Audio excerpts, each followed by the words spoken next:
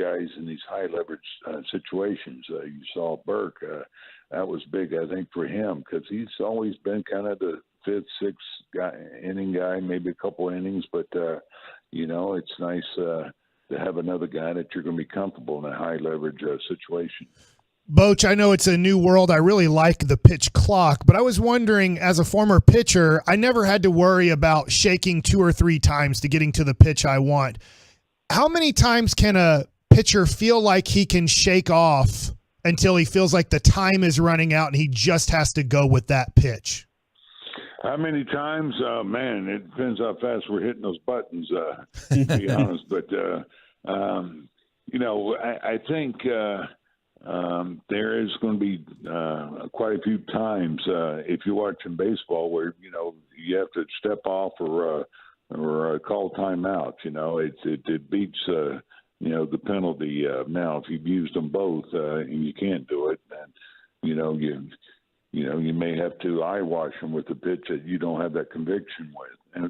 And what I mean, let's say, hey, the last one's a slider, you run out of time, just throw it out of the zone, especially if you're hitting the count or something. This is about adjusting. And I think maybe at some point you'll see baseball maybe tweaking it a little bit to give the pitcher maybe another step off or another timeout, so he can reset, because you have 3 or 4 times in the course of a game that can be the turning point. For example, John had the bases loaded, he got the double play. That situation. That's when the pitcher, as you know, being a pitcher that you want to be able to have a little time to regroup and really focus on what you want to throw. Bruce Bochy joining us here on the KNC Masterpiece on 105.3 The Fan. How do you explain all the runs, Bruce? It seems like every series y'all put up a double-digit game, maybe a couple here and there, but we're scoring a lot of runs right now. Yeah. I think it's a team that is going to put runs on the board consistently. We said that this winter, but this many, I don't know. That's going to be hard to maintain, to be honest. But these guys have done a great job, I think, of really just maintaining their discipline up there. Now, last night we ran into a buzzsaw. This Gilbert, he had a really live fastball. He pitched up with it very well, had good off-speed pitches, and that's when you have your work cut out. But we're taking advantage of pitchers that they probably don't have their best command, and these guys are doing a great job of you know what? They don't get a pitch a hit, and they'll take their walk, and they'll give it to the next guy. That's what's been impressive. We're not expanding, and that's how you get big runs, by getting guys on base and then doing damage. And we're doing an unbelievable job of hitting with runners in scoring position. This might be it's one of the best runs I've seen in my career, to be honest. And it's an absolute blast for us as fans, too. And I'm probably going to steal a Kevin question here, but he pointed out this morning, when it's 0-2, this team is really, really good. With 2 strikes, yeah. Yeah. And so whenever you're in that place, how do you know that guys aren't going to chase? How do you know that guys aren't going to be, caught off guard by that? And why are y'all so good at 0-2? Is it all about the approach? Yeah, well, I think it's about the approach, every pitcher's a little bit different, obviously, so it's kind of a customized deal. And I know Donnie Ecker and Tim Hires, they go over the game plan, but these guys are, they're very well prepared going into the game. And we knew last night, and we know tonight, and tomorrow we'll have our hands full because this is a good pitching staff, rotation and bullpen. But still, you want to try to maintain that discipline. And but how do you know? I think you can tell in the early part of the game. Sometimes a guy has such good stuff, it's hard to lay off pitches. If you're facing deGrom or somebody like that, you understand how be able to lay off 92, 93 mile-an-hour slider that's just missing. But with some of these pitchers, man, they have a good idea what's coming and how they're going to get attacked, and they're just doing a great job of maintaining that discipline. How encouraging is it for you with Corey Seager still being out that Heim, Garcia, Simeon, Ezekiel Duran, they all have really impressive OPSs while the person who looked like they were probably your best offensive player has been out? And what is the timeline now for Corey Seager? Now, first of all, you're right. I mean, to miss one of the best hitters in baseball and put up runs like this, that's what's been impressive. You have to look at, of course, what Zeke's been doing, Duran, and this Jankowski. I mean, he's another one that we hate to put on the IL, but he's been playing great. But all of them kind of just stepped it up. Marcus, he caught fire. Jonah, you look what he's doing. Josh Young, everybody. I don't want to leave somebody out. It's just it's a good hitting ball club, and you're able to rest guys when you need to. So I think when Corey gets back, when we leave Seattle, he's going to start his rehab. DH, and he'll get some time at shortstop, and I don't know how many at bats he's going to get. I don't think he's going to need a lot. He's been working a lot on his hitting, and so it could be 5 games somewhere in that area. It could be a week, but anyway, it's going to start here in a couple of days. I know that deGrom has somewhat started his program to get back to the team. Do you have kind of an idea on Jacob deGrom's progress? You know what? I don't. Playing some catch. He felt really good yesterday. We'll get back and we'll have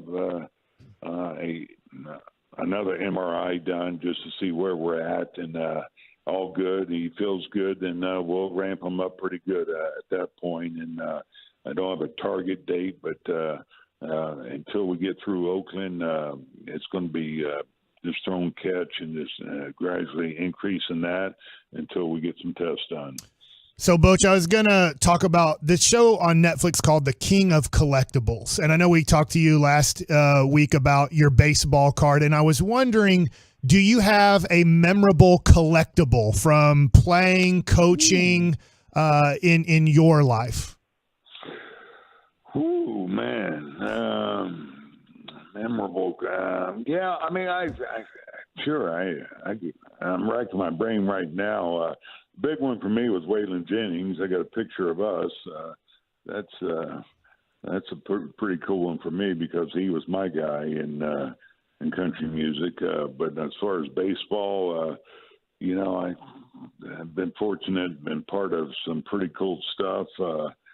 Pete Rose broke the hit record I was catching. Of course, the World Series stuff.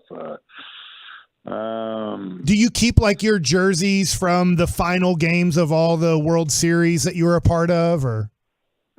Actually I do. I have those jerseys. I got some pretty cool lineup cards, just from like Randy Johnson winning his 300th, Ricky Henderson breaking records, Tony Gwynn stuff, whatever. Yeah. You know what? I'm not a big collector, but I do have some of that stuff. I probably should have collected more, to be honest, but, not something you think about. But, now, most of my lineup cards I just give to the players when they achieve milestones. But a few of them I save for myself.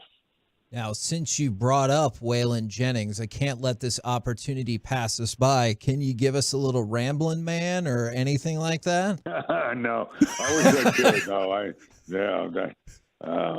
I try not to put myself in a compromising position. One that's doing something on a baseball field or singing. You're more of a driving and tapping the steering wheel kind of guy, then, huh? There you go. Yeah. It was worth a shot. Worth a shot, indeed. Yeah, good try. I am kind of curious about this, and I think I talked about this with you last week, and I'll keep an eye on this all season long because this team looks like it believes it can beat anybody, and I'm kind of curious if you saw that early, if it took some time and then you were like, oh no, there it is. Now I see that. Or even if you've gotten to that point, but they look like they believe they can beat any opponent. Yeah. You know what? I saw it early. I really did. I mean, it just seemed like a confident group. I think it started with, what CY did this offseason. When you acquired the type of pitching that we did, of course, with Jacob, but Evaldi, Haney, and, of course, Gray and Martin Perez, I think they realized, hey, we got a rotation that will go out there and give us a chance to win every day. So I think that their confidence really grew then. You could see it this spring, and then it kind of got, contagious. And then I thought the first game was huge for us. Here we had our guy out there, and, it didn't go great for Jacob opening day. We get down, and we came from behind to win that ball game opening day. And I just thought that was probably one of the best things that could have happened to this club, that hey, sometimes it doesn't go right, but, we can still win this game. And so I thought that was just really important for them. I thought last night was a big win for them. We got to play probably a little bit better in these close ball games, execute and do some little things. And, of course, the bullpen's got to do their thing because we're trust me, we're not going to score over 10 runs every game, and it's been great this run. But I'm thinking we'll be playing a lot of close ball games, and that's going to be the difference maker. Well, if you need one more factoid to throw out to your guys, I believe y'all are now 3-1 on days when you've been on this show. Oh, I love it. So it's looking good for tonight. Oh man, that's good to hear. Thanks. Yeah, that's awesome. Yeah, Sure, that'll be at 6:30 as guys start getting to the dugout. You're like, hey guys, we're in good shape. I did my radio interview today. Well, we appreciate it very much as always, and we will catch up with you again next week. All right, guys. Good talking with you. I'll see you soon. There you go, Texas Rangers manager Bruce Bochy. I just wanted to throw that out there. And I like the idea, too, that he's got a whiteboard where he keeps track of it for the guys to see every game, and it just says 3 wins, 1 loss. And I didn't want to expand on it, but when he mentioned the bullpen, I wanted to be like, yeah, that 1 loss was one of those Cincinnati games. And so I don't really feel like. Yeah, let's get later in the season. Yeah, we were ahead 7-0 in that game. I don't really feel like that's on, or 6-0 in that game. Yeah. All right. Now, really, I decided to look based off of what he said about Corey Seager's rehab schedule, by the way, potentially and so I've kind of got it pinpointed down to most likely it seems logical between May the 16th and May the 19th. That's it. You'd be in the middle of the Atlanta series on the 16th and then be starting the Colorado series on the longer end. But with the rehab assignment beginning Thursday, it feels like that's kind of between the 16th and the 19th makes a lot of sense for Corey Seager to be back. Yeah, and they'll probably be very careful with it. Sometimes I always remember, it's really weird. I was sitting with Toby Hara after he got fired from the Rangers. Him and my dad played together. And this is back in the day of Arlington Stadium. This was weeks after he was fired.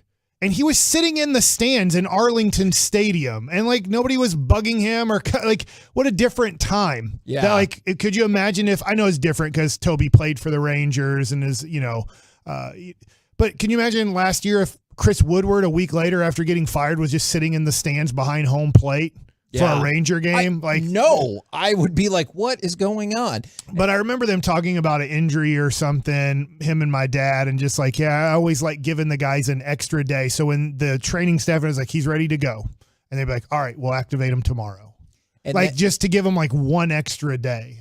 So a couple more notes for you is he mentioned Jankowski on the 10-day injured list, Sam Huff being called up in his place. And then, Corey, you've got Stars information for us. It looks like they are taking your suggestion. All right, Mike. Otter's out. No, that was never my suggestion. They are moving Pavelski. It looks like they're moving Pavelski to the line back with Robertson. So that's this is based on the morning skate then? Yeah, based on and again, Spittles told us, the Hockey Hawk said, look, they skate with everybody, but if that is the case, that was arguably the best line in all of not hockey this year. arguably. It was the best line. I always get confused on when there are line changes, and there's tons of them during a game, is how you get those three guys off. Because sometimes the puck is over and Sure. you have, I know. They I should have don't finished all that skate as a unit, right? Do we need to mark that? Oh, it's already been done. Okay. But They like, don't you all know, like, skate off as yeah, a unit. Like yeah. everybody off at the same time, you're like, we're screwed. Otherwise, But you need a third hand. yeah. Stop it. Is that not? it. That's never. By the way, for the 817, why is Bruce Bochy so damn awesome? 'Cause I'm he is. so happy he's managing this team, man. Yeah. I co-sign that for sure. I loved his response to your point. He was like, "Well, that's cool. That's Yeah. that's really cool." Yeah, that's a neat stat. At least he didn't say no. He didn't say neat, and I'm Yeah. glad he didn't say neat. I like the attempt at the singing, and he was like, no, that wasn't nice. Is coming up next. It's time for the C Block starring Corey Majors. Got to mow some lawns, and also now the kids are already starting to strike everybody out because of the quick pitch next in the fan. It's party time.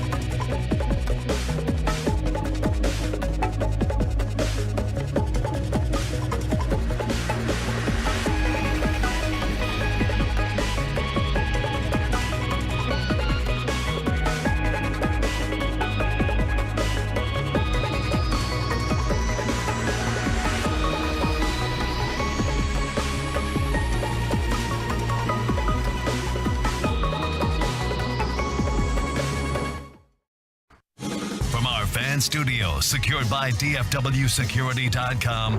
It's the KNC Masterpiece on 105.3 The Fan.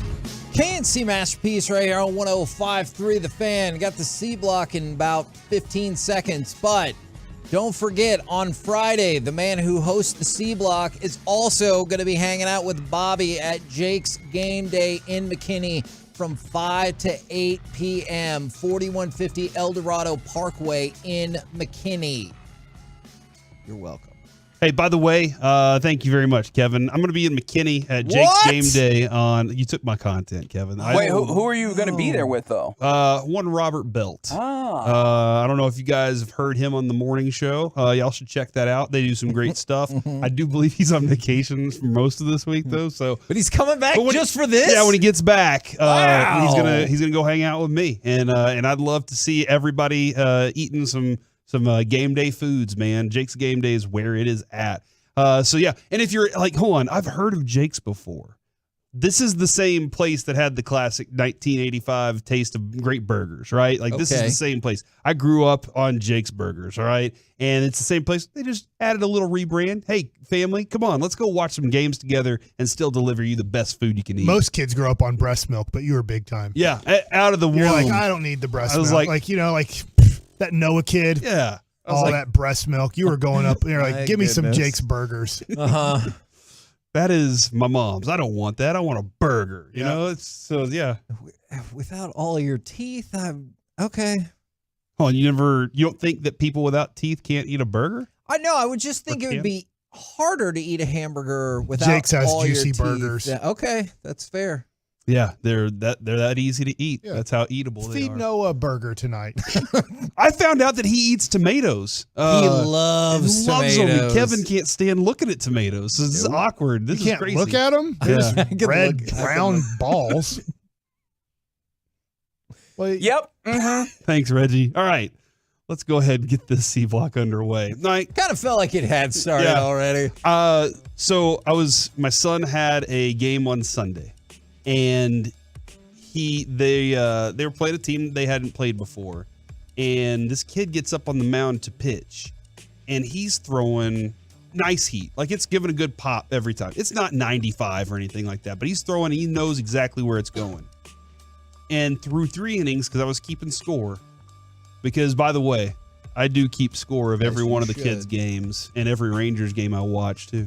But Mike, he had thrown like 20 pitches through the first 3 innings of this game. Wow. And he had a hand, like maybe 2 handfuls of strikeouts through the first one handful of strikeouts. Yeah, because otherwise the math isn't adding up here. But this kid was like he was just Kevin's handfuls last week. Yeah, exactly. Exactly like that. And I was watching these kids, and they were just like, the movement, the movement on his fastball is great, but he also has this curveball and yada, yada, yada, yada. But that being said, when I talked to Avery about it, he said he didn't give me time to think. He said that kid would get the ball back from the catcher and immediately start his windup. And I started thinking about pro pitching and how we've discussed that at this point. So I was asking around about it. I was like, hey, that kid was pitching pretty fast. Not a quick pitch or anything like that, but he was staying, he had a rhythm. And he said, and this is the response. Yeah, he wants to be a pro pitcher, and he figures they're already doing it now. Might as well start pitching fast like this at this age. And I was like, that's insane that he's already putting that much thought into it. Well, Jake does that. My son, I had to slow him down. I said, there's no pitch clock here. And I want quality pitches, not how fast we can throw 4 pitches in 4 seconds. Like, take your time. Think about what you're doing. I don't need it to be 30 seconds. But there's, if you have proper coaching, there's ways to break a kid's rhythm and get them to slow down. Yeah, and that, eventually, like, I think he was out by the 3rd inning. I think he was having arm problems. Oh, and they ended up winning the game late. But it was just kind of interesting to watch this kid's approach to it and know that was behind it too. So I just wanted to throw that in there. And then I saw this last night. Akil Badu was stealing second base. He plays for the Tigers, Mike. Yeah. There's a famous Badu, right? Erica Badu. Yeah. Local. Spelled differently. That's right. I ended up at a party at her house in high school. That's a different story for a different time. Wait, what do you mean a different time? That's a story for right now. I was at a friend's house at a party, and we were leaving the party, and we looked across the street, and she lived across the street from Erica Badu. And we were like, what is going on? And we realized what was going on, who she lived across the street from. And a few of us were able to navigate our way into it. It was awesome. All right, we'll talk more in the break. Yeah, and after this story's over, you got to talk about how you'd break up with Adrian. I would never break up with Adrian. You did break up with her, and we were talking about that, and we teased it for 1 o'clock. So you got to do your break. You teased it for 1 o'clock, Mike. But it was wanted to ignore it and move on. All right. Fact of the matter is, it was said over air, and now you Dallas can't lie. fan Cam, I'm going to you. Twitchers. You did break up with her. Twitchers, do you want to know how Corey would break up with his wife and get back together with Nobody her? wants to know that. All right, well, leave it to the chat. Oh, I must be Never nobody mind. then. Let's go, chatters. I'm going to support Corey on this. Yes, you definitely don't want to know this. I forgot where I was. Okay, Texas Size Rip wants to know. Akil Badu. Oh, they all want to hear it. Was stealing second base. And on his slide, this is what's amazing, Mike. I want you to see the video at some point. On his slide, the catcher throws down and hits this dude directly in the ding-dong. All right? All right. Like, just directly in the crotch. And the ball bounces off. If it hits him in his ding dong, it doesn't hurt as bad as if it hits you in your testicle. Okay. All right. And you know what? I don't know exactly if it hit in the crotch area. So I'll just say that. If women want to know, like if you get hit in that part, that doesn't hurt as bad as the ball. And here is the audio, not of like the sound of I'm that. sure they don't know. I don't know how getting hit. Stop while you're behind, Mike. Yeah. But this is what it sounds. Lucy's in the background going, yep. This is what the broadcast sounded like in the moment that he got hit in the junk. Badu breaks for second. Zunino's throw into the runner, and they got him. Jimenez did a great job to hold on to that throw as it was tailing right into Badu. And Badu is a little slow getting up. That's who made the play, Jimenez. What a tough play. I can't believe he was able to hold on to it, get out of the way, and I don't know if it's an ankle or a knee that it maybe hit on the bag, or he maybe strained a groin, one of those two. Watch that right leg. Yes. Oh my goodness, that's him. unbelievable. The ball hit him, and then Jimenez was able to catch it and tag him. Are you kidding me? It looked. I was wondering how he caught that ball. He caught it off it, so it hits his crotch, and then he catches it off the rebound. Just rebounds right into his glove, and he tags him out for the out. Did he fall off of the base because he got hit in the sack? I don't think he ever made it there. I think he curled up on the way into that moment. Yeah. So yeah, he was already out though on the tag, but you could kind of hear the announcers in that moment. Like once they saw the replay, you could hear the and then not an ankle. They're trying to figure out. Oh man, it's not just a cramp. That's for sure. Okay, I started to think about when you brought this idea up is because did you see there was a guess or projection that Amir Garrett with the Royals last night had strained an oblique. He's one of my favorite pitchers of all time because he charged the whole he just charged the whole Pirates. He's like, screw it, I'm taking on all 26. Did you see what he did yesterday? No. He, I guess, had a stomach disturbance and he ended up vomiting on the field. But the idea was, oh no, did he hurt his oblique? Because he was kind of holding like his stomach and his side when he went down and then he got back up. I will tell you what I appreciate about this because I watched the video. Did he pitch after throwing up? They took him out of the game. Is all the staff and stuff, they were crowding around him. And right when he knew he was about to throw up, he gestured his hands to move out of the way so they didn't get it on them. And I appreciate that. That's a great story, Corey, but it looks like 1,000 million people on Twitch want to know. Text too. Want to know about how you would break up with Adrian and then how you'd get back together. Adrian that I was breaking up with. It was a different girl. But you had to break up with Adrian because you were separated at some point. You were together at some point, then you were separated and you were back together. I don't know if it's this long of a story. That's 5 minutes. Well, that's what I'm saying. We have questions. Well, all your hemming and hawing is taking more time. Yeah, let's go. Let's hear. You can always go back to this getting hit in the junk story. I had another story, too, about mowing lawns. So for the 806, Corey teased a breakup story, and I've been listening nonstop waiting for this moment. I've been waiting. Maybe I should wait. Maybe I should wait till crosstalk to tell it, I'm leaving. I'm keeping the listener. Actually, that probably could happen. Okay, all right, here's the story. All right. Well, how old were you? How old was she? I was on my own, so I was an adult at this point, 20-something. All right. I was old enough to drink. And so, actually, I was 23-ish. All right. 23. And I was dating a girl who I knew. I'd known her for a while, and we were close friends. Did Adrian know who she was? No, she did not. But then Adrian came storming back into my life the way she always does. Like she just can't leave me alone. She was storming in? Oh my gosh. Like very aggressively? It was one of those, like Corey, she was I want you. I need you now. Yes. Now, I thought it was more like, who the hell is this lady? That's a different one. Okay. That's a different one. And dating multiple people while you're away from Adrian, huh? They what was I supposed to do? Times. And she came in aggressive every time? Every time. She would, like, one time she showed up and she was making brownies at my apartment, and I was like, what is happening right now? My roommate let her in, and he was like, what am I supposed to do? Not let her cook for us? And I was like, yes. You don't let her cook for us. Did she bring in the brownie mix? Yes, she made the brownies in my apartment. She brought in the groceries to start cooking for you without you knowing? And some eggs and That's some oil. Scary. I know. Trust me, dude. This is why she was nicknamed LoJack at one point, dude. She could find me anywhere. Were there repercussions when you went into her house and stole that painting out of her room? Well, listen, man, we've had our moments. Okay. All right, and there's another, like, we are committed to each other. You're together now? That's why whenever we were bringing up the Tiger Woods moment, I was like, man, what if I broke up with her now? How would she respond or react? There's nothing I would have to do something terrible for her to say I'm out of here. All right.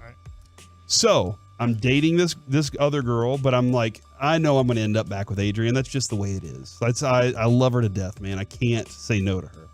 And she calls me and we're talking kind of about fatal attraction, revisiting our relationship. We're talking about revisiting it. And I hear a knock on my door. And I was like, what is going on here? So I go up to the door and I'm on the phone with Adrian looking through my peephole, and the girl that I'm dating is at my door. And at this point I'm like, what's her name again? I'm not saying that. I don't do that, Mike. And I'm looking through the peephole. I'm like, oh my gosh, I don't know what to do. And you asked, did she guide me through the process of like just what I should do in this moment? I just ended up not even answering the door and never answering my phone again and never talked to her again. Just, that was the worst. It's the worst thing I've ever done. And Adrian was like, I'm going to hang up. You make your decision on what you're going to do. Oh. About 4-6 years later, she shows up at my bar. Just out, not that she knew I was there or anything, but this girl shows up at my bar, and I apologize profusely for how that was chicken ass, and I should have been more of a man and just told her at that point, especially after my dad told me don't leave a voicemail. But yeah, it was one of those, like, I just made it was rude. It was rude of me, but I did it. On a scale of 1 to 10, when Adrian was at your apartment making brownies, how scared of her were you? 7. Yeah, about a 7. Like, there was a moment where I was like, did she know that she could intimidate you? I don't know I don't know about that. I don't know. It's a good question for her tonight. It is a good go get it tonight. Yeah. But there was a moment. Did you know that you were intimidating me? And on a, ask her that question. Did you know how intimidating you were? She was just trying to, what's the old saying of the way to a man's pants is through his belly or something like that? Heart. Yep. Through his heart is through his belly. I think she was just like, she knows. Actually, she came over without you knowing and brought groceries and started cooking, and you weren't even there. I was actually. Did anybody taste test this? Like, I asked my roommate if he would, and he was like, "No, I'm good." Why? What did your roommate do? Well, he sounded excited. He's like, "Yeah, come on in. We need somebody to cook for us. Yeah, we like food. Hey, we hired a chef." So, so Kevin, I don't know if you remember. I used to write. Actually, you don't, because we didn't know each other. I used to write something called the Corey column. And this was while I was working in IT. I hated IT at the time. All right. Now, some people want to go be in IT. That's great for you. I was listening to Galloway, and I was like, I want to be Randy Galloway.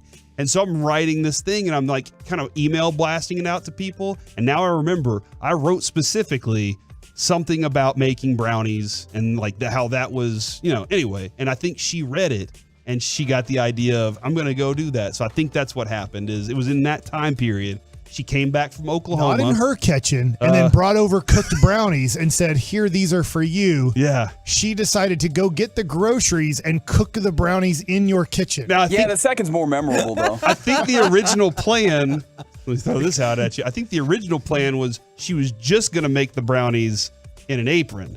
But you have a roommate. My roommate was there, and so she couldn't just do that because that would have been awkward.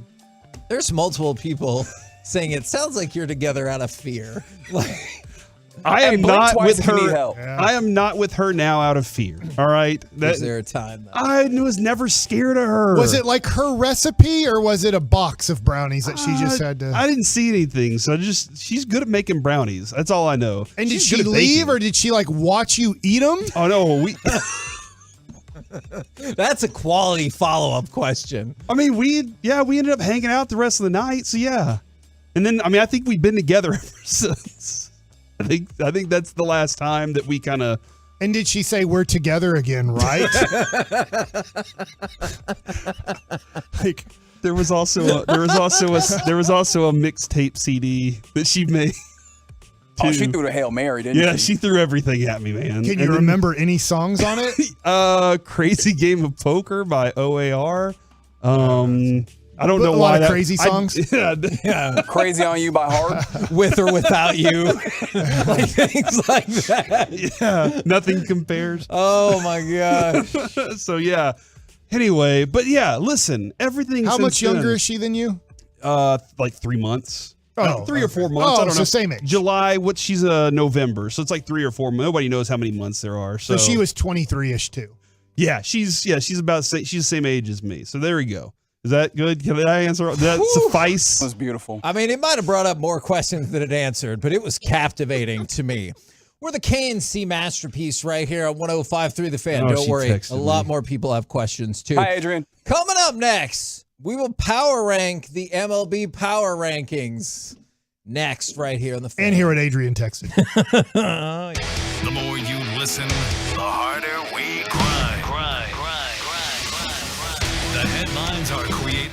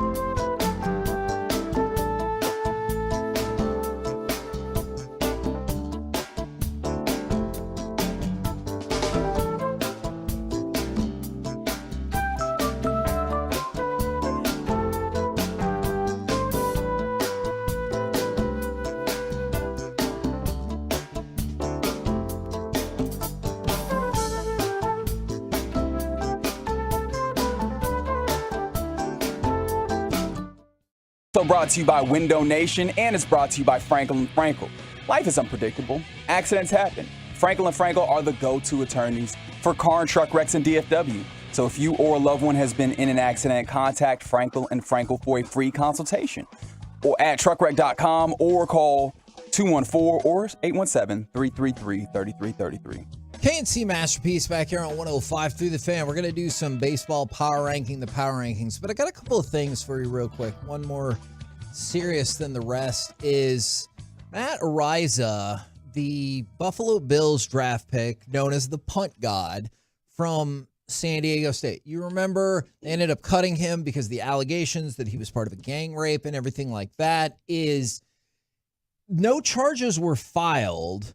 And the prosecutor has now made it very clear. The deputy district attorney, Tricia Amador, said he wasn't even at the party anymore. And so they have this from at least one, if not multiple witnesses, which I'm assuming it might be multiple because that's one of the reasons they dropped the charges, is not only was he not guilty of participating, he was not even at the party.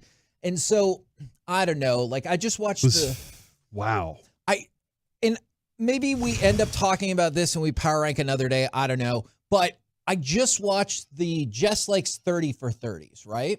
And so we just watched the Fantastic Lies one about the Duke lacrosse. And I just feel like in a lot of situations, it's not just specifically about this, even though I know both of them are like in the rape and sexual assault sphere, is there's accusations that go on a person, and how many people's minds do you ever change even in the court of law? Like, this is the prosecutor, not the defense attorney. This is not the defense attorney that's like, hey, look, he wasn't even there. And you're like, yeah. Like, you're trying to get your client from going to jail.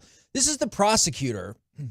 They said prosecutors can only file charges when they ethically believe they can be proven beyond a reasonable doubt. And then another person went on to say he was not at this party. Like, somebody from the prosecutor's office said, we believe he was not at the party. So this is the prosecutors who were like, obviously would have been following down this. And does the judge at this point just go case closed? Is that's why they, in a court show for sure. But remember, that's why they didn't end up doing the charges. But remember, when the charges didn't get filed, some people were like, so he got away with it. Which we talked about that before. It is very complex if a sexual assault or rape victim would want to testify. Because I know there's a lot of people who are like, well, of course you testify. We've talked to multiple women who are like, here are all the reasons I would not want to go testify. And so there was plenty of people who were like, well, he bought his way out, or, whatever the case is. But when the prosecution is saying, dude wasn't even there, exactly, that changes everything. And he had said after he didn't get charged, he would like to continue his NFL career. Or he said, I'm excited to continue my NFL career. And so my question is, maybe it's even with the Buffalo Bills. Because remember, the Buffalo Bills at the time, Brandon Beane said this was bigger than football, and that's why it got cut. And now if the prosecutors are like, he wasn't involved at all, does Buffalo go back to him? Does another spot go back to him? Does he get another opportunity? Because I just feel like now if you think of the punt god or Matt Araiza, how many people are immediately like, is that the guy who raped somebody? All right. And you're like, it's not. Yes, that is correct. And this is the point, Kevin, I think, where this is similar to Andrew Luck, where no team could probably talk to him, right? Because they still have the rights to the player. Yeah. So Buffalo kind of has the first opportunity to say, would you like to revisit your career? Well, here? Buffalo released him. Yes. But this is not like the retirement where he's under contract. He's free to go anywhere he wants. All right. So whatever team it is, they have to understand the opportunity but they have to understand they have to get out in front of that. Question's going to be answered. You can't block that from happening. Yeah. That's going to, as soon as the doors open and reporters are allowed to walk into the locker room, that's the first person on any team. Yeah. That's the first person that they're talking to. So do you have the infrastructure to be able to handle something like that and the ability to help him along the way too? If I'm him, I'm looking for a team that is willing to work with me on that, because not only am I getting sports reporters walking in, now news reporters are coming in too. It's a completely different scale of things. And I think it would be an important thing for him to sit down with somebody and do something as clear as he can. Very similar to the pitcher Matt Bush, where he said, okay, I'm going to sit down and have this. Hopefully I can end it. It's not going to. Sure. But hopefully it gets the portion of the story out there. Okay, and here's my question kind of about that comparison then. Like, at least with the Matt Bush situation, I thought that was a really good analogy, is he did do something. Mm-hmm. For Araiza and his team, or however you want to describe it, he's like, I went to a party. I left that party an hour before anything happened. Well, it gets a little bit unclear because, like, he did mention that whatever did happen was consensual before, like, the allegation of the actual, larger gang, situation. Okay, and so then is the idea that, okay, I guess my question. I just wanted for a position of clarity. I think you were still cooking in that way. Okay, then does the question become, were you at a party where you believed in another room somebody was having sex, or are they saying he was the person who had sex with this girl and then the accusations came out afterwards? No, like the idea is that whatever happened prior to him leaving was consensual, and then whatever was not consensual happened well after he had left. I would say, so my question then is... Or whatever was claimed, alleged to be. Yeah. Do you think he looks at this and says, I need a team of people to talk to? Or do you think he goes into this and he's like, no, it was shown. I did nothing wrong and I have nothing to talk about? Because if that's the case, I don't think this is going to go well for him. But is that fair? Like, if you were there and let's go back and let's say everything was above board and he had nothing to do with anything. Like, do you go into these situations, you're like, yeah, coach me through it? Or are you like, I'm done with this. I already lost 2 years of my career because of something that didn't happen. I don't think I should have to deal with this anymore. I don't disagree with that. But that's not going to work, if that's what he right? said. No. Like, okay, then, tell your side. Well, here's what I can tell you. I presume since that part of it, like, he can legally talk about pretty much anything he wants to. But yeah, I think that you have to kind of just face that part of it and have that conversation. Otherwise, just my own. We've seen public opinion. Public opinion's not going to be happy that they didn't get their whatever. Sure. And then the organization has to deal with that too. So yeah, I think more than anything, an organization wants to know, A, can you still punt? And that's the first thing they want to know. And then B, are you willing to discuss this story? Because we're going to have media members constantly chomping at the bit to have this conversation with you. Do you think if he says no, that's a disqualifier for at least some teams, right? Because they're going to be like, well, they're going to keep asking about it until you talk more about it. That's just the way media works. The real thing is, that depends on how good his punting is.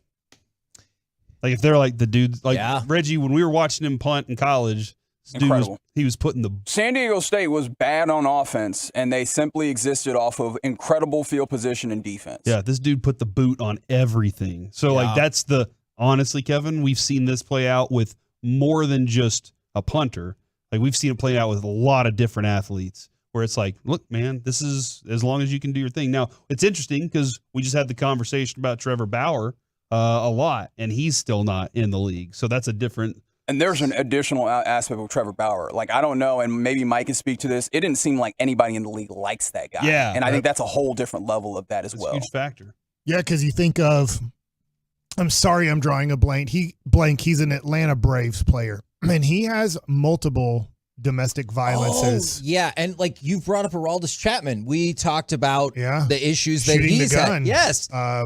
So, yeah, it's kind of Marcell Ozuna. Marcell Ozuna. It's kind of like, yeah, we'll let him back in the league. He's fine. The Braves like, no, he's a contributor. We'll deal with his off the field stuff, but we want him on the team.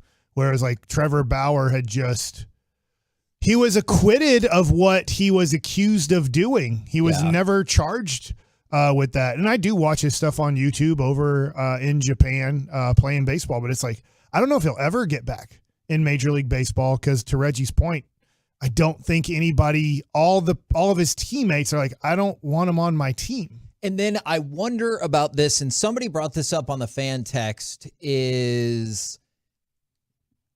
I I wonder if he tries to, let's just say no NFL team picks him up, or maybe even they do, if he pursues any legal action against the Bills or the league. That's going to be tougher. But again, I know that didn't just come out, but since we just rewatched it, the 3 kids who were accused from Duke in the Fantastic Lies, I believe they settled for $25 million apiece against the university. So when you've got the Bills GM on record about saying we cut him because some things are bigger than football, and then the prosecutor comes out and being like, yeah, so best we can tell, he had left the party and wasn't there when this accusation took. I mean, that doesn't look great in terms of due process. And I know due process rules are different for like organizations depending on where you are, as opposed to the government and putting people in jail. But that's not a great look. And I kind of wonder if that'll come back around against the league or the NFL. I'll also wonder, because, Kevin, I don't think that whoever's running the Bills in the NFL was sitting there and they were just like,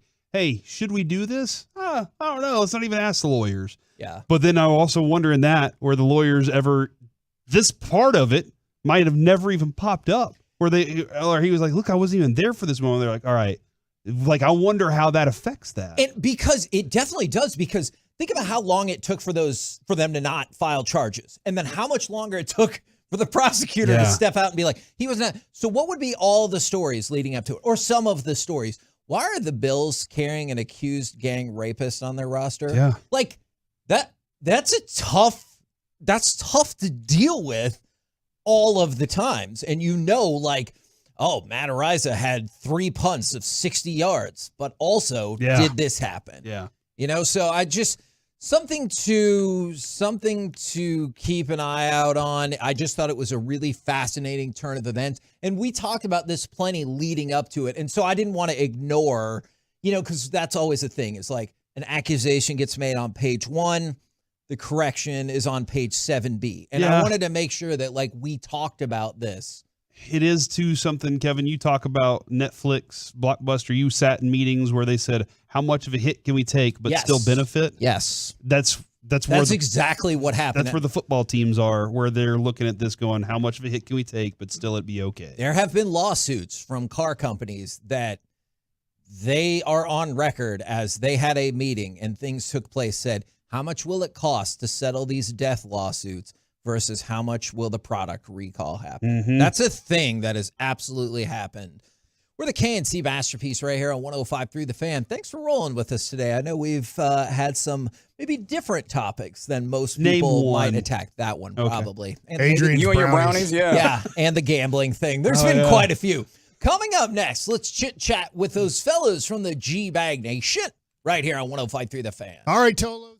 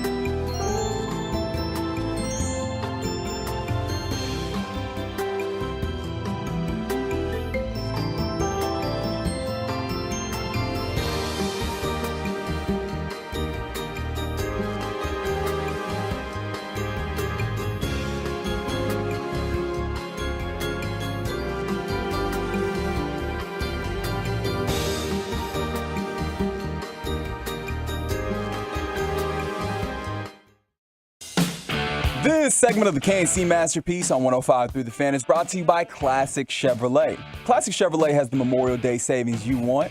Just like Texas, Classic is doing its part to drive America forward. Don't miss one-time holiday savings to upgrade for less. This is Texas. This is Classic Chevrolet. Relax and enjoy the difference. Find new roads.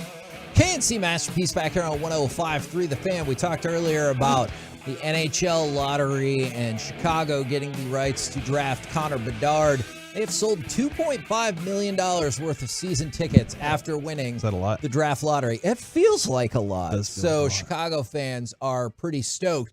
Right now, I'm pretty stoked because D&M Leasing presents to you our chit chat with the fellas from the G-Bag Nation. Gentlemen, how is you today? Terrific, Hagee. How are you? I'm doing excellent. Have you heard the newest addition? New edition? Not new edition. Every little step. To the McKinney Fan Hang this Friday is Jake's Game Day is going to be donating a portion, 20% of all dinner sales to help with funds and relief efforts from, obviously, the awful mall shooting in Allen over the weekend. Yeah, I appreciate that Jake's Game Day is doing that, and I can't wait to be out there. Hopefully, a lot of Tolos will show up and enjoy some food with us on that night. So we'll be out there Friday, El Dorado Parkway.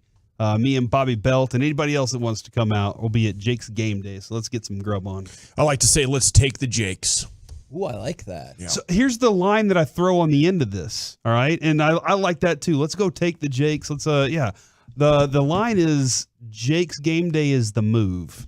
And this, I don't know if y'all get a lot of this. My 15-year-old is always like, Dad, what's the move? Dad, is this the move? Is that a new thing? Is this the new slang from the kids now? Is this like he grabbed a big old thing of dried kiwis and he was like, Dad, are these dried kiwis the move? And I was like, I don't know what it means. If you want them, just get them. I have no clue what you're saying. Is that what we're doing now? This is the move? I think that's like a floating cool guy term, and not all cool guys use it. But some guys that do, they like it a lot. All right, okay. But a good buddy of mine was doing a lot of that like 15 or 20 years ago. Okay, so I let him have it, but I always admired it. Okay. I don't think it's anything to be ashamed of when it comes to the words. What do you guys say? I know you're looking at me. I think it's the move. I think maybe it is the new thing. And I was very plugged in when I was at Chick-fil-A and working with all the high schoolers. Oh, yeah, that's right. I would find out all the new lingo. That's Cap. Now that I've been out of there for a year, not so much. I'm falling behind. I don't think I'm cool anymore. Yeah, I wasn't looking at you, Wolchuk. I was actually looking beyond you to Chiafalo. You think Eric's 3-year-old daughter knows?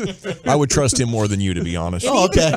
Yeah. Even if it's in, should you use it? Like, there are way too many older people who are like, that's on fleek, and I'm like, don't say that. No, on fleek's not good. Yeah, I mean, even like a few years ago, I was like, you're too old for that. And I am too. I started using bro mockingly to my kid, and now I find myself actually using it. I'm really upset about this. I'll be like, hey, that's dumb, bro. And now I'm like, oh my gosh, I'm doing it because he was doing it all the time. Anyway. Now you guys are bro guys. Yeah, and that's the move. Dang right, it's the move. Just the way you said that, I knew you were a bro guy. Just so you're like, bro. Hey, you guys are bro guys. I got a wrestler you'd really like. I think it's good, though, as the dad, if son's calling you bro, I feel like you guys are in a pretty good place. I think it's disrespectful. And I'm like, you need to stop that right now. Oh. First the Pops thing, and now this? Come on. I don't know. Now, I know it didn't work out super well for us in the last game. What's the confidence meter going into game 4? You want to go there again? Oh, no. I know. What are you trying to do? Well, now I'm hoping it's like 2. And I'm like, okay, so we just got to reverse this confidence meter here. What's the confidence meter going into game 4? Let's all be pessimistic. Just together here. 1.7. I mean, yeah. It's sitting at about like a 5.5 right now. Sitting at about a 5.5. Not like super through the roof confident, but yeah, I think they still have a very good chance, but I am a little bit nervous about what's going on offensively. I don't want to talk. I feel like I've been too negative about this, Hagee. Okay. So by not talking, it sounds like he's going to be negative. I mean, I do think that was kind of a Fifth Amendment Okay, strategy. gotcha. Right? I've used that strategy before. It actually works. I'm a 4.5. Okay. Out of 5? No, out of 10. Oh, crap. He was just a 5.5. Oh, no. Out of 5, though. You Hold guys on, didn't read that? They put Pavelski back on the Robertson line. Stars are going to win Does tonight. that help? They're winning tonight. This will be Tied at 2 heading back to Dallas. It's going to be fine. There's no need to worry. The Stars will find a way to get this thing done. What will happen that'll make you change your mind on if they lose tonight? Okay, but early in the is there something that makes early? sense. But is there, When the series is over, when it's 3-1, Brian, I'm going to be nervous. Are you nervous about the fact that you guys are about to have a bet payoff for the Laker thing? No, and Pipe down over not at all. I'm not at all nervous. Yeah. Thanks You're in to denial. Corgi. Because you think the Warriors have still got this? Yep. I Okay. think they're good. Let's get ready for Friday, boys. We'll see. Yeah. Shave that beard again. I'm not shaving a damn thing ever again. Well, every time I've removed hair from my body, something bad has happened. To Although you, the beard grew back pretty Sorry, fast, but the ladies. waxing thing was not good. That goes back like decades, by the way. Yeah. Decades. It's a bad trend. You want to avoid that, Walter. I think No, that's I'm not wise. trying. Learning by experience. I would like to thank you, though, Kevin. We have not talked 1 second about the Lakers today until crosstalk, so thank you. You're because you're not welcome. a Lakers fan. I guess we did do that. They're gonna win it all, But Lonnie there's only Walker the one highlight. thing, and then the thing that's about to happen right now is Rob Pelinka said that the players voted, and Russell Westbrook and the rest of them could have a championship ring Absolutely. if they win it all. All right, are you? They contributed by being crap players so that they could get really good role players. They made them realize that they needed better players. So, yes, that contributed them to winning. Yes. Are you of the opinion that if you are on the team, Yes. okay, you get the ring? Yes. You get guys the all ring. share that? There's some games they played where they won. Not a lot of them, but No, they played enough. I think you should have to make it till the end of the regular season and at least be on the playoff roster to get a ring. Otherwise, the front office determined you weren't good enough to be part of the championship equation. I think it's reflective of trophies for everybody type of culture.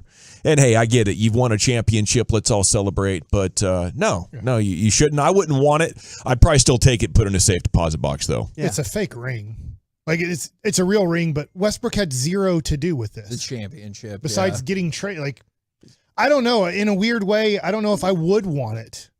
But as a player. It won't. If I was hurt, like I understand if I was hurt and I'm on the bench and I'm cheering for my teammates and I'm there at all the practices and all the meetings right now and I'm not playing, Get it Caron stinks I'm Butler's not ring. playing. But if I got traded in February, what do I want that ring for? I don't deserve this. I did nothing to get If the this. Mavericks would have done it last year, like Theo Pinson would have deserved a ring. But see, that's the problem is, though, players do get traded away. You know, I mean, whether it's your fault or not. But I mean, it's not on the what will inevitably be a Hall of Fame basketball resume for Russell Westbrook. It won't be he'll champion. I think he will be. Yeah. They'll put champion? I don't think they'll put that on his basketball reference. No, he's in the Hall of Fame, but it won't say champion in on regards his to his basketball resume. reference. It will not say. Well, if he has a ring, they wouldn't say he's a champion. I don't think I don't think so. Need to look that up. Now, just real quick, in the basketball space, not shockingly, no current Mavericks made the All-NBA defensive team. What? But did one future Maverick make it as the first team? Is Dylan Jaren Brooks. Jackson, Drew Holiday, Brooke Lopez, Evan Mobley, and Alex Caruso. Second team,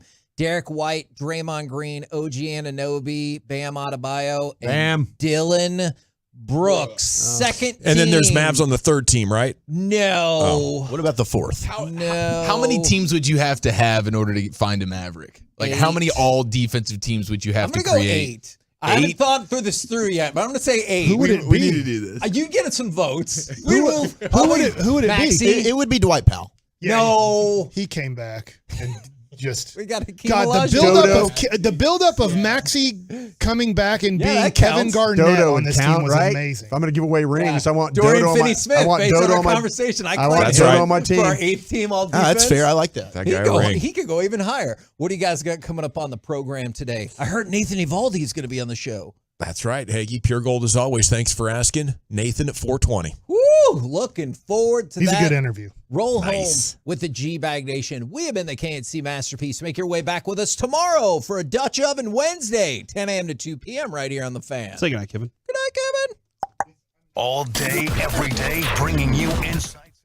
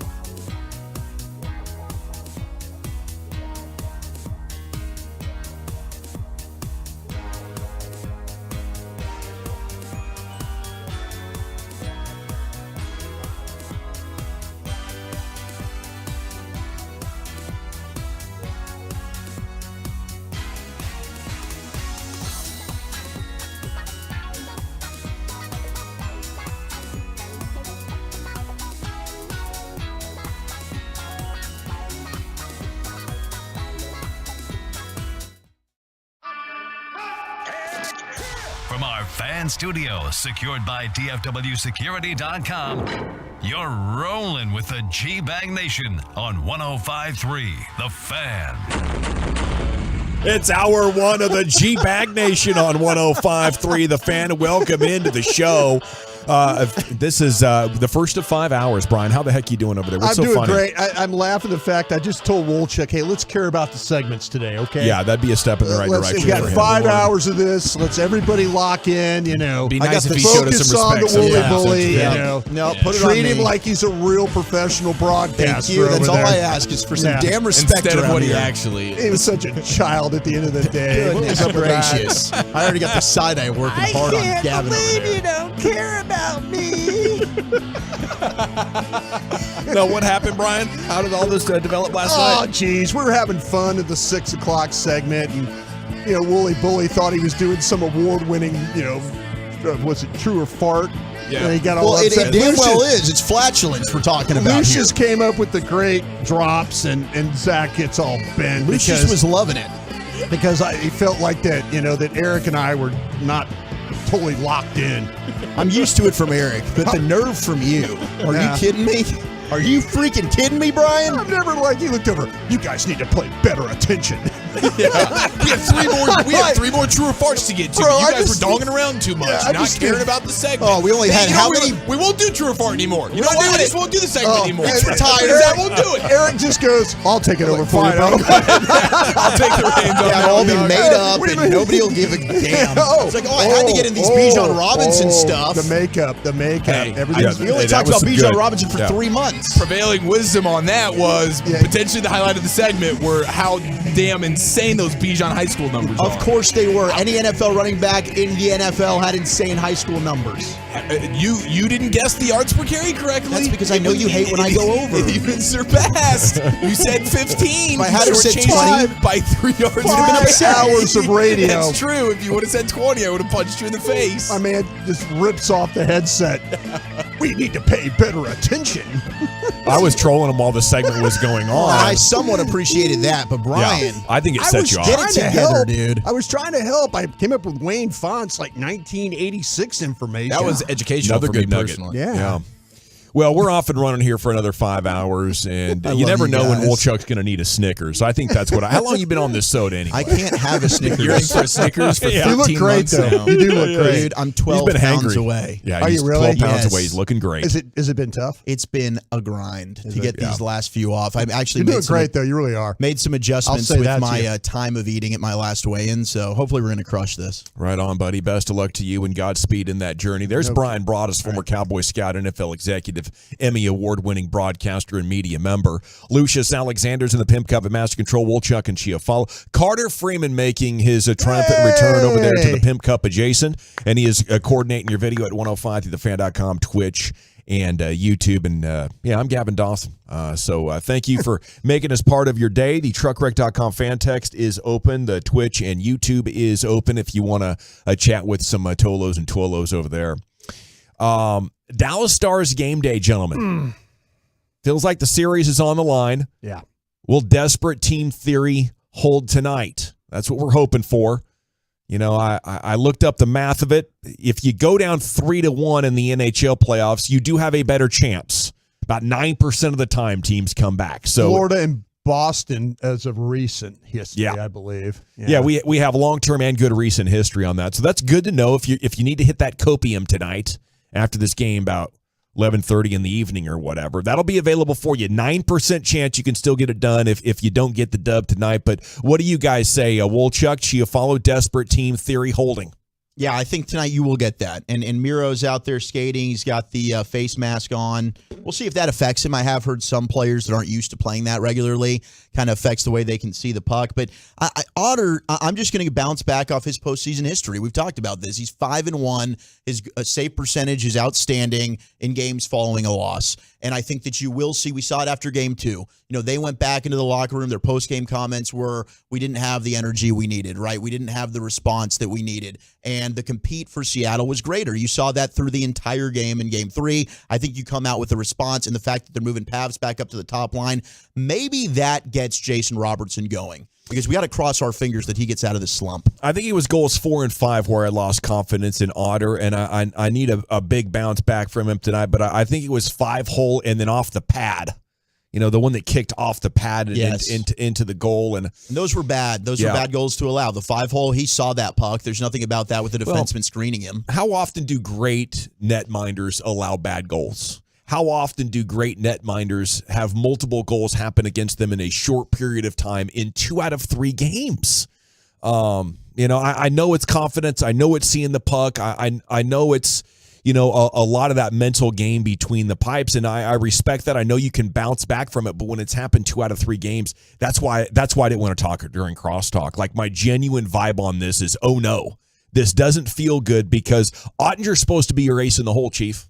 No, he is. He 100% is. Now, I will say, KNC had some pretty good numbers backing up, just how much of a great bounce back performer Otter is when it comes to dropping and then playing. And this whole Stars team throughout this playoff has been that way. And it kind of starts with him, but the whole team's responded. And it has mirrored the Wild series from last time. So I think there's still reason to be super positive here. But there are some signs, like Miro, if he's not himself, I think you're completely bleeped. Well, you better figure out 5-on-5 hockey, because that's how they play it. And the Kraken are one of the best when it comes to scoring these goals on 5-on-5. I believe they're tied with the Vegas Knights for net. I think Vegas has played 2 less games.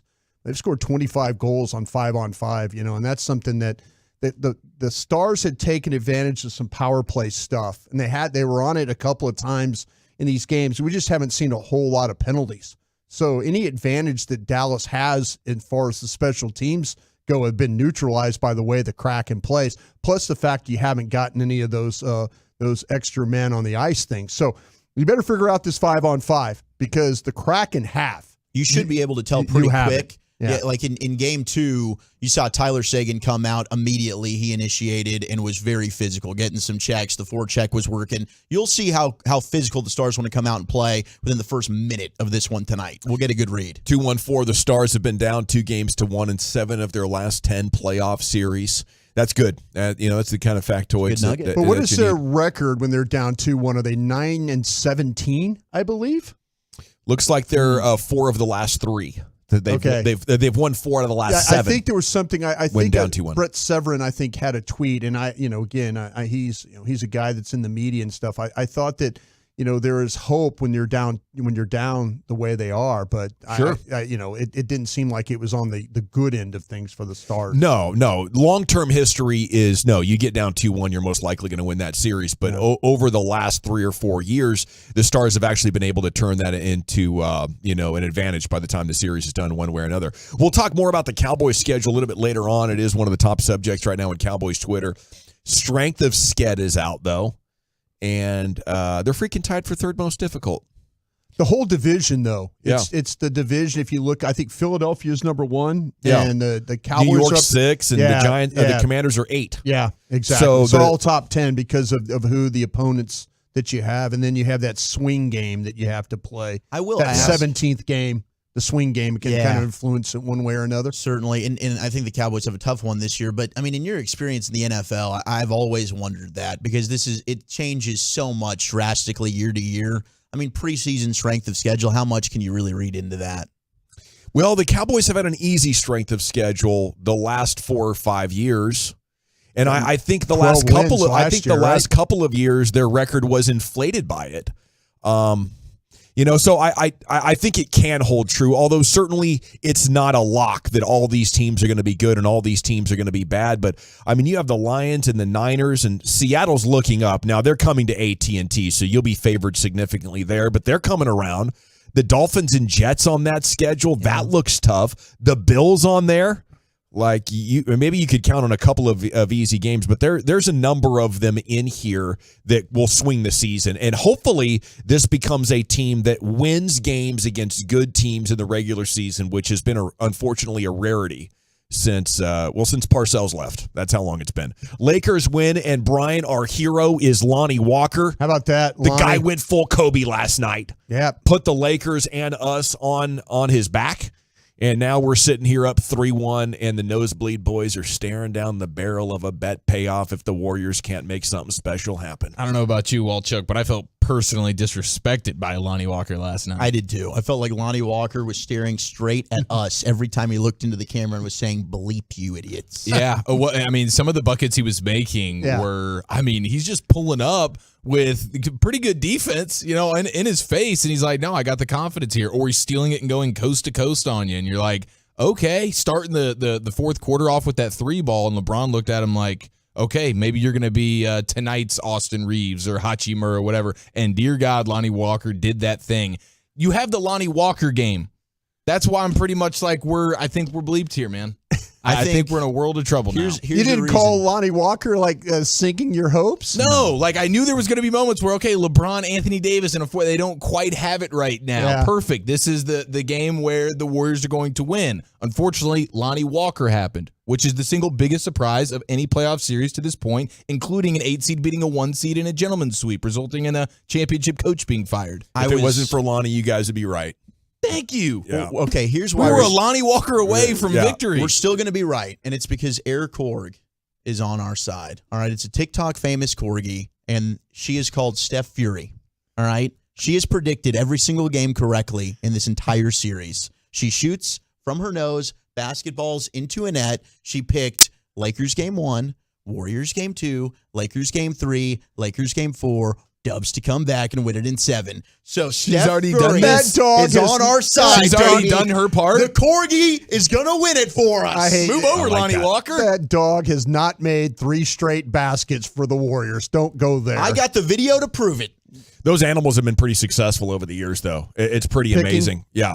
Remember the octopus that would take ping pong balls and put it in different spots, and it was on fire? That thing was an oracle. Yeah. I mean, I'm grasping at straws here, no doubt, but I think this corgi's onto something. Well, you should ask the corgi about Campbell Walker because, I'm going to say Lonnie Walker. It was more likely last night that Campbell Walker joined the Lakers, put on a uniform, and scored 15 points than Lonnie Walker scoring a single basket. 26 years to the day, he becomes the first Laker with 15 or more in the fourth quarter of a playoff game. 6 for 9 in the closing frame, matches the total field goals made by the entire Warriors in that quarter.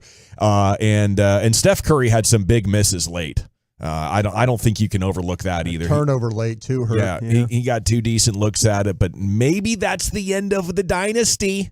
Okay, we do have Game 5s coming up tonight in Boston and Denver. Both series are tied at 2. Celtics the 7.5-point favorite against Philly. Nuggets a 5.5-point favorite against the Suns. Chris Paul is out, and the games are on TNT. You're going to have Kevin Harlan and the squad.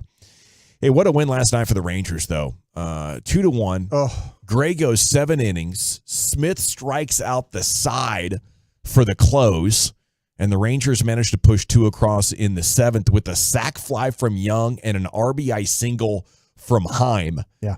That's when you know you're good, when you're winning in multiple ways. And last night, the starter and the bullpen were just incredible to keep the good times alive and rolling here for this Rangers team. It is it's a lot of fun as they just keep on coming up against AL West teams and having success. Wolchuk, what did you think when Hernandez hit the 2 batters? Oh, I thought, oh no. I did too. Yeah, my stomach was in I didn't knots. have the heart to start texting Jared. No, you need to leave him alone. He's doing a job. I know, and he's so nice about actually during the game, texting me back, when I lose my mind. Yeah, dude. When Hernandez hit both those guys, I'm like, please don't text him. Don't text him. Just let it go.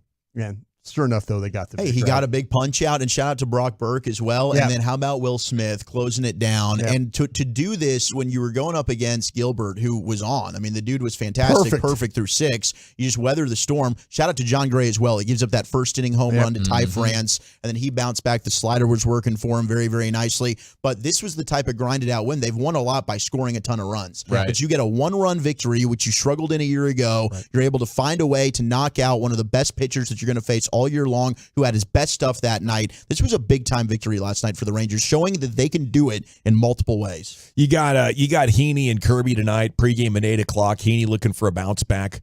Nathan Eovaldi coming up today with you at 4:20, Rangers player show. deGrom's still only playing light catch. No timetable for his possible return yet. And, man, one of one of the bigger stories of last year around this time. What they call him, the punt god from San Diego?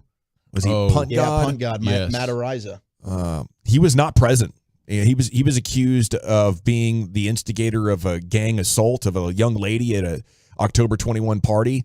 Prosecutors said today he just wasn't there, and they had video, and he was not visible in any of the video. No witnesses placed him there. So the woman who filed the civil suit last year against him and two of his former Aztecs teammates, it appears, had a case of mistaken identity or something to that effect, and I guess this means Araiza is going to continue his career now, and you have a top punter on the market? He is on the market right now, and I'm sure some teams are already looking into possibly working him out, maybe moving on from their own punter. Yeah, he's that good. It's a shame he can't kick field goals. I know, that'd be nice. I'd lock him up immediately if he could. I hope he gets a second chance. I mean, You should. Yeah, you weren't there. His life was ruined. Yeah. The second chance it's a will be no-brainer. there. Yeah. You did nothing wrong. It's time for the team that released him, I think, to be Buffalo. like, we're probably sorry. Maybe we should have let things play out. Yeah. And if there's anything we can do to get you back on the team with a big salary and make up for lost time, I'd appreciate it. We'd still love to have you. Sorry about that, That's man. Buffalo, yeah. I don't think I'd want to go back if I was Matt, but No. we gotta do something about these people making up stories, though, bro. That's just incredible. Well, I mean, we got. Should we even talk about it? Because I know this is like people's escapism, and people don't want to hear those type of things. Should we That's a bring good it question. up? That's a great question. Yeah, I don't know. I don't know either. It's a hell of a subject, really touchy. Yeah, no, you're right And about people that. like to listen to this for escapism, I've been told. Yeah. I don't know. I feel that. We got our G-Bag of the day coming up at 2:30. Best audio. We got rookie Cowboy most likely to bust. Ooh. That's coming up next here. Excuse It's the rookie Cowboys rookie most likely to bust. Gotcha. Okay, yes, draft bust. That's next year.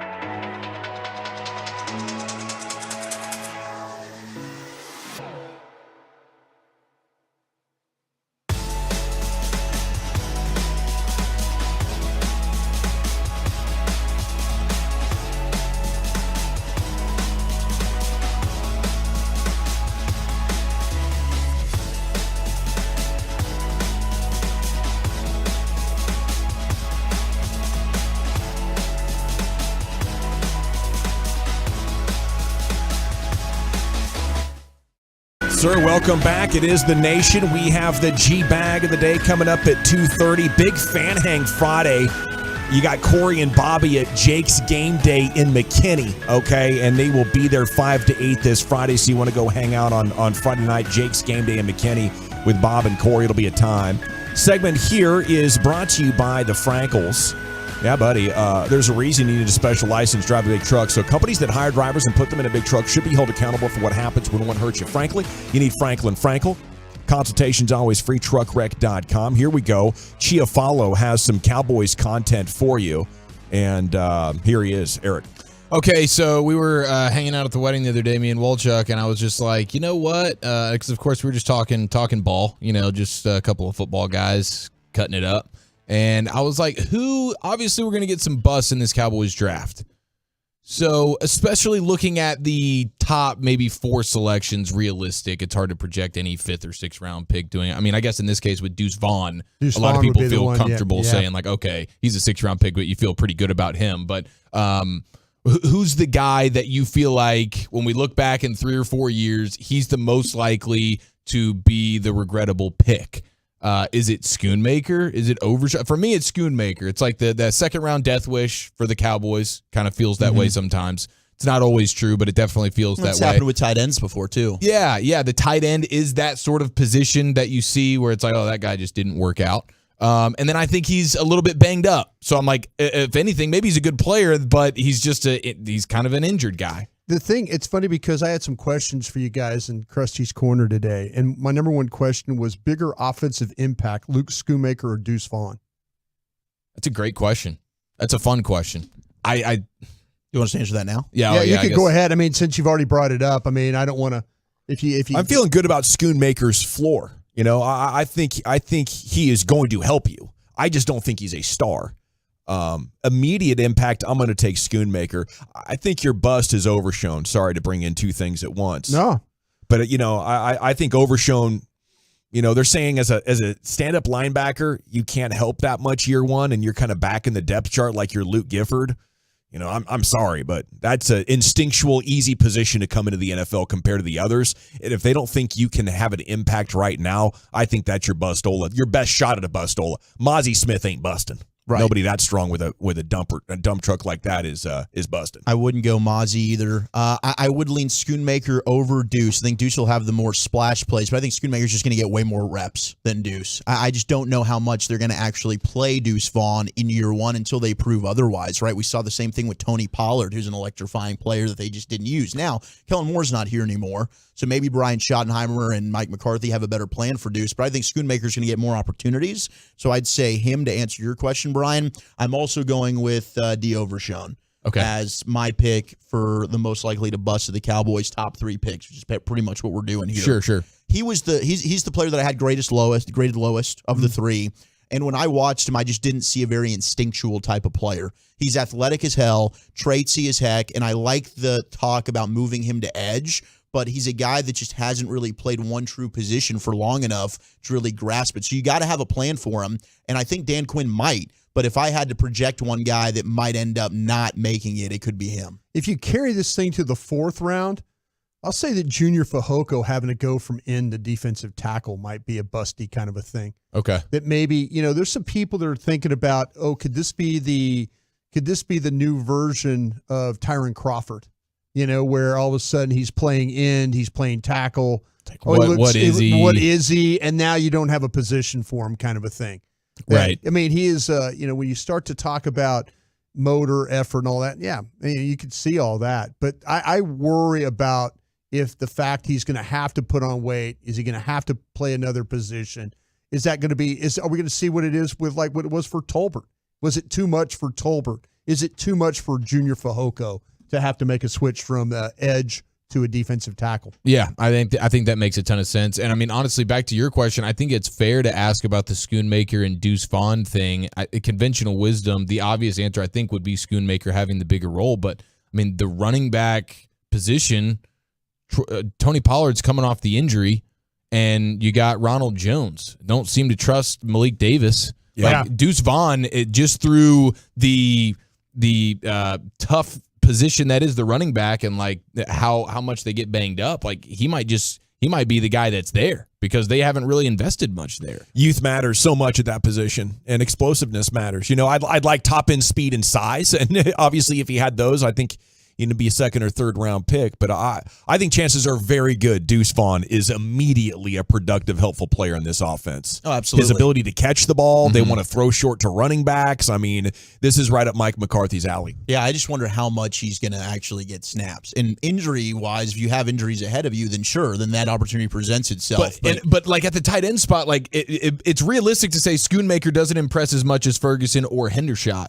And I also like. I think at the running back spot, you could be in day one and just see the bounce in Deuce Vaughn looks different than a Ronald Jones or looks different than a Malik Davis. And all of a sudden, if you're the two back, you're getting some run. I mean, Schoonmaker is really solid, though, as a pro prospect, as long as you don't mind a tight end without wiggle, without the ability to bust some tackles. No, yeah. Everything else is like, hey, buddy, we got a strong player here that can, block him up or can go find a soft spot with good hands, and he's got speed. I don't think he's going to create any space, but the space that the scheme creates for him, he's going to get down the field, So I'm pretty happy with what Schoonmaker's going to be able to do long-term as a starter with this football team. I just don't think you have a chance of having a Kelsey. They clearly put a premium on drafting a tight end in this class. They wanted one. They needed one. Schoonmaker's the best blocker. He's going to be on the field. We know that. It's time now for the G-Bag of the day. Into the Pimp Cup we go for Lucius Alexander. Bong, bong, bong, bong. Let me see here. Hey, Carter was just letting me know that the Arlington Renegades, the XFL, they're going to the championships. Yeah, This weekend, bro. I think we might talk with Coach here in a couple of days. We got Stoops 4 o'clock on Thursday. Let's go. Carter was accusing old Coach Stoops of doing a little sandbagging during the regular season and coming out firing during the playoffs. I like that take, dude. Good strategy. I haven't seen an offense like that since last season's Iowa Hawkeyes offense. You got to save your best stuff for the playoffs. That's not a compliment. Hey, that's what the Lakers were doing all season, by the way. Yeah. We've been coasting. That's what we've been doing. We knew the refs had our back this whole time. Oh, I'm yeah. just kidding. No, go. Get in your bag, man. Lonnie Walker had the Lakers back last night. I love seeing a breakout game like that. Yeah. I love that. I wish we would have interviewed him right after the game instead of talking to LeBron. Even though they got to him during TNT, talk to him right after the game. That's what they do on when you're playing on your live, on the NBA live. Yeah, absolutely. It's all about what have you done for me lately. Yeah, it's these last 4 quarters. Yeah. You play the interviews, you show off. All right, Mookie Betts on the best sign he's ever seen. By the way, those protesters down there in L.A., the writers, I've seen some fire signs now. People are showing me great signs. They're being really creative. Shout out to them. I hope you get your money. Here's Mookie Betts on the best sign he's ever seen. The best sign I've ever seen yesterday, and I don't know if I can really say it on air, but it was a great sign. Can you paraphrase what it said? I mean, it just said Mookie Betts eats corn the long way. You know what I'm saying? So I thought that was very creative, and shout out to whoever made that sign. Said Mookie Betts throat goat. That's a new bet payoff challenge. It's on the wall. Are you serious? It is. The corn on the cob? Yeah, the corn on the cob. Vertical. The vertical cob. That's going to be wild. That is not. I am not taking part of that. You're going to fight to lose that one right there. I was 2 points off. No, we're not doing that. You got to do it like the baby back ribs. You put the whole thing in your mouth, pull out the bone. Yeah, like Scooby and Shaggy might. You know? I'm getting COVID that day.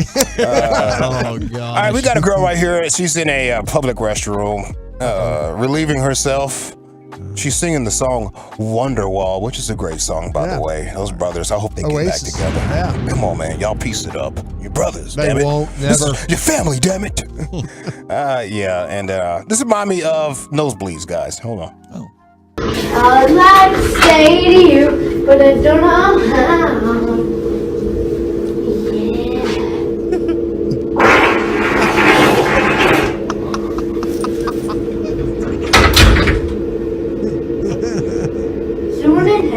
Yeah. We heard you. I like the yeah before she let it go. The yeah. Yeah, we got you.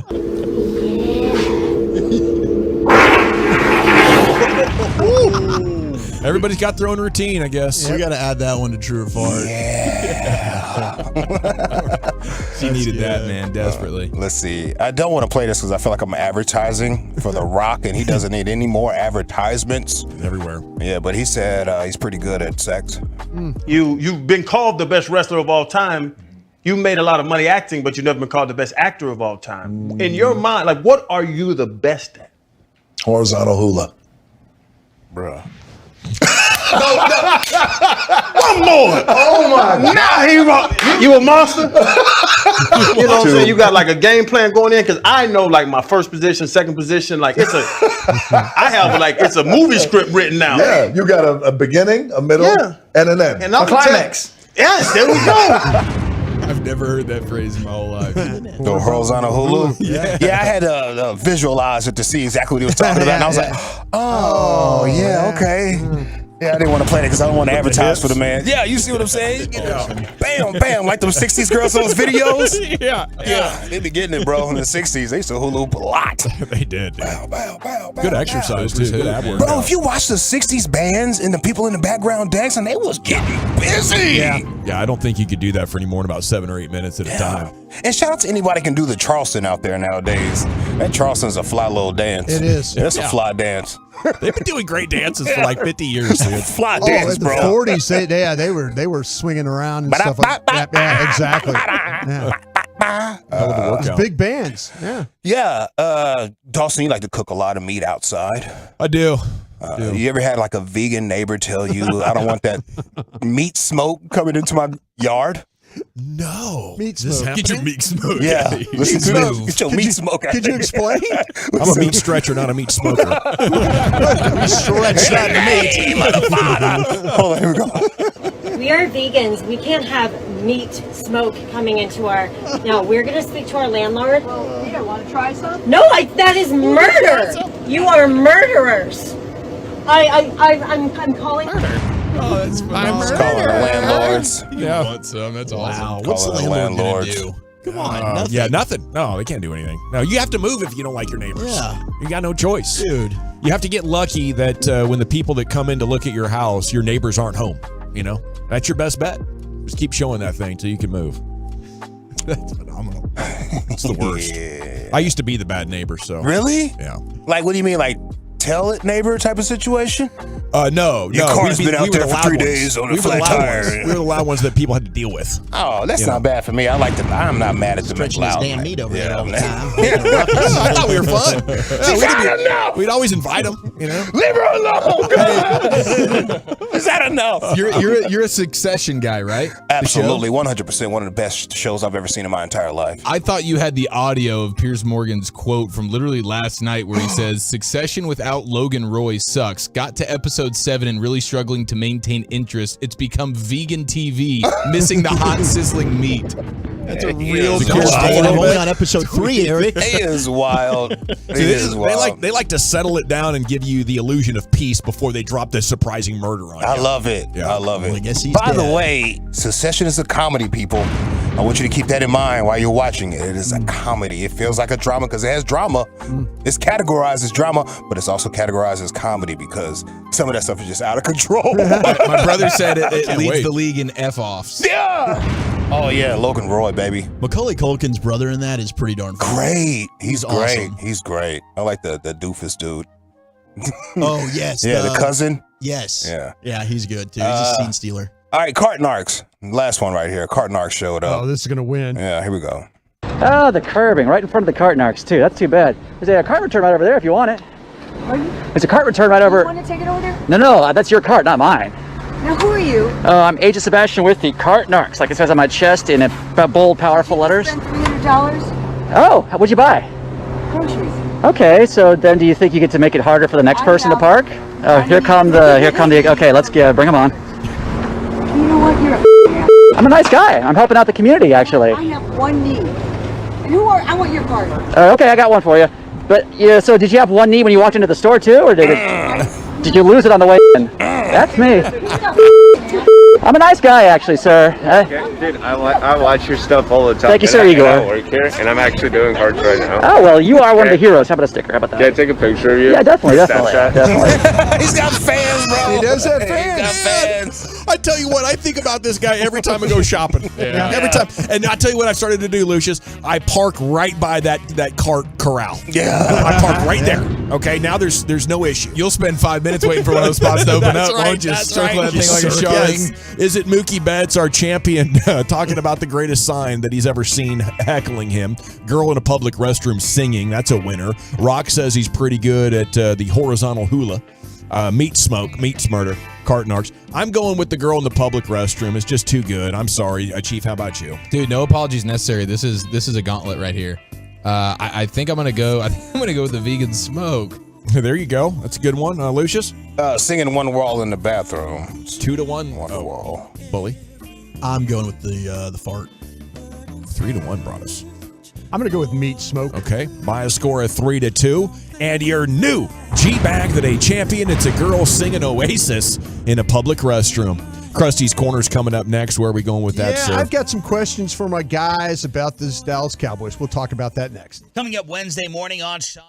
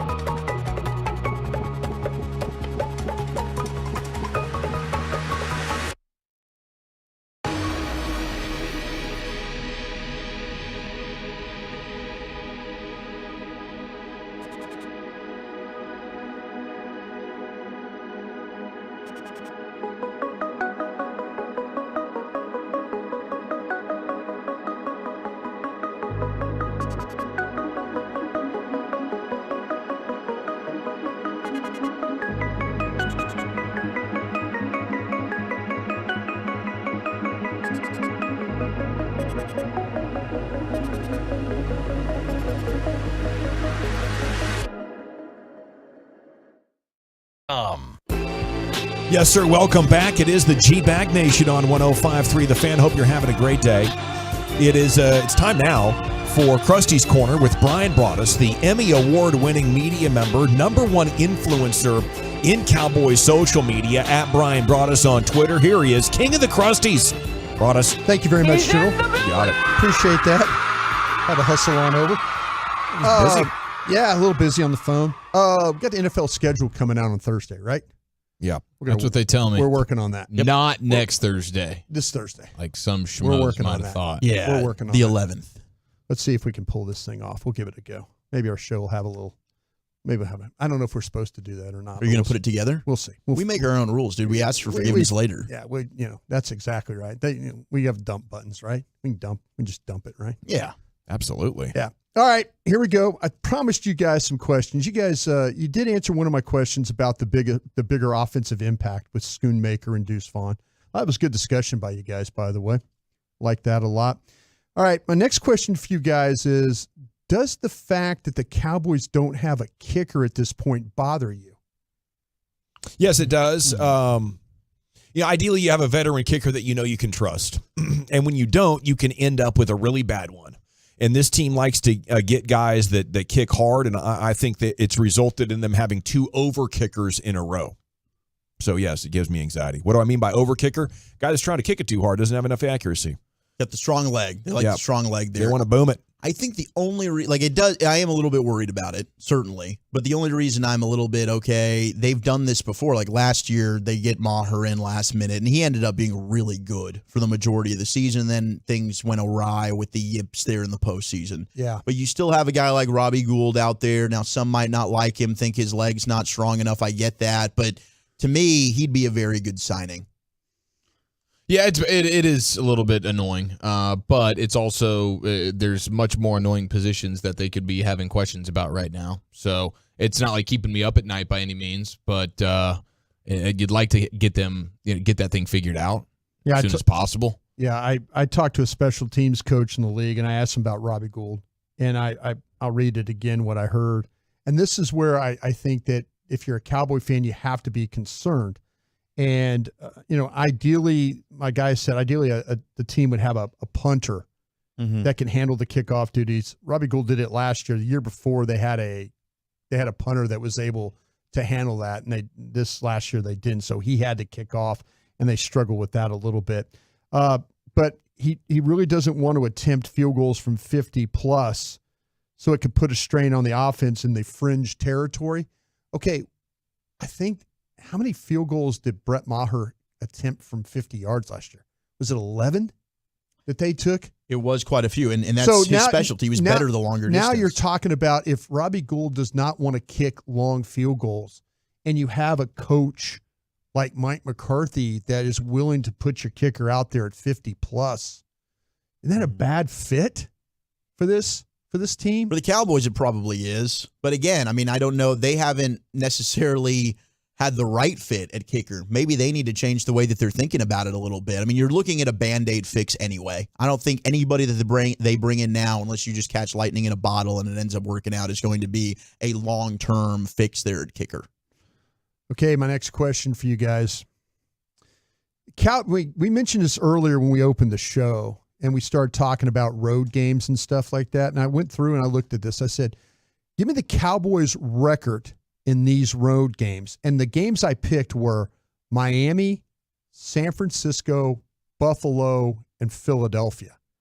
Cowboys road record in games Miami, San Francisco, Buffalo, Philadelphia.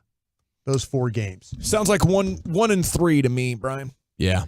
Feels a lot like 1-3, especially not knowing exactly like if that's an early game in Miami early in the season where it's hot as can be, like that changes or where things. Buffalo died in it last year. Or if you live in a hot city. Yeah, you're playing the time, and I think it's a different deal. But at the same time, late in the season in Buffalo, that could be a potential weather nightmare. But I would guess probably 1-3. I'll go 2-2 because you don't know what the health will be of for Tua at all. And hey, Buffalo's a team maybe you match up with better than you think. Josh Allen did shred them the last time they played. They always play Philly well, And San Francisco, we don't know about their quarterback situation. So that's a tough gauntlet, but I think they could split those. Was the winnable game Philadelphia or Miami to you?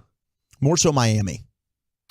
I mean, I heard a 1 and a 3. I heard 1 and 3. What was the win? What was the game you picked to win? It was either a Miami or a Philly situation because of the Tua thing, and then Philly is a team that you're very familiar with, and you've beaten them. Now, granted, you didn't beat them with Jalen Hurts last year, so when you do that this year, that'll be the first time you've done it since the Eagles and him were at the height of their powers.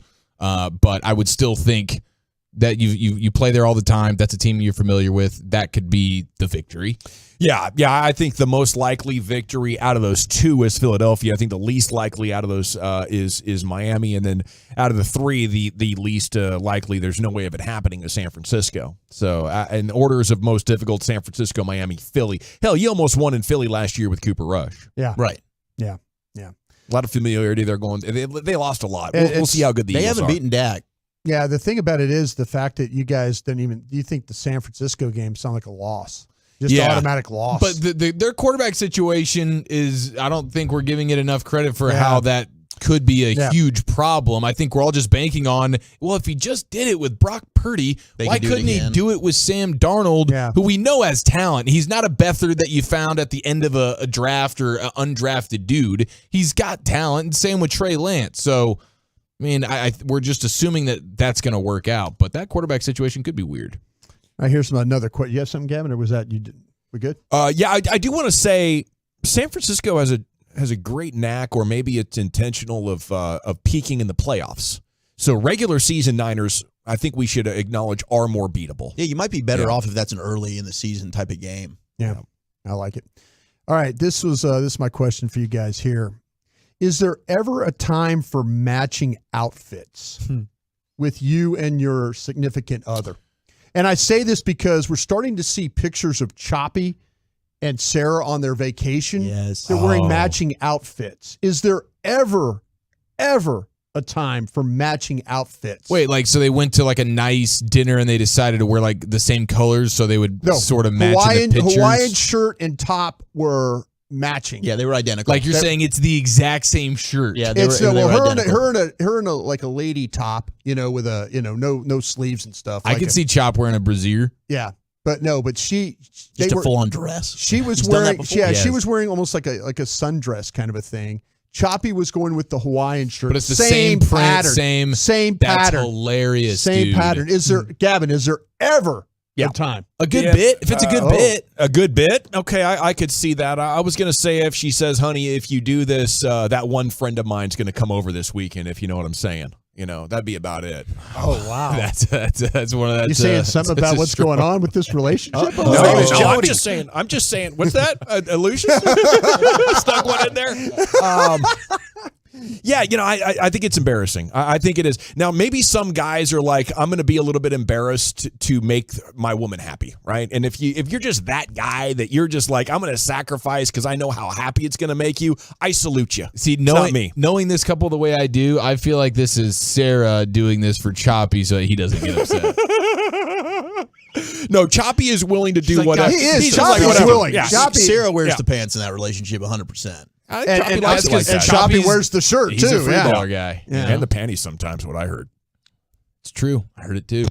Boy, you guys laid out on me for that one. I should have. I thought it was good. I thought it was brilliant. All right. We'll get these out of the way before the kids get in the car after school. But I'm no, Brian. I'm not into the matching outfits. I bet you next time we see you, I'm going to end up getting roped into that. Yeah. Walchuk's more of a free guy anyways. Yeah. Thank you guys. Appreciate it. There it is. Krusty's Corner every Friday here in the G-Bag Nation. We got 1 hour down, 4 to go, 4 hours to go. And as we like to start off most 3 o'clock hours, it's time for Wolchuk to deliver the NFL news of the day. Do you have any anxiety about how much we're going to be paying attention at this segment, Wolchuk? Certainly do. You guys have made me rethink everything in my entire life. Like, should I be here right now? But we have Ezekiel Elliott potentially getting a new team, the NBA versus the NFL, and Jeff Ireland sees this quarterback as this potential Hall of Famer next on the Fan. All right, but let's rock with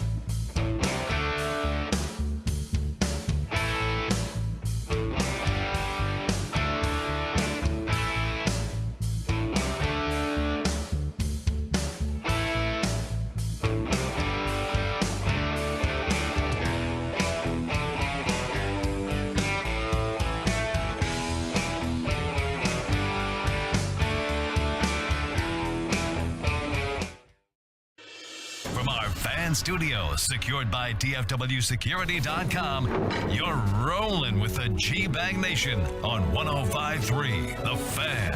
Welcome to the Nation. Here we go. It is hour 2, G-Bag Nation 105.3 The Fan, and it is time now for Zach Wolchuk to deliver to you the NFL news of the day, and here he is, the Woolly Bully Wolchuk. Well, we have Ezekiel Elliott news, fellas, as it appears that there might be a team about to sign Zeke.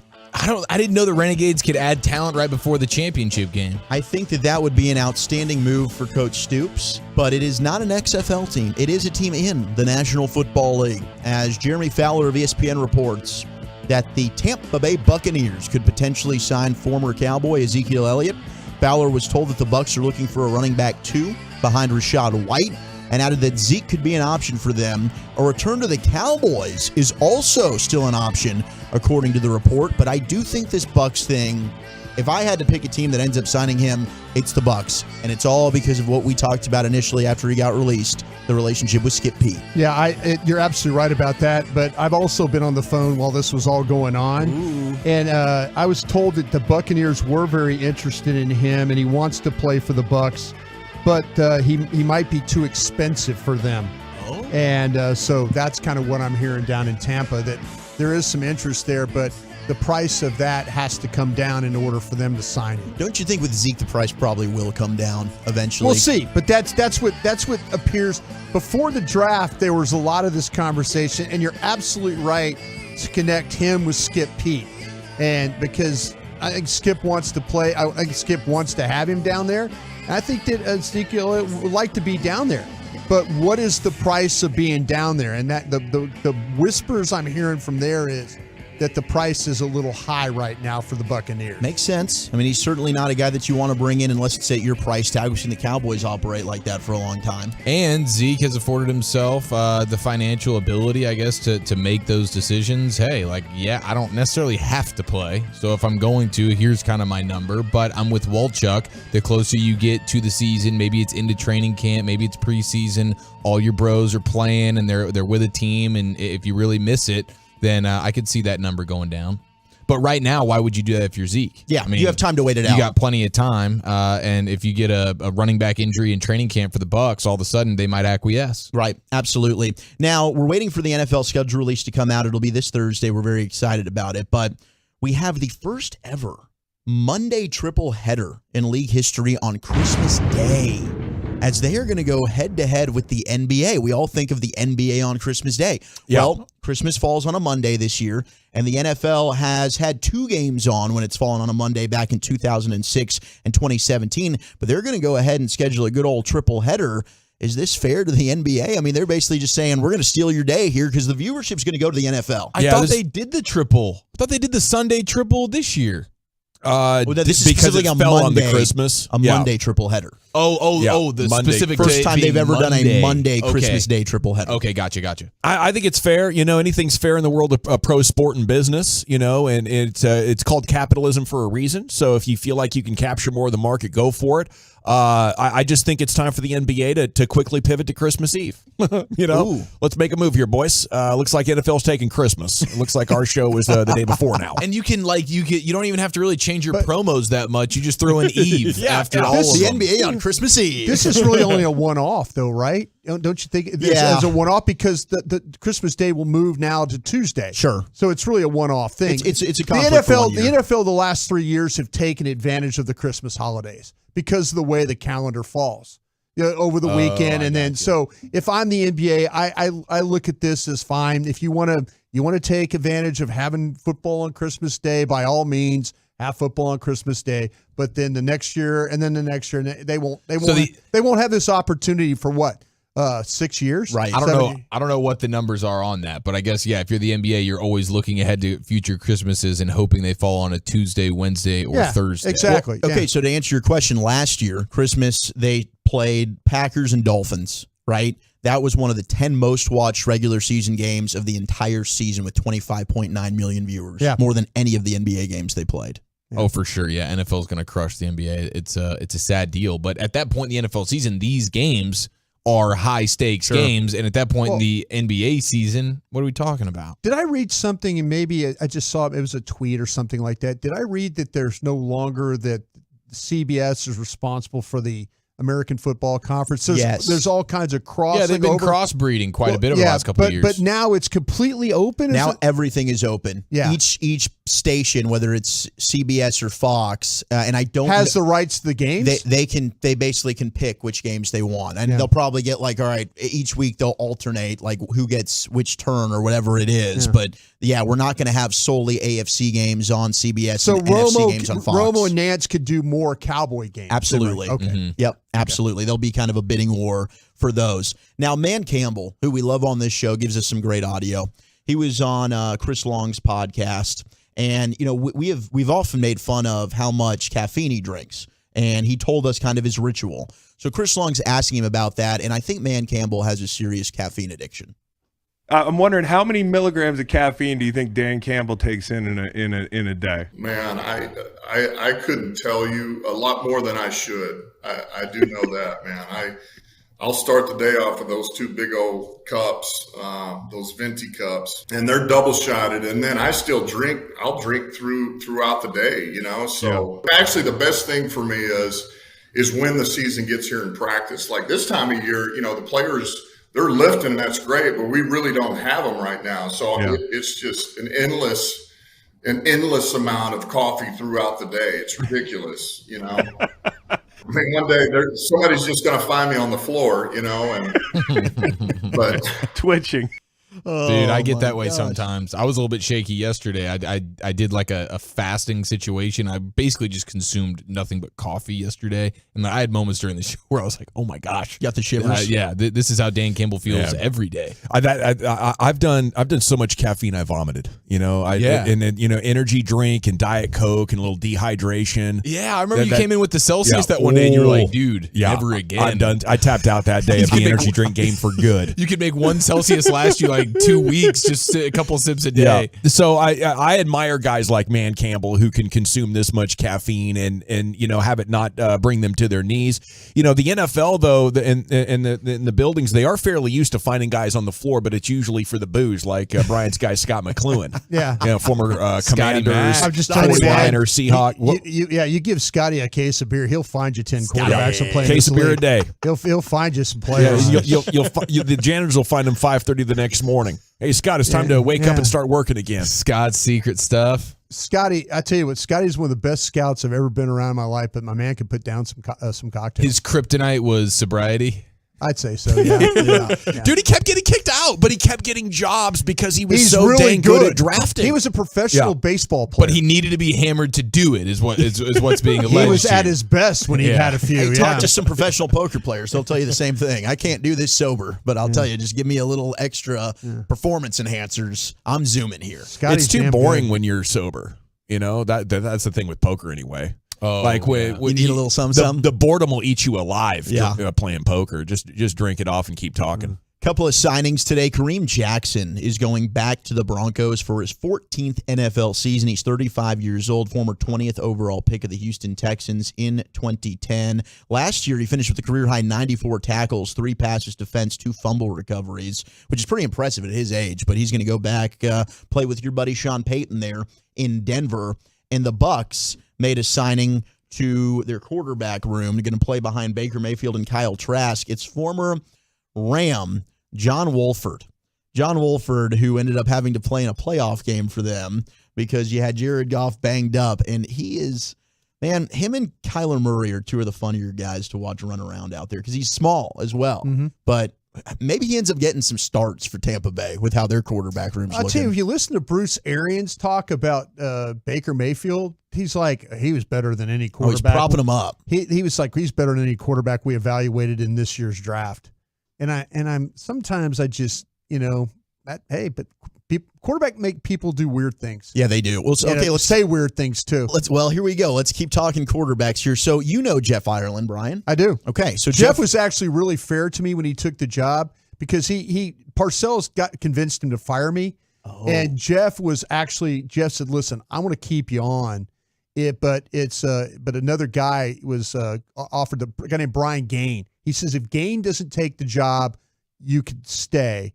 But if he does take the job, I'm going to have to move on from it. And Gain took our job. He took the job here in Dallas, so that's why I had to move on. But he was fair to me.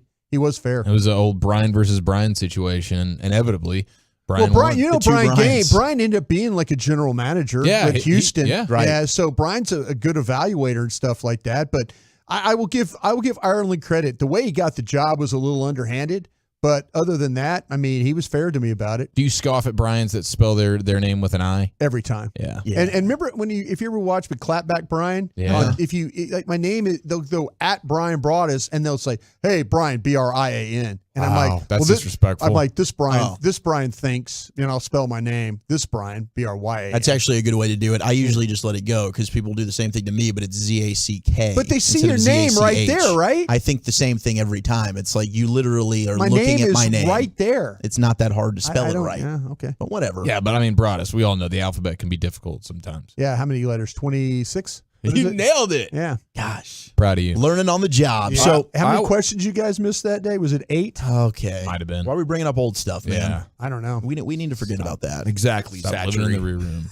Zachary. Thanks, Gavi. All right. Assistant GM Jeff Ireland is now in New Orleans. And they were Been talking there a about while. Jack Hayner, right? This quarterback that they just drafted. Yeah. And he's kind of comparing him to Drew Brees a little bit. He said you wouldn't think he was 6 foot tall when you watch him. He's got great processing ability. He's got great vision. He's got a quick stroke. He's extremely smart. He's a 6th-year senior, so he's really mature for being a college player. He's competed in 2 different programs, at Washington and then at Fresno State. I was really impressed with him as a person, how he plays. He's had several fourth-quarter comebacks. He does kind of remind you of some similarities with number 9, Drew Brees. He's undersized, the way he creates windows and processing speed, quick release, the accuracy.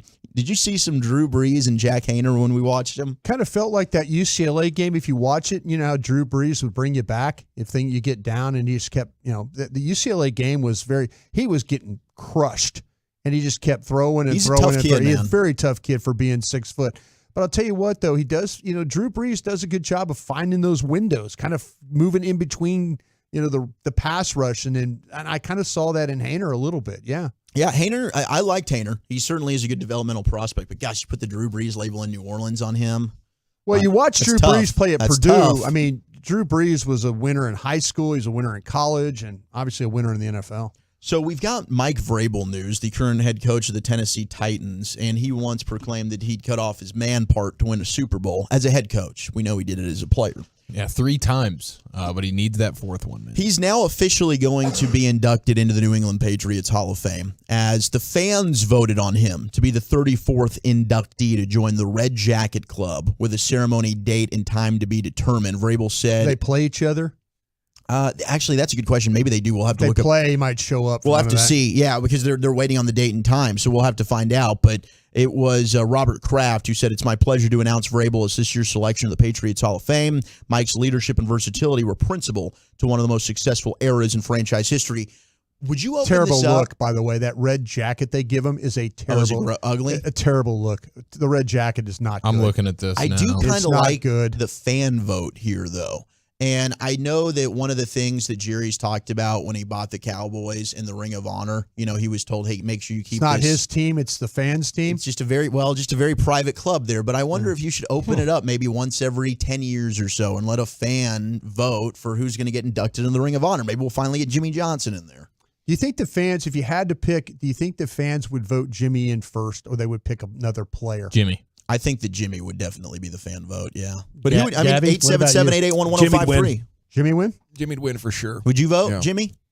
Or is there somebody else that you think? No, I was just wondering if there was a player that you would feel like that maybe that player, maybe is Romo going to get in? Well, I think Ware would be the first. Where's a Hall of Fame? I mean, right, he's going to get it. So will Witten. Yeah. Like those two have got to get in, right? They want to put Jimmy in just to dunk on Jerry. That's why all these votes are going to light up like this. Yeah. It's long overdue, man. It's embarrassing. Jimmy keeping him out, one of our favorite coaches ever. Are we running out of a time where Cowboy fans remember how good Jimmy was as a coach? Certainly are. Yeah, some of the youngsters might not know. Yeah. But yeah, I think this whole thing's just a disaster. Jerry will remind anybody at a drop of a hat who writes the check for this team. He'll even dunk on his own acting GM. So you can write the checks. Oh, but this is really the fans team. That's a bunch of horse crap. He's a steward of this team, right? He said just a steward of this team. That's right. Yeah, Said that before. Yeah, but with a giant ego that insists on making way too many decisions. But it's a shame, though, because Jimmy should be more revered. And, to your point, Brian, I think there might be a generation that does not learn that or, is confused by exactly how important he is. I'm worried that there's going to be a generation that doesn't remember what a great coach he was. Yeah, good point. Yeah. Just think of the guy on Fox with the great hair. Yeah. We got to run, Nation. Look at this. Coming up next, the Woolly Bullies Top 10, brought to you by the Alma TED procedure, only available at EliteSkinCenter.com. In 1 hour, Rangers pitcher Nathan Eovaldi is going to join us. But the Top 10's next, Bully. Where are we going with that? National Burger Month. Let's do America's top 10 burger toppings. And who's the Stars' unsung hero of this playoffs? Next on The Fan. Got to chat Window Nation with you, though, because I have some amazing news. You can modernize and reinvest in your home right now.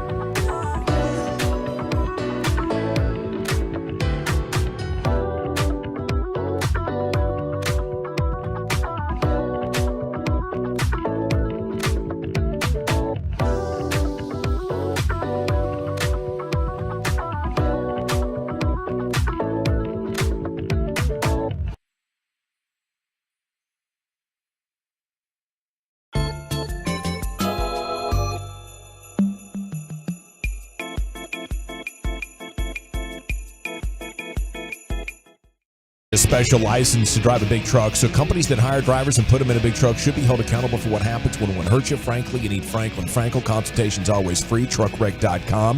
Nathan Eovaldi joins us in 1 hour. Here's the Woolly Bully with his top 10.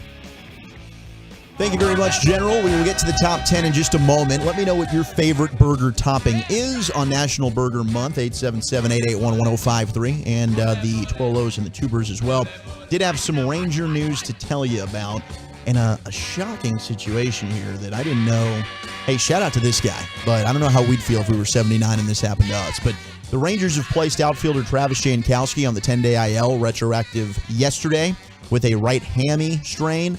Sam Huff, our buddy, is getting recalled from Round Rock. Yes. So Sam Huff, hopefully we'll get to see him in the lineup. But a fellow non-Burger King guy. We learned that about Sam in the clubhouse. He is, it's all about the freshness and the consistency for him. And he would have some great burger takes here. That's one thing we learned about Sam. He does care about his burger etiquette. I did just stumble upon this, though, according to TMZ. Robert De Niro just welcomed his 7th child at the age of 79. That's sick. Wow. What the hell? That's heartbreaking. Those swimmers came out with canes and little glasses. Is there artificially something going on here? They got the handicap parking spot down there. Yeah. He said, I got strong swimmers. That was his response. The baby's asking for Werther's Originals right now. Right now. Man. His swimmers need prunes. Crazy. And his new film that he's promoting right now is actually called About My Father. So it's just ironic that this has happened. But that baby some Metamucil. Yeah, exactly. Damn, the baby's backed up already. Yeah, your dad was a good man. Shout out to you and shout out to the 7th born child now, Robert De Niro. Is he married? Is he even married? No, it's his girlfriend, I think, Tiffany Chen. He came out wheezing. Yeah. Most people, swimmers came out with inhalers. Most people wheeze to the finish line of life, but he's wheezing at birth. He's wheezing out. Oh, man. They needed directions. This way, this way, this way. Line up. Look, at 79, I only hope I have the gift that he's got right now. What a Still raging able to pump bull. him out, huh? Raging bull. Literally. That's outstanding. He's got a 47-year-old son as well. Think about that. It's nuts, man. That's a nightmare. Meet your brother. Come over here. Give him I need you to take care of your brother for me. He's definitely got babysitters on deck, so he's all right there. His son's already in a home. Yeah. Holy hell. His swimmers are slow, too. What the hell are we talking about I here? was stunned when I saw that. Like, this can't be true. But no, it was true. TMZ How do you reported agree this. to that, though? I'm just impressed. Here's how you agree. You have a smoke show. I assume the wife is sub 30. Girlfriend. Yeah, I think. Let's see, sub 40. I think. Has he ever been married? I don't know if he's ever been married. Yes, he has been married. Yes, Okay. yes. Okay. He was married for a long time. That's why he's out here playing in these streets. Okay. At his ripe old age. I didn't know if he was an ever married guy. He doesn't have the quick twitch pull-out muscles anymore, man. I mean, Absolutely what do you not. Freeze! We just saw a mock vinegar stroke over there. He's just standing in place. So there you go, Brian. That's who we can get to play Broadus one Maybe day. he'll come out gardening and everything. It's amazing. Playing board games. Damn. What the hell? So the Athletic. How you know what shuffleboard is already? This is He crazy. loves a good game of dominoes. Some man. bocce, Yeah. baby. Old ass baby. Oh, jeez. What was that, Benjamin 49 movie? at Benjamin birth. Button? Yeah. He came out looking like De Niro already, and now it's That's reverse right. aging. Wyatt Johnston is the selection from The Athletic for the Stars' unsung hero to this point in the postseason. He's just 19 years old. He's averaging 18 minutes and 15 seconds per game and nearly 3 minutes more right now than he averaged in the regular season, including the most even strength minutes of any Stars forward. So that's more so than Jason Robertson, Rope Hintz, Jamie Benn. Pete DeBoer is trusting him. He's generated 24 individual scoring chances at 5-on-5, according to Natural Stat Trick, which ranks among 20 NHL players in the postseason. What was that? Natural stat trick. It was a little bit of a. There was a speed bump in there. Yeah, well, I had to make sure you that made it through. You You're made it not through. sure what you were saying? He was leaking some confidence I on leaked that some one. confidence, but now I'm 100% certain. It's natural stat trick. Hey, you can use stat that for trick. all your NHL stats out there. But Moment's not too big for him. No. I like this kid a lot. No, Wyatt Johnston's looked really good. At 19 especially, like that's been, to me, I would say the most impressive. But the trade for Dodonov has been, I think, pretty huge as well. I mean, from an offensive standpoint, and there's been some lackluster offensive moments. He seems like he's unlocked some things at times, and through the 9 games or so in the playoffs, 4 goals, 2 assists, 6 points total. I think he's Did you get been that off pretty natural good. stat trick? I did natural. What was that again? Stat trick. Natural stat tricks. Yeah. I didn't get it from them. Man, that's the site you need to get all. I got your it from hockey Sean stats Shapiro because he's a beast. Oh, there you go. Shout out to Sean. Make sure you check out the Spits and Suds podcast. Kind of feel like Max Domi has done some good things in this series. You know, we need a little bit more out of Domi. You're right. He's a pest out there. I think Should we start the hashtag more Domi? But we need to get a goal out of Domi. Yeah. I think just take more shots. Yeah, more shots. He could be. That's usually the recipe. That's like the math equation. More pucks on more net here, shots, Domi. more Domi. More Domi. But the thing to me, though, when you watch him, he's always around the puck. He gets behind the cage. He's kind of a guy that's a pest. Yep. Maybe instead of passing some up, take some shots. Did want to deflect one or two. I'm with you, man. In that line, we could use a little bit of a spark from them tonight as the Stars take on the Kraken Game 4, about 8:45 puck drop ish. We'll see 8:50. A little bit of a climax, if you will. Ooh, shout out to Robert De Niro. We need one of those, man. We do. All right, America's top 10 burger toppings. Let's slide right in. National Burger Month. You guys are raving about the nice burger. The cheese is assumed here, right? Is the cheese assumed? No, I it's not. think It's that is topping to considered a burger. topping still. Wow. Okay. My so dad does not like cheese Hey, on I'm his fine burgers. with that. If you want to assume that it's on there, then we can assume. Well, listen, I don't want. We know what but assumptions do to there's people. a lot of people, anything but the damn egg. Well, I know, in certain religious aspects, you can't mix the meat and the cheese. So some couldn't do a cheeseburger. Okay, fair enough. So that might be a deterrent. Well, I will say, if that was the only Did it topping make I you could feel have, bad for that one? Slightly. Kind of felt like you're on an island by yourself. Just trying to move on seamlessly. Yeah. Don't want to get bogged down. But Son of a preacher man over there, right? Doing that. It would be right there. clearly that ain't my religion. I'm mixing all the meat and cheese, baby. Hey, it is mine, and I still mix the damn meat and cheese. Okay. Shouts out to his. Kosher? Am I? I'm a bad Jewish person over here. That's right. I can't wait to pull Bad that Jew. later. Call me a bad Jew. Does salt and pepper count? No. Okay. Because I was going to say we'll the draw the seasoning. line at the seasonings. Jeez, bro. I could do a properly seasoned burger. Then I cook it in. I mean, we coming in bare minimum, bro. Yeah. I would like salt and pepper on mine as a topping, please. You have to pay an extra $1 for the salt and the pepper. How damn broke are you? Is it salt or pepper? What's the upcharge if I get both? What about cinnamon? I'm going to say ketchup. I'm gonna say ketchup. Ketchup is your number one? You give me the salt and the pepper with the good bun. I think with the ketchup, everything's going to be at least good. That's assuming the cheese, correct? Or are you not going assuming the cheese. So you'd rather have meat and ketchup than meat and cheese? Why are you forcing your cheese views on people? I'm It not was trying close. to force it. I just close. wanted to question it. I had to think about it, and Yeah. I considered bacon too. Bacon's definitely in Then I thought, man, consideration. this is too dry. Too dry. 100%. I need some sort of a condiment there. I get that. Lucius, where are you going with the top burger topping? Yeah, so it would have to be cheese and bacon. I didn't have a bacon burger until I was like maybe 11 years old. My grandfather finally threw some bacon on the burger, and I was like, whoa, my parents been holding back. Yeah. Was it the same thing with the egg as well? Nah, when that I've developed, never or- had an egg on a burger. Oh, bro. We got to change that. I've yet to have that. With as much as you like eggs. Yeah, I love It adds eggs. something. Do you like eggs? Yeah, I like eggs.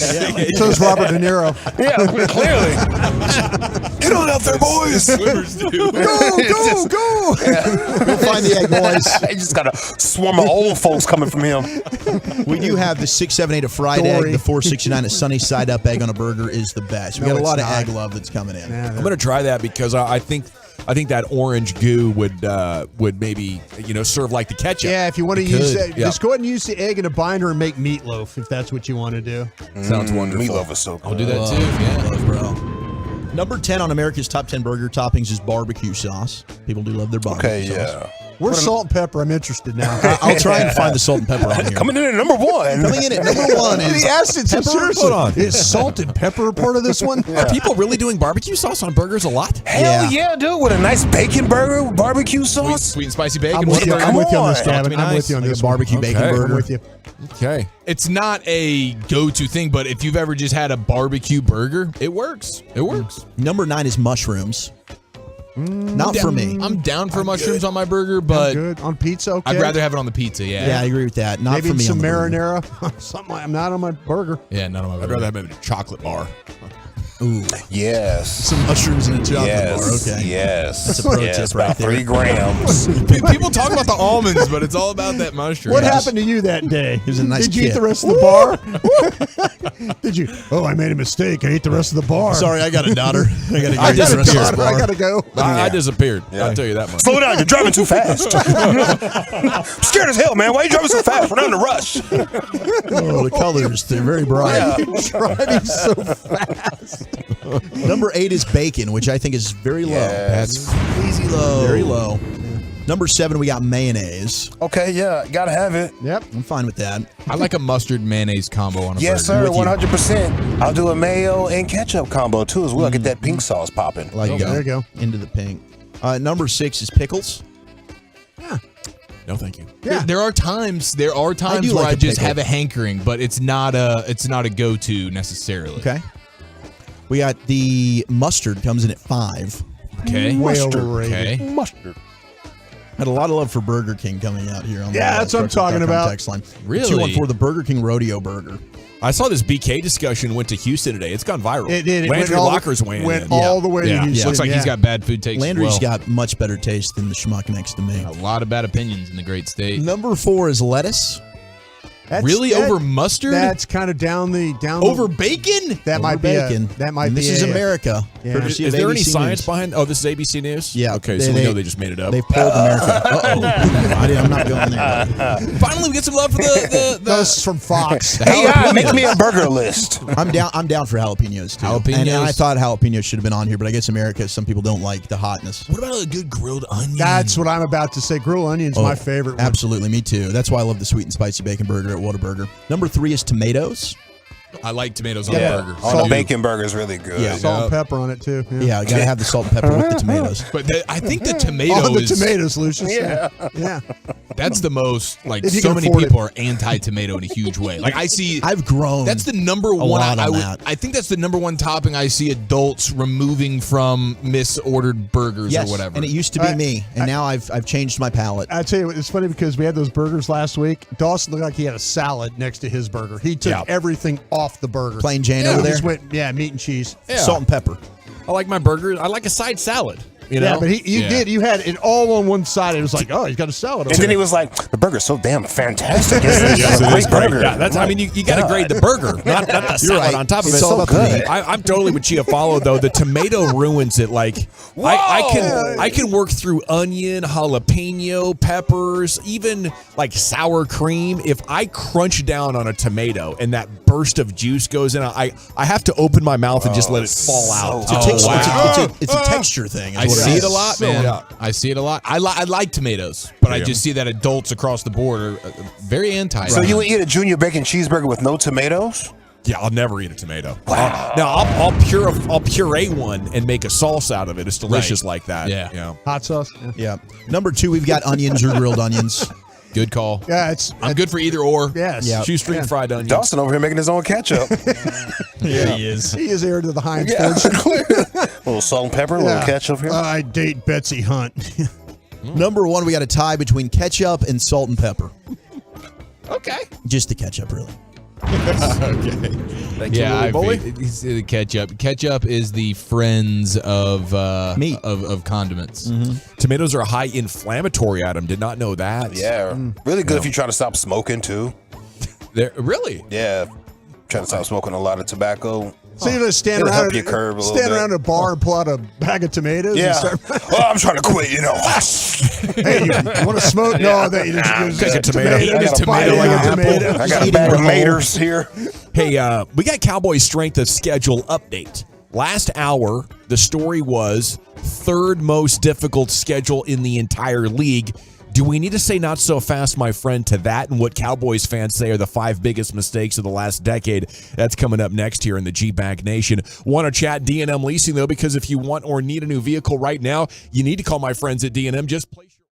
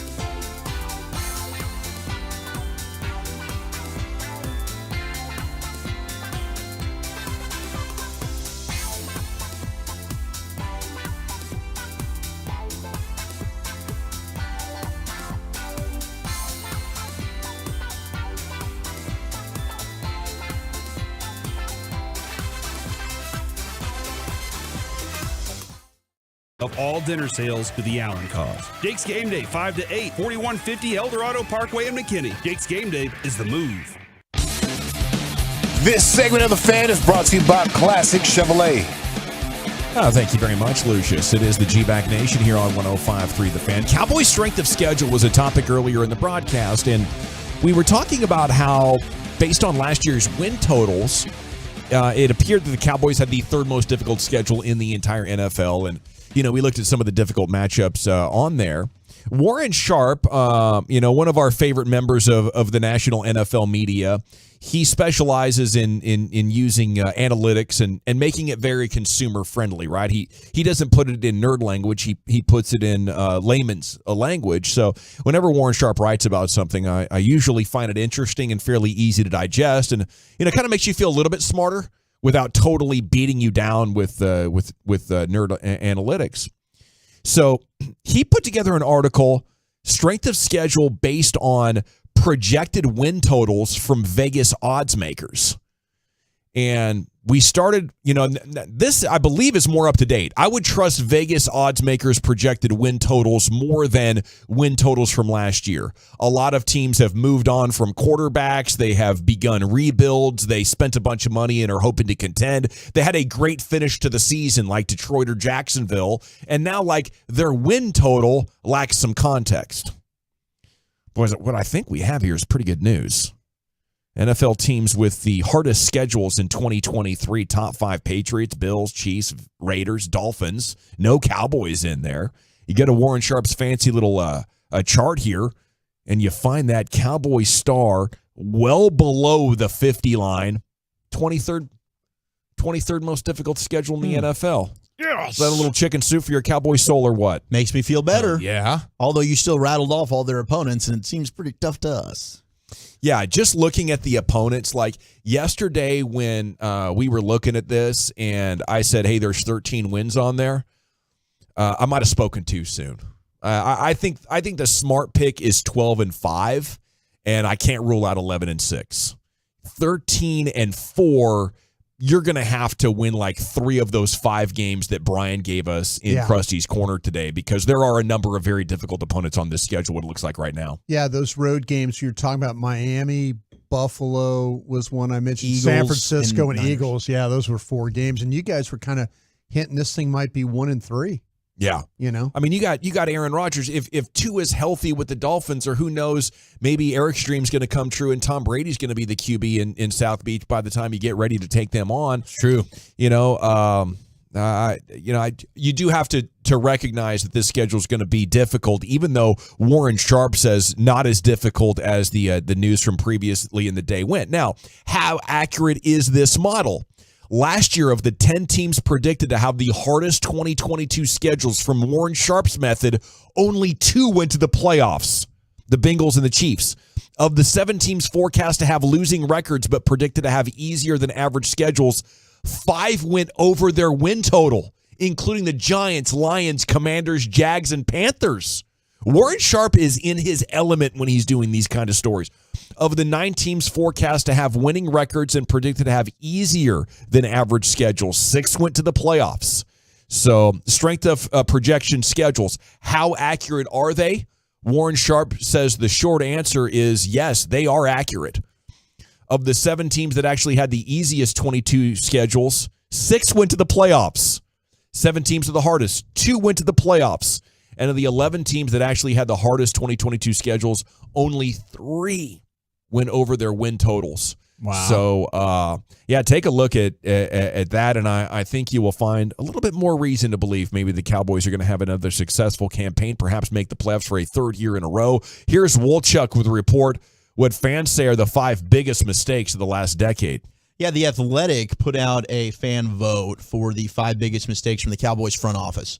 And coming in at number 5 was taking a running back at number 4, which would be Zeke in the 2016 draft with 10% of the vote. Big reason is because in hindsight, you would have been able to get Derrick Henry in round 2, who's obviously still an elite running back, and the Cowboys have just moved on from Zeke. Yeah, Ramsey and Henry might have put you over the top that year. Goodness gracious. Would have been a hell of a pairing. Number 4 is taking Taco Charlton over TJ Watt in the 2017 draft, which got 13.3% of the vote. Way bigger mistake because I think at the time a lot of people were excited about Zeke. Yeah, Zeke was still really good for a couple of years, and he was instantly the best running back in football. But absolutely, when you have a guy that lasted 2 years on your roster that did nothing, and now here's a defensive player of the year that you could have had, that one, it hurts me way more. After the 2015 season, the idea that the specific runner doesn't matter that much was still kind of new. Now a lot of people, accept it, and maybe the less prevalent take is, no, you need a star running back. I think it's flip-flopped to where now maybe only 20% of fans think it's necessary to have that bell cow superstar back. Right, and it's more egregious, I think, doubling down on the second contract. That was really the big one. Yeah, that was a bigger one. Yeah, well, it's amazing that the coaching staff you had in place were responsible for the 2 of those misses that you just, the 2 of the biggest ones that they said, hey, go ahead and draft the running back.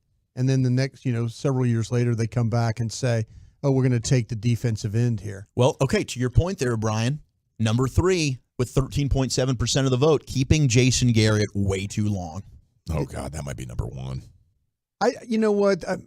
I appreciate the Jones family because of what they allowed me to do at DallasCowboys.com, because I went on that campaign. And a lot of the days walking through that building, it wasn't good with the coaches. They knew I was, and there were guys in the operations side of it that hated me too because – I felt like, when you change the head coach, you can change some of the guys on operations. So that happens. But, yeah, that was about 3 years too long for what needed to be done, for them to maybe get things turned around quicker. Well, and what was frustrating was it was every time they seemed like they were on the verge of finally moving on. He'd finish 8-8 or find a way to win the division. 12-4 year happens. Yeah. It's like, okay, well, here was a fluky season, but now you can't get rid of Jason Garrett. But, hey. It is what it is. Number 2, the Amari Cooper trade last year with 16.3% of the vote. Number 1, though, the most egregious mistake by the Cowboys front office over the last decade, the Ezekiel Elliott contract extension of 2019 with 16.5% of the vote. Some honorable mentions were Jalen Smith's extension, which is also pretty bad. Signing Greg Hardy, who's now apparently working at Walmart in Garland, if you listen to the Sean and RJ, and no Bobby, but we still love you, Bobby. Yesterday, Jason Witten's return, hiring Mike Nolan, letting Byron Jones walk, and keeping Rod Marinelli too long is another one. Yeah, not the worst track record, I would say. And if that's the worst things you've done, I would say it would probably compare admirably to what other teams have going on out there. But, yeah, I didn't think the Amari Cooper trade was that bad, and I think this year's wide receiver market kind of proved that. It's not like the Cowboys tried to trade Amari Cooper and nobody would give them better than a 5 because they screwed up. If Amari was that good, somebody would have found out, wait, you're about to trade him for a 5? Here's a 2. Nobody did that. The Cowboys aren't going to trade a player, just for less than what the fans think they should get because they're impatient. That was the market, and this year bared that out. Second contract for Zeke, that was regrettable. You kind of painted yourself in a corner at that point, and he was holding out. Felt like you were contenders and you needed Zeke. Maybe the thing about Marinelli, you're talking about getting rid of him, but maybe it was just not lean on him as much. Yeah, he had too strong of a voice. Yeah, I think they've got good balance in their coaching and scouting department now with that. Around the Rims coming up next is this former Mav who didn't get along with Luka, the answer to what ails them. Then Nathan Eovaldi is going to join us at 4:20 here in the Nation. But I do want to tell you about the Eagles Nest. It's Taco Tuesday. The patio screens are open, which means 2 tacos.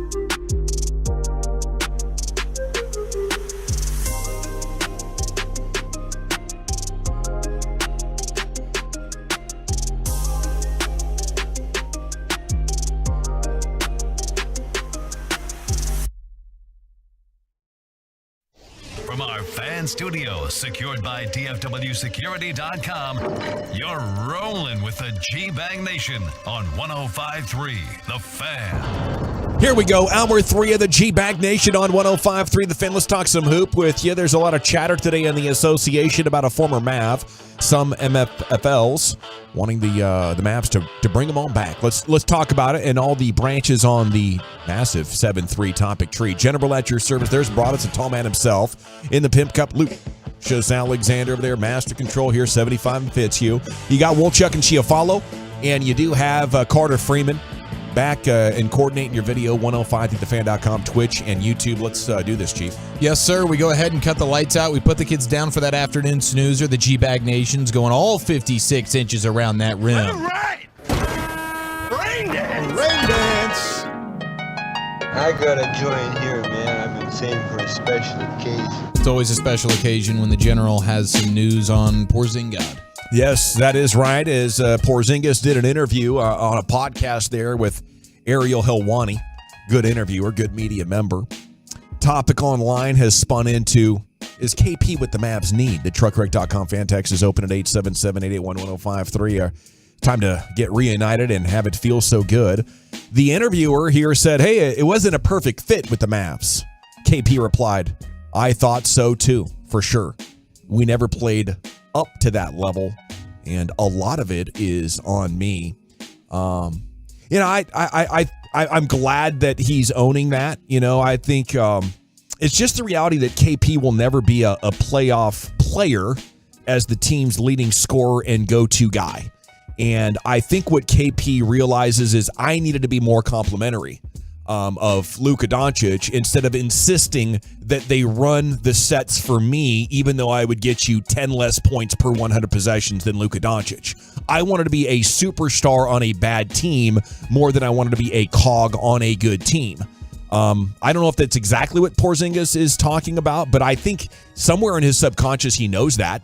And that's why he's so happy with Washington. He's like, oh, this is great. These fans think I'm awesome. And they run the plays for me because they really have nobody else other than Bradley Beal and the guy with the blonde hair. What's his name? The former Laker. Kuzma. Kuzma. They don't got a lot going on here. So, on a non-playoff team, I think Porzingis thrives. He's feeling good. He's feeling good enough to be pretty honest. But I do believe he'd rather be the best player on a bad team than be a winner. And I think that's a huge indictment of him. But the thing here as far as bringing him back, I think it's a non-starter. Like everything has gone so bad. And don't we know now that if you want to build around Luka, pretty much everybody else has to be a plus defender. Like it didn't work with Porzingis that well. Maybe it worked even worse with Kyrie because the roster around those two was bad. But like, hello, Mark Cuban, is anybody home?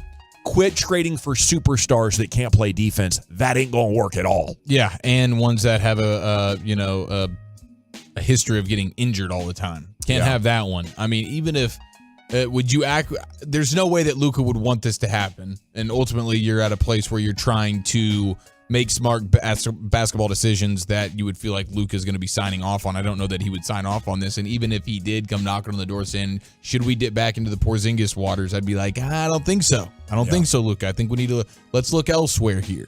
I mean, I think they need to pivot towards, more mobile big men who can shoot it effectively and defend at least 4 different positions, right? I mean, I would like that because, so I like that part of it. Let's find bigs who can score instead of perimeter stars who are going to want the ball. I'm willing to acknowledge it's going to be tough to build around Luka. And finding another perimeter player, I think that's redundancy. I don't think Luka plays well off the ball. I think those are things that we saw in that short sample size. And while I'm hopeful that with another perimeter superstar, they could figure it out with time, I like what the Lakers have going on. We are going to dominate the paint. And in this league where everything's going small and perimeter, sure looks like they got a pretty good advantage doing that style. Hey, you're not wrong when it comes to that in the postseason. I mean, we saw it with Boston making their run, right, with the bigs that they had down low. And then Kevon Looney was a sensation last year for the Warriors, a big reason why the Mavs just had no chance to win that series. So, come postseason time where it moves more to like a half-court type of game, you need a big and you need to excel there. I think KP, he fits a place like the Wizards where the standards and the expectations aren't that high, right? And they're not. I mean, Bradley Beal has somewhat tried to push, hey, I'd like to compete, and yet he keeps re-upping and re-signing there, and they're never any damn good. And realistically, his threats aren't really worth a damn because he's not going to leave. I think KP's going to re-up and re-sign there. He's kind of said that that's what he'd like to do. I don't think he's coming back to Dallas. I kind of feel like, though, and I've reached out to some folks about it while we were talking about this and see if they'll give me a response on it, but I kind of feel like, though, that he kind of, maybe you do get tired of losing over there, you know? And you know, you mentioned about with Washington and stuff, you know, people here, I don't know if we were always super fair with him on the radio about talking about him as a player, but I think there were some nights where that him and Luka were good enough. You know, I mean, where you would sit there and you would sit there and like, okay, man, maybe this thing could actually work. I felt like it worked better with Porzingis than it did with Kyrie. Is that crazy? Well, they did make the playoffs twice. I mean, I think he was hurt both times. I don't think we had really enough of a sample size to say. Yeah, with Kyrie around the NBA here in the G-Bag Nation. I'm going to take exception, Brian. I think I was very fair. I think I was very objective with him as well. With Porzingis. You were not very fair to him a lot, but the things that you were talking about were actually truthful. I mean, it might be hurtful. No, that's what I'm saying. Yeah. You know, you had a plan about, hey, the guy he's a player that.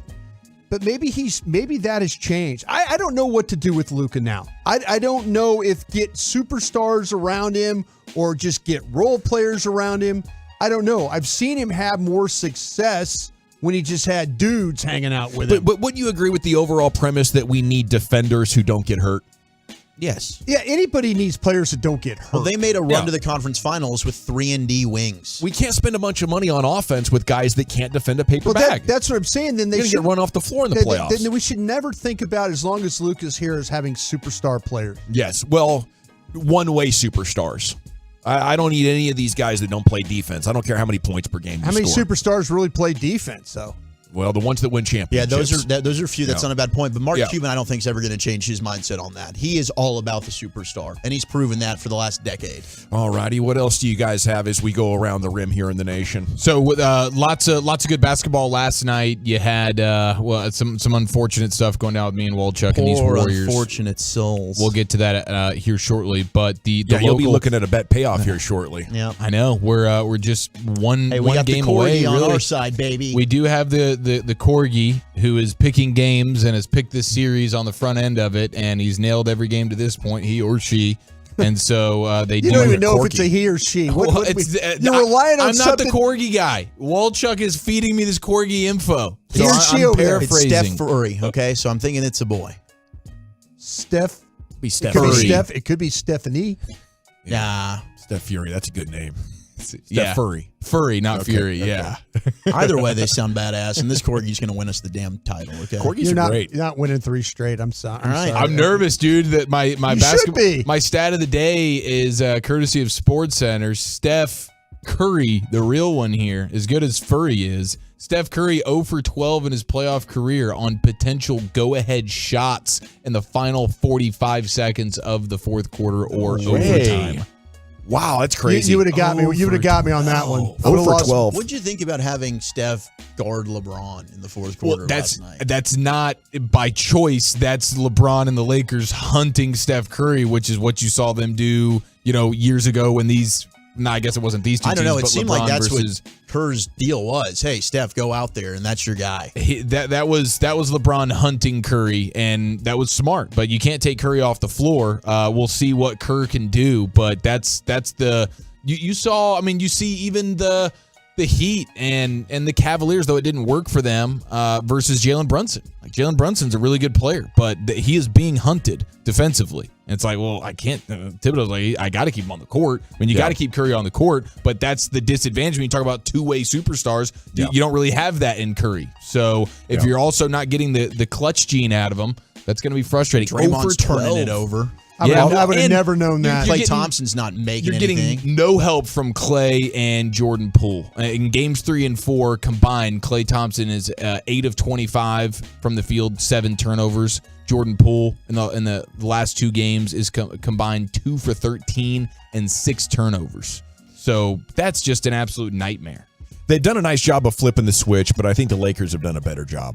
And I think this does go to my 6-2 and under theory, Brian, or the fact that these guys, you put them in big game situations late when the defense is really intense. The refs are swallowing their whistles. And that extra height costs Curry big time last night on those last 2 shots when it comes to quality of look. He's leaning back. He's trying to get the thing up. There's a hand in his face. Let it be a 6'5", 6'6" player with an actual vertical leap. Mm-hmm. And that guy's well up over the top of those defenses and getting cleaner looks at the rim. That's why Curry's 0 for 12 in those situations. It's not a coincidence. It's not sample size. I think that's absolutely a great point. And last night, you got the Lonnie Walker game in the fourth quarter. Mm-hmm. Just ridiculous.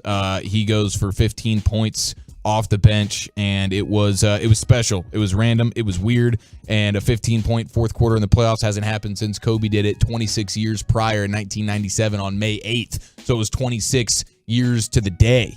And so everybody was making some of those comparisons there. But congratulations to Lonnie Walker. That was as unexpected a performance, especially in that moment, fourth quarter. No one was expecting that. And now we're down 3-1 because me and Walchuk have the Warriors in our bet payoff. I think I'm all in on the 43-year-old, I believe it's 43, 43-year-old Coca-Cola beverage. If you guys are cool with that. As your payoff? As a payoff, drinking a full bottle. Tim from Carthage gifted over an old Coca-Cola bottle. It's 1980. 1980, like Georgia National Bulldogs. Championship. Yeah. Yeah. No ice. No, you can refrigerate it. I can refrigerate it, but it cannot go on the rocks. Yeah. That's a dang shame. I don't want distilling that madness. No problem. I'm a little bit nervous, but I mean, think about the temperature changes that bottle has seen over the last 43 years. What's even possible? Could that have fermented? Dust. Could you be hammered by the time you're done there? I'd like to think so. That's the hope. I don't know. Well, who knows, man? I guess we got to. Have you given any thoughts to your payoff potential? No, I'm not worried about it. I thought you were the prison hooch special. What master? What were we doing? Prison hooch? Isn't that what you Special? do? Prison hooching? Yeah. You know how to make that? No. That's the beverage that they make, the alcohol beverage in prison. Yeah, you know that. No. Mine's like a trash can punch kind of thing. See? I didn't call it the hooch special, but you're right. I like that name better. Stephen H. Smith, noted Knicks fan, is disgusted with local legend Julius Randle.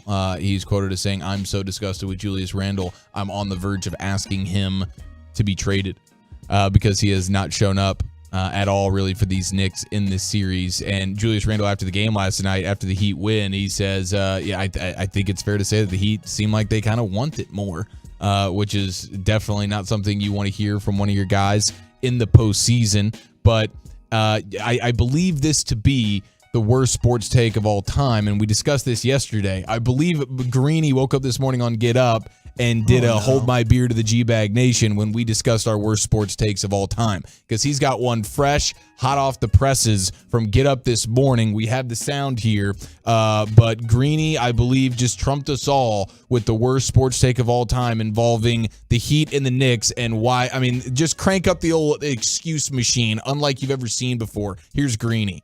Particularly from Jalen, was how hard it is to go down to Miami and play this time of year. And I know people will immediately associate that with the nightlife and all that. But according to Jalen, there's more than that. There's also just the reality of the temperature change, the heat, the geography, being down there for 3 days. It sort of saps a little bit of your energy and your strength. We talk about that primarily in football. I know this is an indoor sport, but I mean, the Knicks, whatever it is, Jimmy Butler is just has just destroyed them. Does that make any sense? No. And I have respect for Greeny.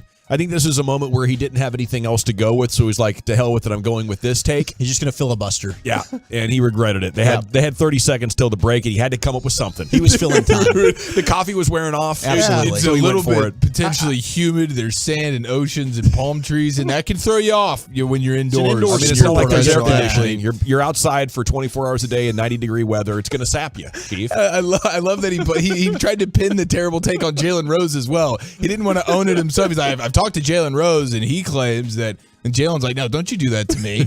That's one of the single worst excuses for a loss that I've ever heard in my entire life. Yeah, how about being a pro about it and making sure you're hydrated and not out on the beach all day? I would have had more respect if he'd just said, hey, they're going out and getting drunk every night, and that's affecting the way they're playing. Yes, Right. This The time of nightlife year, thing actually makes some sense. I thought he was going to go with the thing like, hey, down in Miami, it's hot down there. It's a little beautiful this time of year. Ladies aren't wearing much clothing down there. The scenery and all that, you can kind of get a little bit taken off your game. I can see that. If you just said That'd be a that, good take. I would have said that was one of the best takes I've ever heard. Yeah. It's tough to play. Might be up late. Yeah. Tough to play indoors when it's 90 degrees and sunny. Yeah. This ain't the old ocean Boston water Garden. background. Yeah, this ain't the Boston Garden where there's no AC. Come on, man. A lot of lower back injuries for road teams in Miami. That's a good call there, Dawson. That's a much better take than what Greedy had. We got Nathan Eovaldi, the Rangers pitcher, one of those popular guys in the clubhouse and in the standings with his 20 consecutive scoreless innings. Nathan Eovaldi joins you next right here on 105.3 The Fan. I got to chat with you about my friends at D&M Leasing before we do that, though. Oh, yeah, because if you want or need a new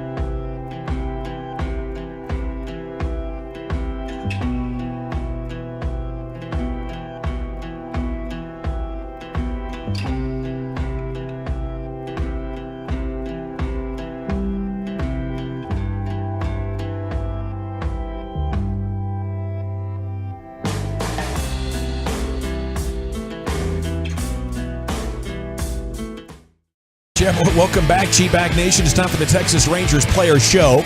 Segment is brought to you by the Frankels. There's a reason you need a special license to drive a big truck. So companies that hire drivers and put them in a big truck should be held accountable for what happens when one hurts you. Frankly, you need Franklin Frankel. Consultation's always free at truckwreck.com.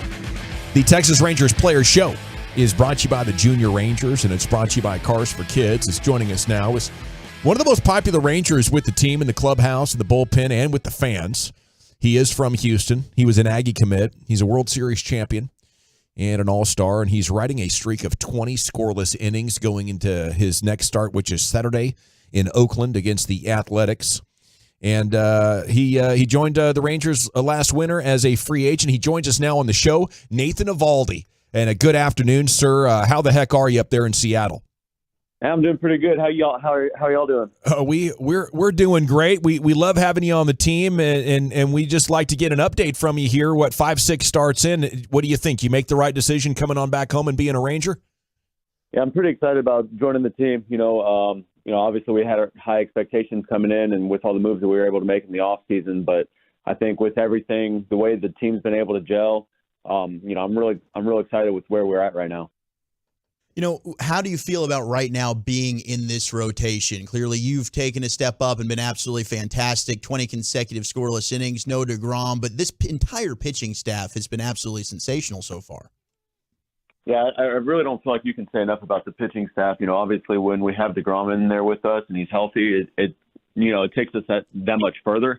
But even without him right now, I feel really confident with where we're at. Martin's been able – y'all saw what he was able to do for y'all last year, and I played with him before, and he's just, a great person and, a great guy to have on the team. He keeps everybody, at ease and everything like that. Again, with Heaney, John Gray, Dane Dunning, he's been able to step up. And, his last start against Anaheim was a huge one for him to kind of set back into the rotation and pick up, where deGrom had left off. So you mentioned you've played with Martin before, obviously in Boston. How have you seen him grow from the pitcher he was with you as a Red Sox to now having an all-star season last year here in Texas? Yeah, I mean, he never stops. You know what I mean? He's always trying to get better. He's always working on his craft. He throws all, 4 or 5 of his pitches, and he's got a really good mix. He's not afraid to pitch inside, and attack the hitters. And I think that's part of it. He's not afraid of contact. He gets those quick outs, and that's what makes him able to stay out there and last long in those games. Nathan, the question I have, everybody that we talk to in the organization just describes you as a pro's pro, that you're more than willing to help in any way you can. Was there somewhere along the way that somebody helped you in your career where you feel like, hey, I need to do this the same thing and help others like they help me? I mean, yeah, everywhere I've been, I feel like I've had somebody reach out to help me. I mean, there's too many guys that count. There wasn't one specific person that, reached out and did it. I mean, it started coming up through the minor leagues. It started in high school, my high school coach helping me out and just really emphasizing how important it is to have a good bond in the starting rotation because, to me, I feel like that really controls what happens. The offense can only score so many runs for you, and if the pitching's not holding them at bay, it depends on who scores the most runs. If we can go out there and win those games 1-0 and not give up any runs, that helps us out, and it's a big lift for the team as well. The position players don't feel that they have to go out there and score, 7-8 runs every night. They feel like they can score 2 or 3 and then just play really good defense. But again, we're with each other for over 162 games. 180 games, I don't know, 7-8 months of the season, including spring training. And, you always want to be there to be able to help support one another. And I think we've all experienced a lot throughout the game and just in life in general. And to be able to have each other to rely on and, know that we got each other's back, I think that's what's going to help us get to where we ultimately want to be at the end of the year. How seamless is that when you go to a new team to assume that leadership role? Is there like a feeling out process, or is it just so natural for you just can't help yourself? Well, I think that's a little bit with the experience that I've been able to have just being around a number of guys in my career, then watching the way that they do it and the way they handle it.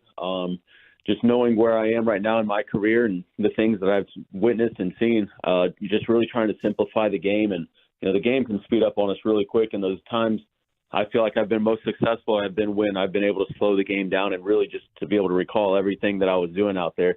The moment I kind of start to lose control, those games get carried away from me, and that's the times when that's when you struggle. But speaking of struggles, I think that's where the past seasons we haven't been successful here, but you learn a lot from the struggles, and you're able to have that good experience for the younger guys that were able to join the team, and they didn't really have any pressure on themselves to go out there and perform well. And then now that we're out there and we're winning a lot more ball games, I think it's easier for them to go out there and contribute to help us out.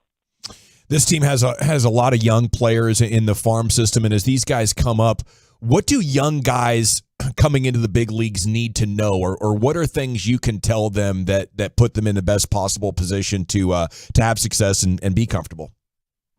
Well, I think that's part of the key to having a lot of guys in the starting rotation. We have that experience, so I mean they're really not coming up here like trying to do anything different. They're up here for a reason. They've earned that opportunity to be here and to help us out.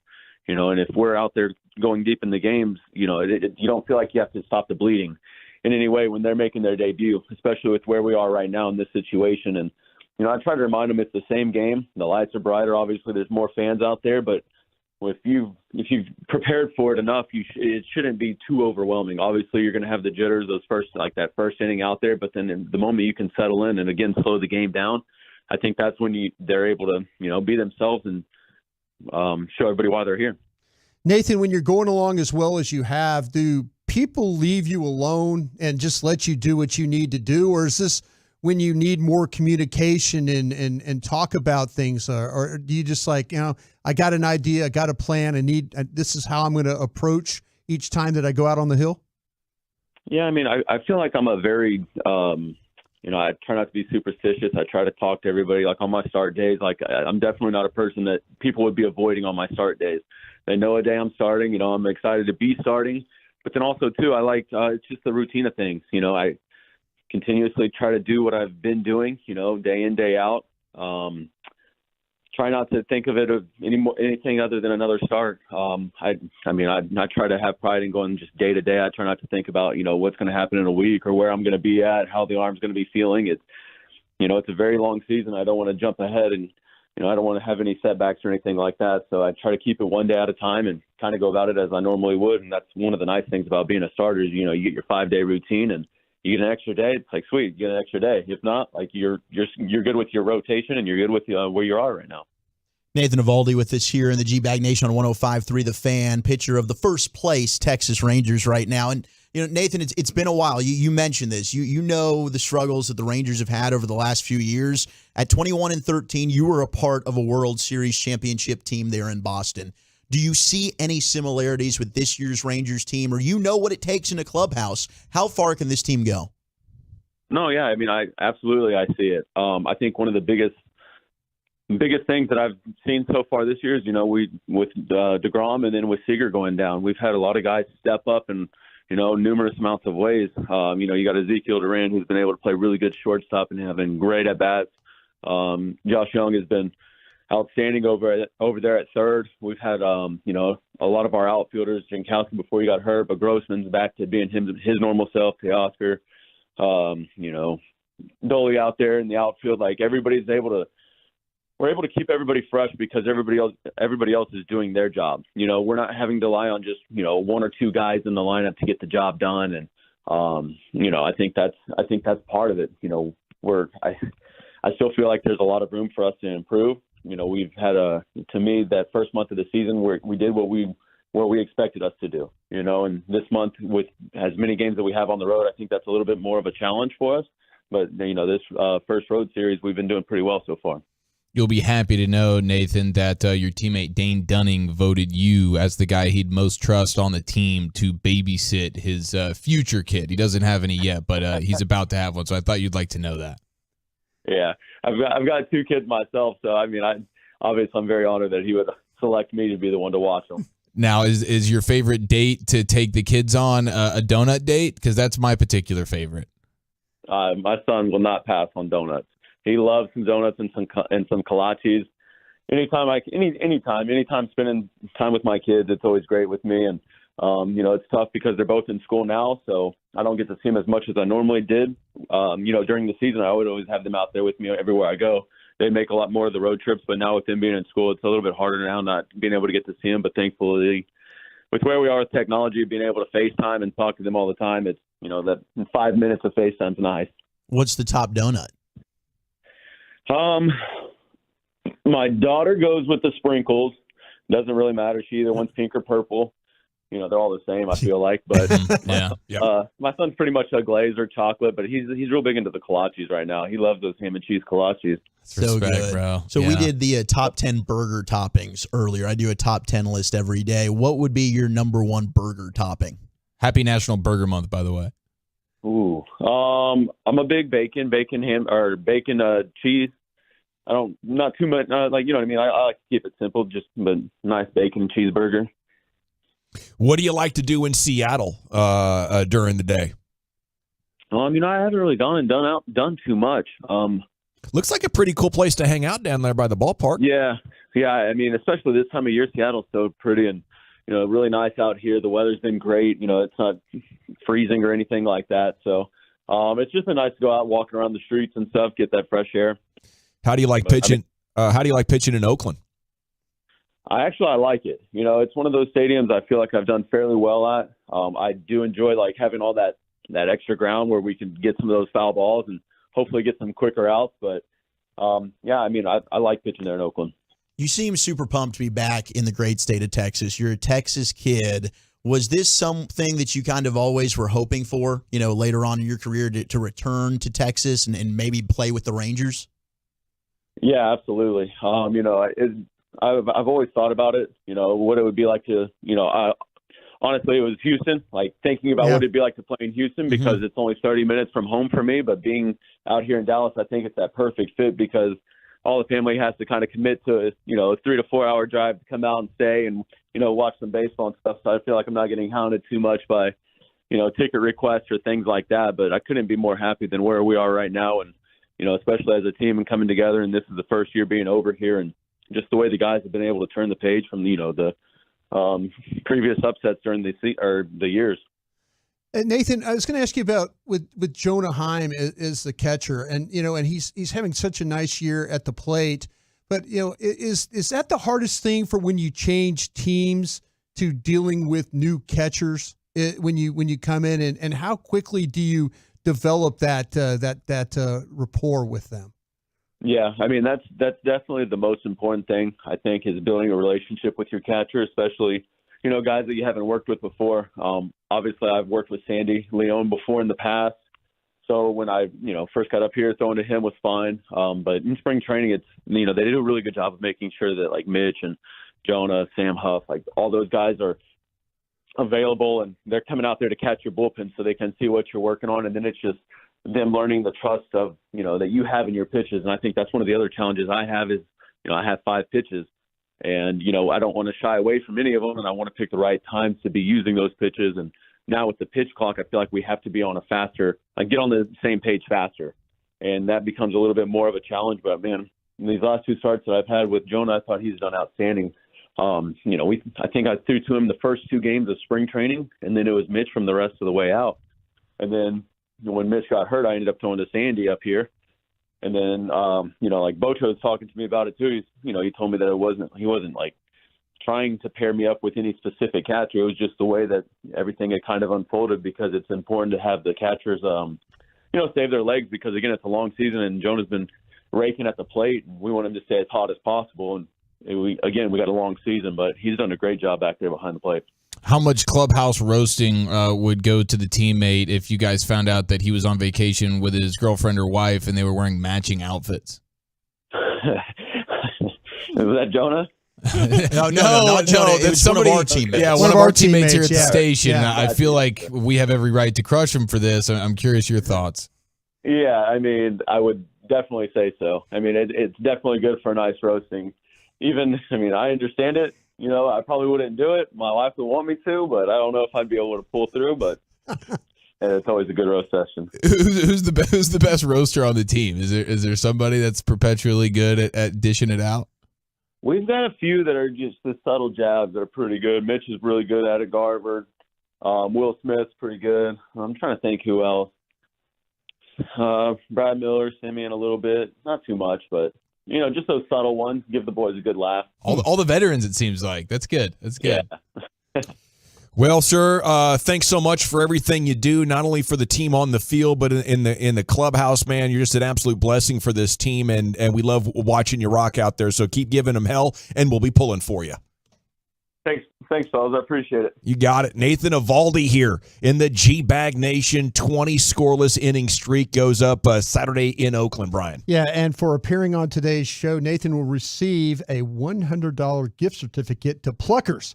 They got 8 of those locations across DFW. So thanks again for Nathan being on. And we love hanging out at Pluckers and the opportunity we get. Delicious. Let's keep that baseball train rolling, Wolchuk. What do we got for Around the Bases today? Redemption for this reporter. The A's might have bleeped themselves in the most disappointing team in Major League Baseball so far. Next on The Fan. Hey, it's Mother's Day coming up.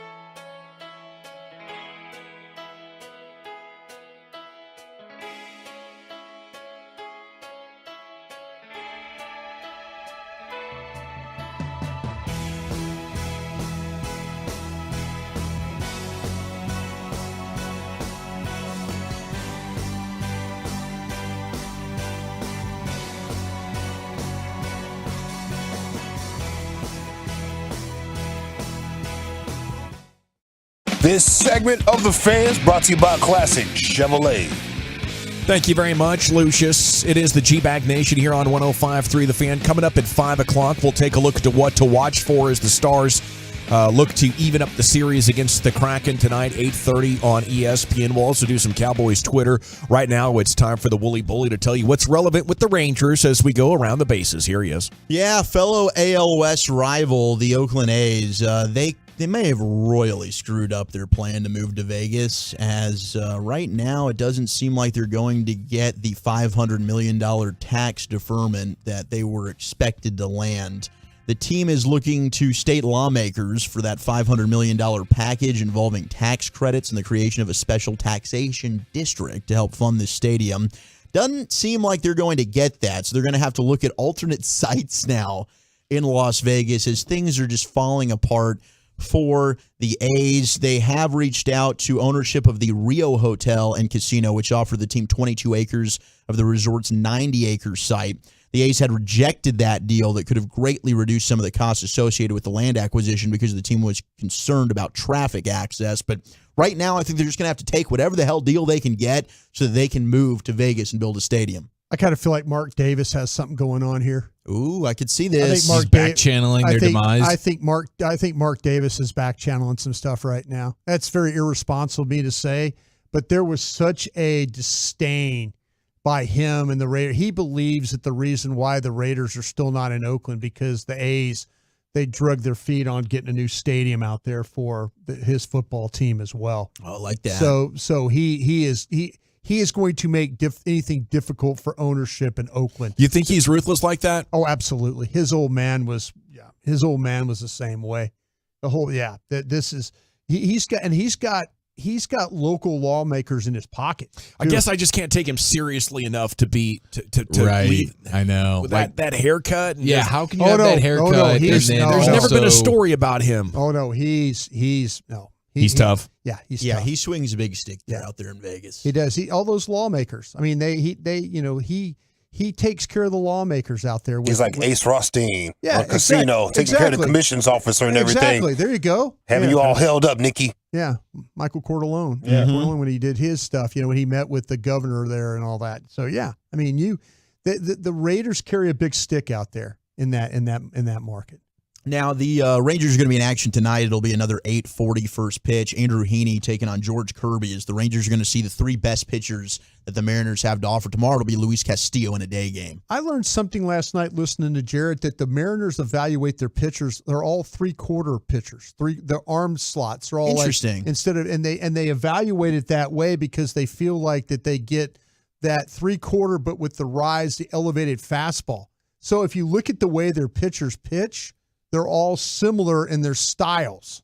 And I didn't. That's a good point. And Jarrett was pointing out that's something that the Mariners, as an organization, say we want pitchers that throw three-quarters but are able to elevate their fastballs. Well, Kirby's a good young pitcher. This will be a good test again for the Rangers lineup that got out a 2-1 victory after Logan Gilbert went 6 perfect innings. He was good last night. He was great. God. They got to him in the 7th, but way to stick with it there.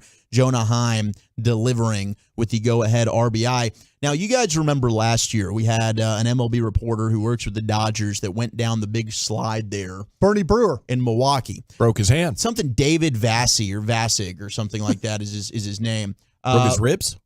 Yeah, he broke his ribs. He was in a arm. He was in a sling. Yeah. I think cast. He got it pinned underneath him. It was bad. This is how it sounded last year when he decided to go down the slide. All right, we're back here in Milwaukee. I'm heading out to center field for redemption. I've gone through a lot of mental and emotional trauma. Rehabilitation. Hi, guys. I do my own stunts. And I'm heading back out to center field. Sliding ain't easy. I'm up here.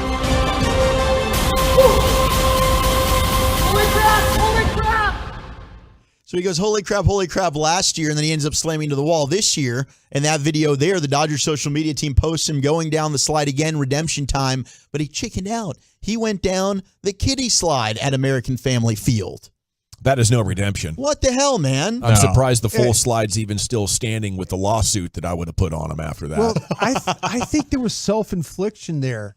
He went with us. He went like the burlap sack Yes, he to did. get some extra speed. Yeah, he put the NOS on it, and He did. That slide was not built for the NOS. Yeah, but I don't think Bernie Brewer uses. He only's got the outfit that he wears. I mean, he doesn't have any extra like the burlap bag. That thing will make you fly. It will. Yeah. There's some magic in that burlap sack. Yep. Yeah, there is. There's definitely magic there. You guys ever ridden on one of those things? No. You're probably too young. Gavin, you ever do that, Lucius? Like, remember? Yeah, like it's just the super big old slides that used to be at the traveling circuses and whatnot. Yeah, exactly. It's like I did one at the fair like 4 years ago. the burlap bag. You can haul. Yeah. You can get it going. If He was going fast. He was going I mean, very You could fast. tell he was thinking, oh my gosh, I've lost total control here. I got to be honest, though. I'm so nervous of heights that Yeah. just walking up that staircase to Yeah. get to the top of the slide brought me to my knees. That would be enough for you? I got low, almost army crawling up to like the last 30 feet of that because I didn't want to look over the edge. Yeah. I thought if I could look over the edge, I might fall over the edge. It was weird. Trail Dust. Remember the restaurant Trail Dust? Yes. Is that the place Was you that just where they cut your cut the ties? ties? They had the big slide there, and I think they had the burlap sack to go with it. Okay. Which was an option. But they had a giant slide inside of their restaurant. That's pretty badass. That was the main thing as a kid, and I don't believe it's still there. I don't think they it's moved locations, but I don't know if it's still. They used to open cut now. your tie, right? They did. They The would Trail cut the Dust. tie. That's out there over at on Trail Dust. Restaurant Row over there off Walnut Hill, right? 35 and Walnut Hill. There was one when I used to drive to Denton going to North Texas, Yeah, and you'd see it there like off 380. But I think they moved locations. Maybe they've got another location that you're thinking about here. Arlington had a Trail Dust. I believe that one's closed. I'm trying to see exactly if they have any more, but that place used to be sweet. Yeah. And it was all I know. It's a cool bit. I didn't even know it was in Sanger 940. Yep. Trail Dust and Sanger off of 35. We have some Cowboys Twitter and what to watch for as the Stars looking to even up their series tonight in Seattle. That's coming up next in the G-Bag Nation. Do want to tell you about some amazing news from my friends at Window Nation. The best offer. It's not going to last long. You can modernize and reinvest in your home right now. New windows from Window Nation. 0% interest.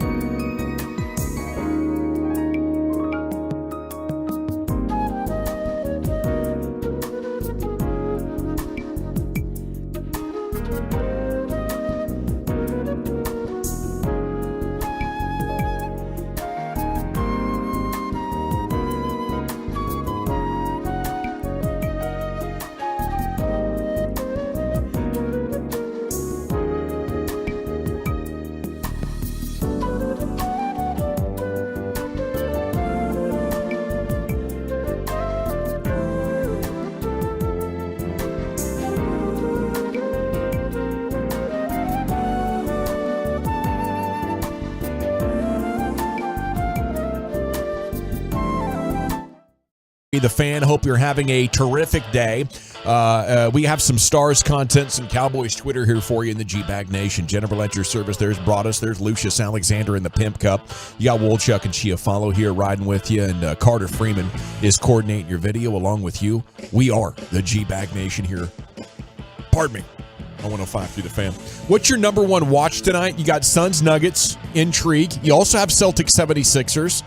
But you have the Dallas Stars and you do have the Texas Rangers. So a couple of local sports interests. If you could only pick one, where you stand? Man, if I could do the single man cave situation, I think tonight I'd go big screen Stars, second screen Suns, and then Odyssey app to listen to the Ranger game. I think if I could just go full on whatever I wanted sports, that would be the order for me. Big screen Stars, small screen Suns, radio Rangers. Yeah, I've got in my apartment, I got the 2 TVs set up there in the living room. I didn't know that. I do, yeah. Yeah, that was the whole bro. thing.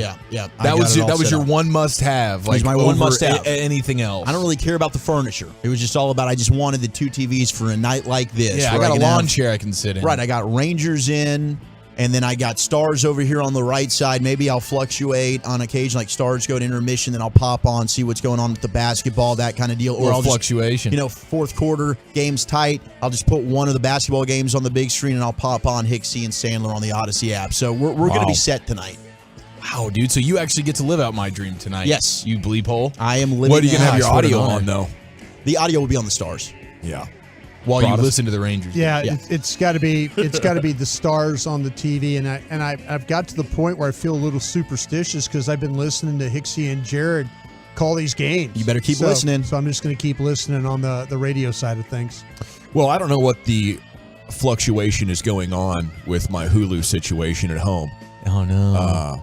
But about 5 minutes in after I choose the channel, The Rock and that Hulu stuff. The video just freezes, and the audio keeps playing. I'm like, okay, back button, hit it again. Wait 5 minutes, video freezes. Oh, God. And this has been like slowly getting worse and worse and worse, and I want to be done with it. I pretty much just watch it on my phone because it won't freeze on my phone. That's torture, bro.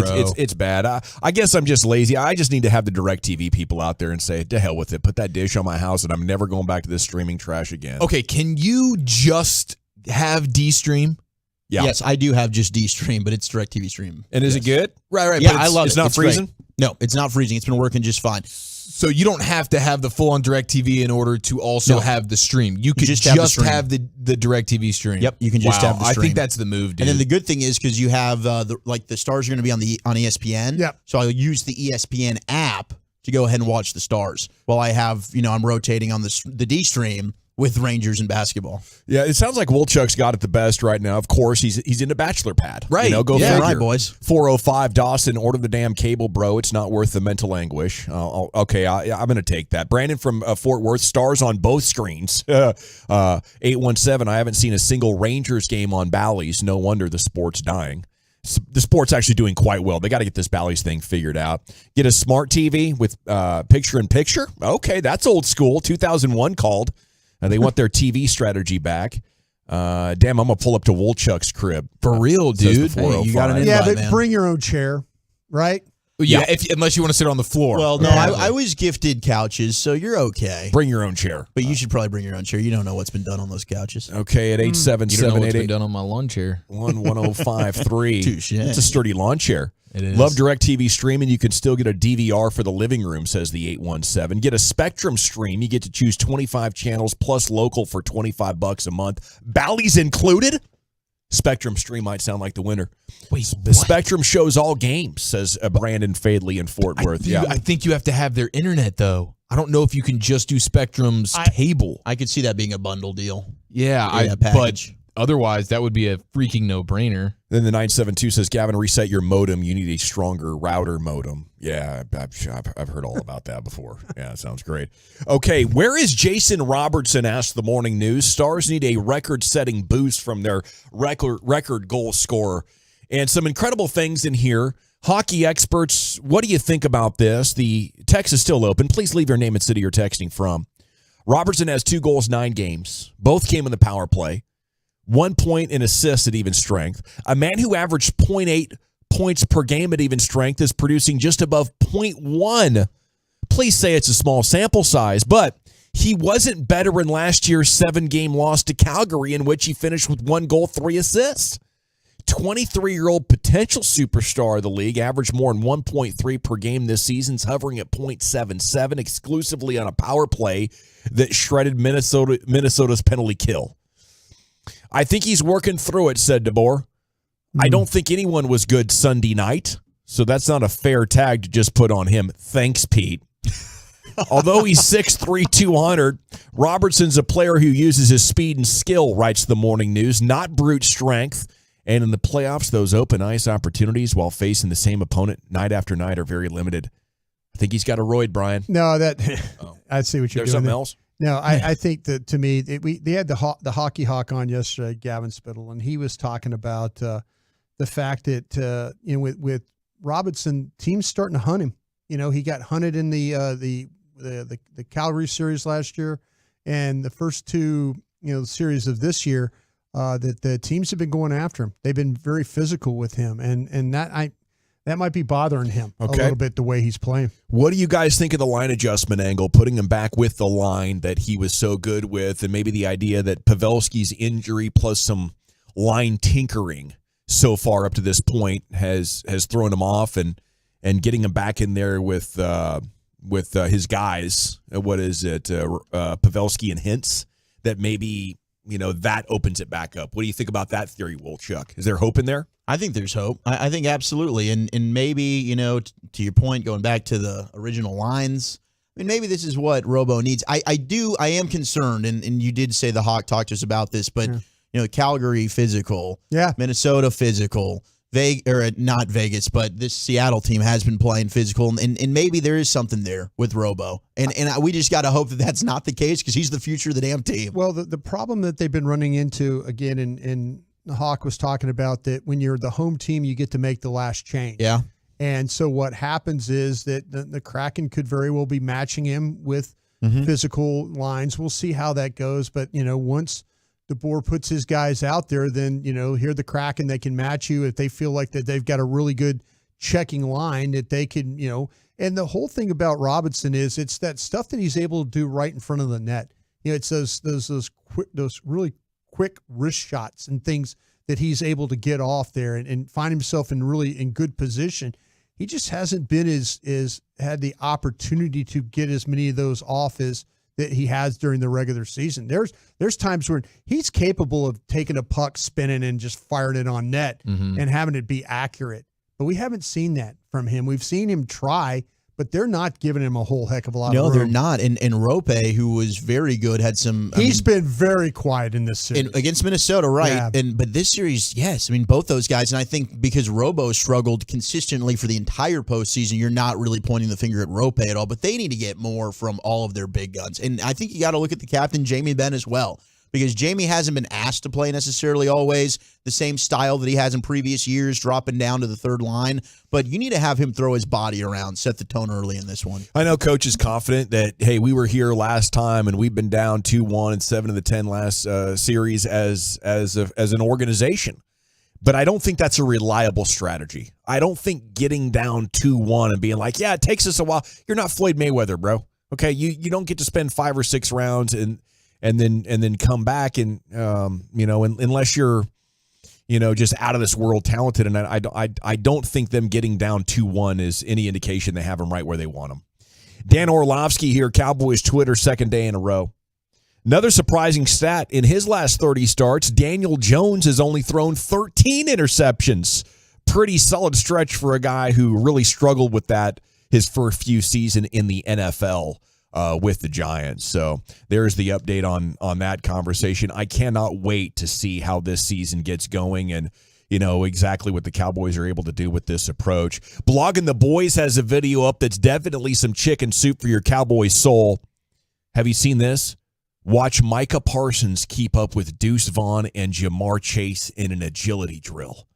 And this thing has a lot of Cowboys fans' jaws dropping today as Not sure exactly where they were working out, but there's Jamar Chase, the superstar. There's Deuce Vaughn.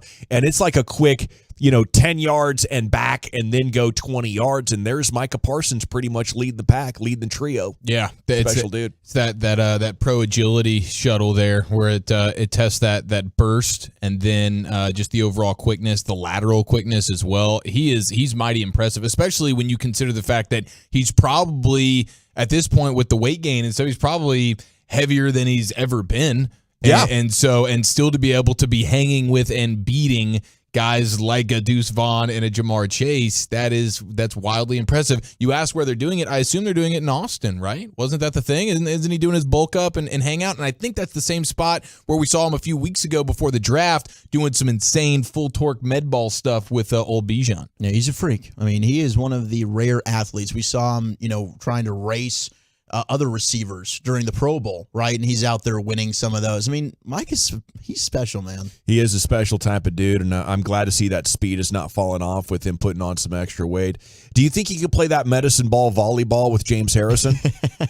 Oh, yes. That is crazy. That's one of the most amazing workout videos ever is the med ball. I believe it's like a 50-pound ball or something that James Harrison is throwing back and forth. And he's calling it medicine ball volleyball, I guess. But yes, Micah Parsons could certainly do that. He's got the explosiveness. That's a video you got to pick up. I saw it on Twitter yesterday, and he is playing like 2-on-2, and there's some kind of rule where you can only hang on to it for a half second or a second. You got to catch it and instantly load and throw it back over the net. Yeah. And these guys are playing catch with a giant medicine ball. It's probably going 20 feet in the air and 40 feet long. Yeah. And these dudes are catching it and throwing it back. It's a 50-pound medicine ball, easily 40-pound medicine ball, somewhere in that territory. One of the most impressive athletic things I think you'll ever see.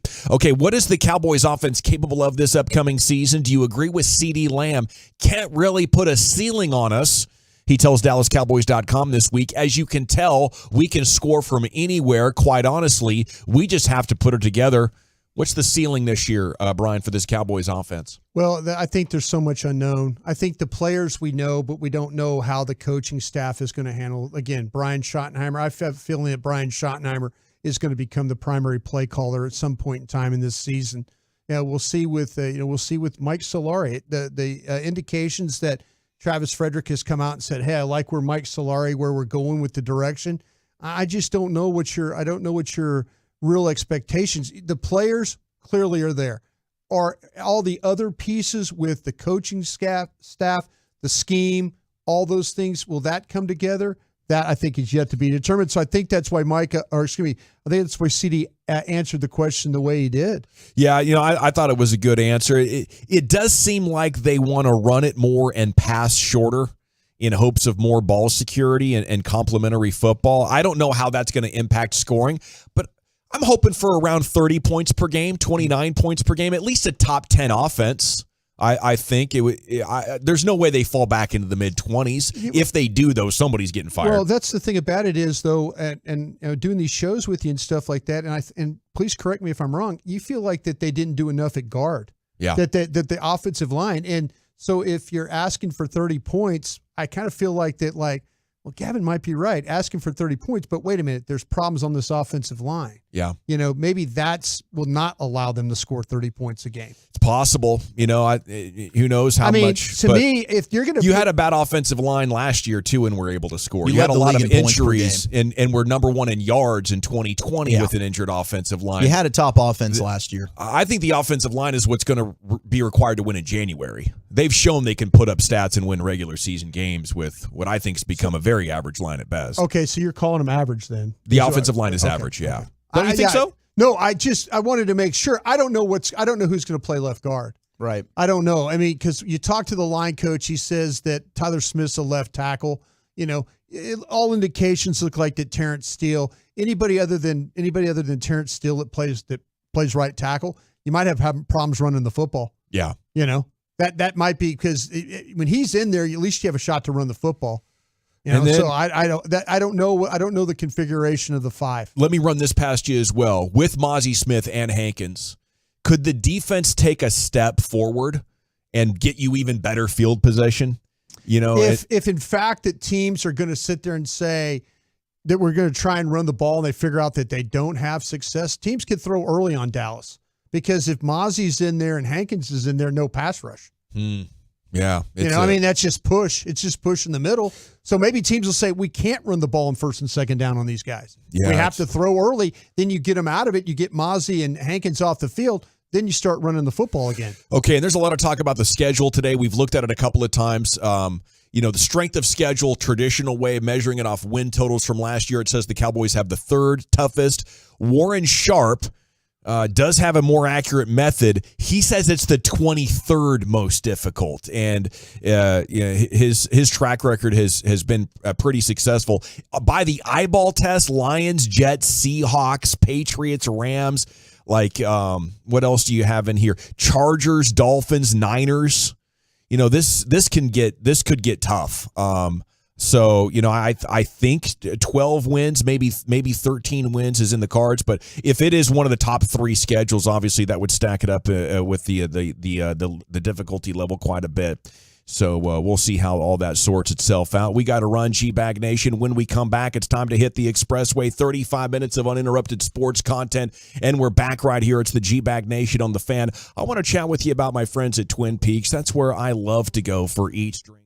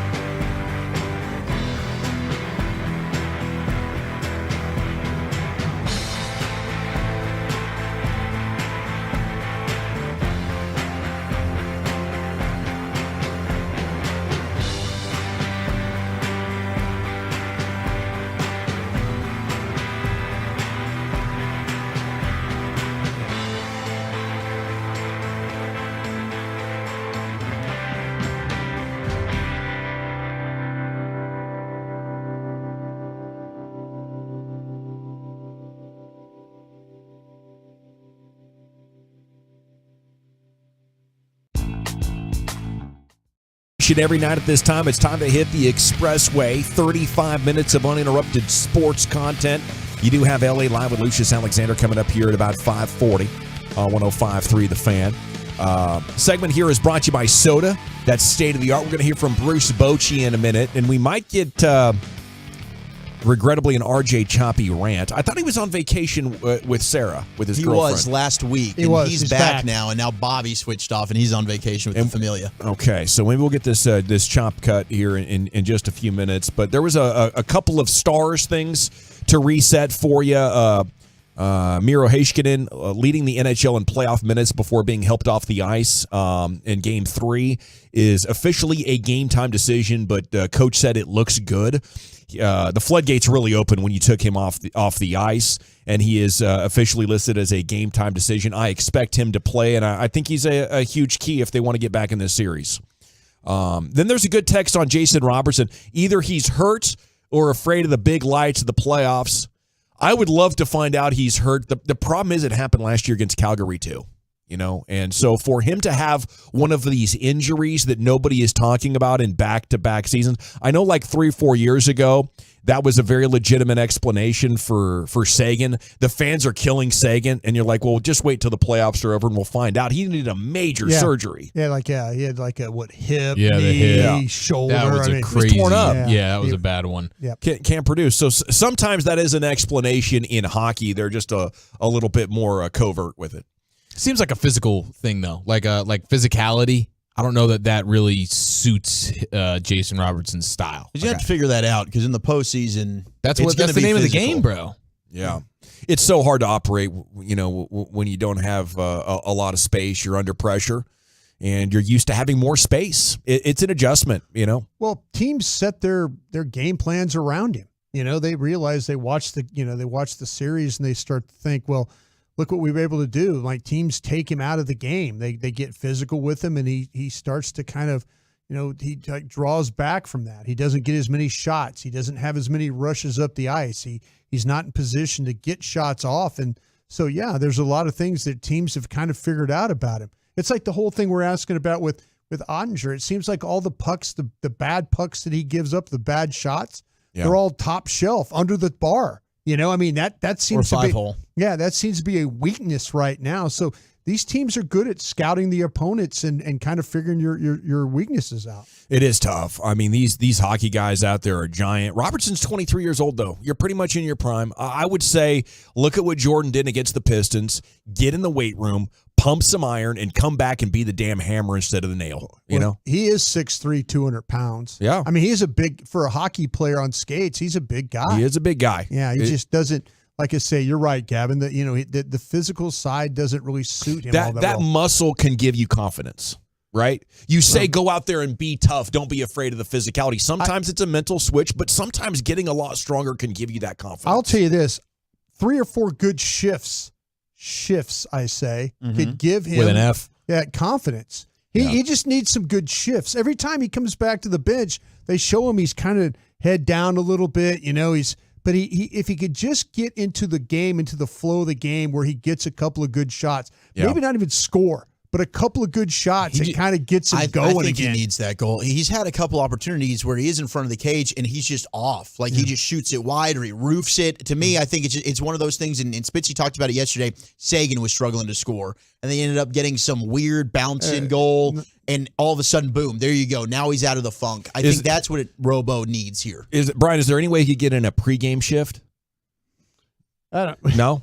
I do think that's it. I do think that's like important. Marshawn Lynch. He just can't shift himself, and that's part of I feel like the issue through really this I entire didn't know which way playoff. you're going with that, but yeah, I guess he could. Yeah, it was. What's all this talk about shift? The pregame shift is a must, is it not? I mean, that was a guarantee for me and most of my teammates. Loosens things up. I think you have to do shift. You have to do that at the hotel. You got to do that, though. You cannot count on going into a locker room and getting that done. When you get that 10-minute warning that you're about to run out of the locker room as a team. There's too many dudes in there trying to get the pregame shift. Yeah. That's fair. It's not the most pleasant place to be. The bathroom in a locker room before the game are either dudes throwing up or dudes trying to get the pregame shift. Yeah, you need an hour and a half just to clear that baby out so you can get some decent ventilation in there. Bruce Bochy on Jacob deGrom earlier today with the KMC Masterpiece. What kind of an update do we have, Skip? You know what? I don't. Playing some catch. He felt really good yesterday. We'll get back and we'll have another MRI done just to see where we're at, and all good. He feels good, and we'll ramp him up pretty good at that point. And I don't have a target date, but until we get through Oakland, it's going to be just throwing catch and just gradually increasing that until we get some tests done. Tests done. No timetable. I guess just light catch. This isn't good. This is what Mets fans warned us of. Who knows? Could he come back in 2 weeks? Sure. Could he come back in 2 months? Yes. I think it'll be June. Yeah, June? I think he'll be back next month, and they'll be all right. Okay. All right. You're saying 3 more weeks out? Yeah, I don't think he's going to pitch in May. I don't. I think that's the smart thing to do as long as you're playing good baseball like this. Yeah. I don't really look at it until. Hey, Evaldi talked about it, right? Martin Perez is pitching well. John Gray's pitching well. Dane Dunning had a great start. The Rangers are okay. They can weather the storm. You're 21-13. All right. Yep. Nobody's dying. Every night here in the expressway. We're okay. I'm dying when he's not out there. We're taking a look at everything that's been developing throughout your broadcast afternoon. And I know it does give Rangers fans some anxiety. If they had kept losing like they started to when he initially went down, I think people would be, ready to mail it in on the Rangers season. But they just keep kicking butt and taking names. Can you imagine how good this team is going to be when and if they get Seager and deGrom back at the same time and get ready for the playoffs, and then see why cleans up a couple of things here at the trade deadline. We go to the morning news where David Moore just published an article. Cowboys 2 deep depth chart projection. Changes coming to the Cowboys offensive line. Brian, we heard about this a couple of months ago. You know what I'm talking about? Go ahead. Terrence Steele at left guard. I can't believe He's got it there. I can't believe that. David's not just going to throw stuff at the wall. I know he's not. I know he hadn't broken a story in 20 years, so somebody's telling him that. He has good questions. Yeah, he has good questions. I kind of feel like that. He's a leadoff hitter, man. I just don't know how you play Terrence Steele at left guard after he at right tackle. You run the football well with him at right tackle. Him and Zach Martin together over there do a great job. And I just feel like that if you put Terrence Steele at left guard, it's very similar to putting Connor Williams at left guard. Yeah. Or what Connor Williams looked like. You're going to get an athlete, but you're going to get overwhelmed at the point of attack every once in a while. Don't you need big, strong thighs and like a squatty body at guard? And this is probably me, just the Cowboy fan in me here. But you look at Terrence Steele's track record, and I think you're absolutely right, Brian. I don't disagree with you. His body type, to me, just doesn't match playing inside at guard. I hate the idea. He's a good right tackle. More thickness. Just the upper body strength is what you need. And that's where he's got long arms, but he doesn't have the upper body strength where, you're going to be able to just knock somebody back, to punch, the initial punch that you need there to stick inside. Yeah. But I do wonder, this is a guy that we have crushed and said he can't do this, he can't do that, he's not going to be good enough, and all he's done is exceed expectation.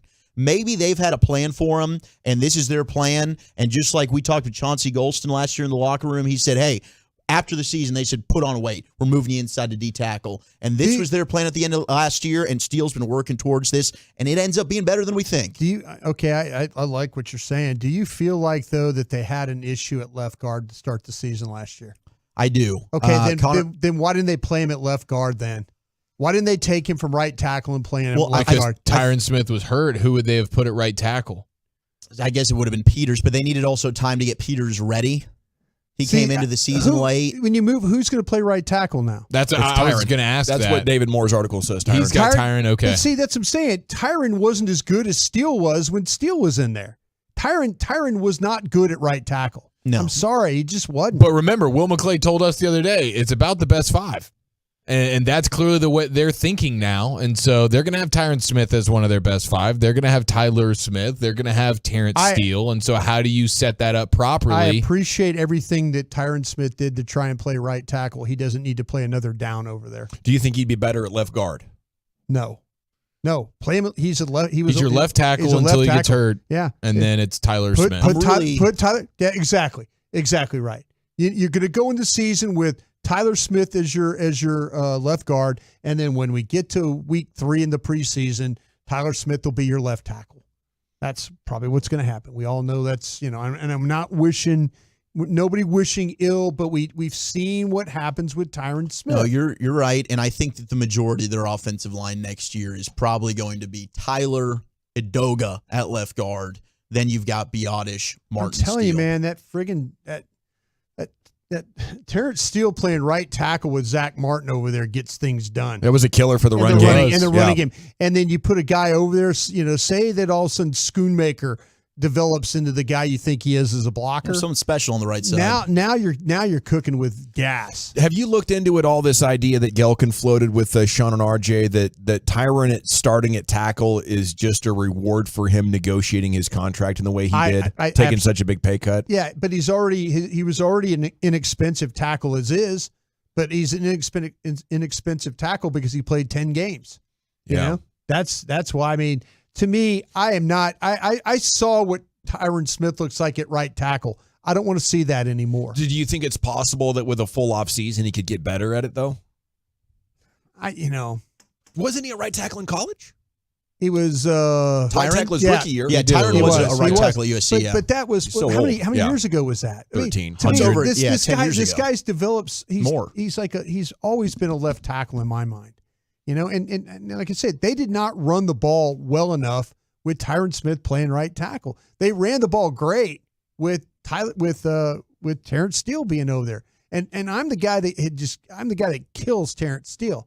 No more. It was probably the best strength of your offensive line was that the Martin and Steele working together with the combo blocks in the run game. Biotish getting better at center helped him too. And I think Biotish continues to get better. I think Tyler Smith continues to get better. That's why I think the line, you really just have a gaping hole at left guard. How do they fill that? I respect your guys' opinions on this so much, but I am just curious why they could think it's a good idea.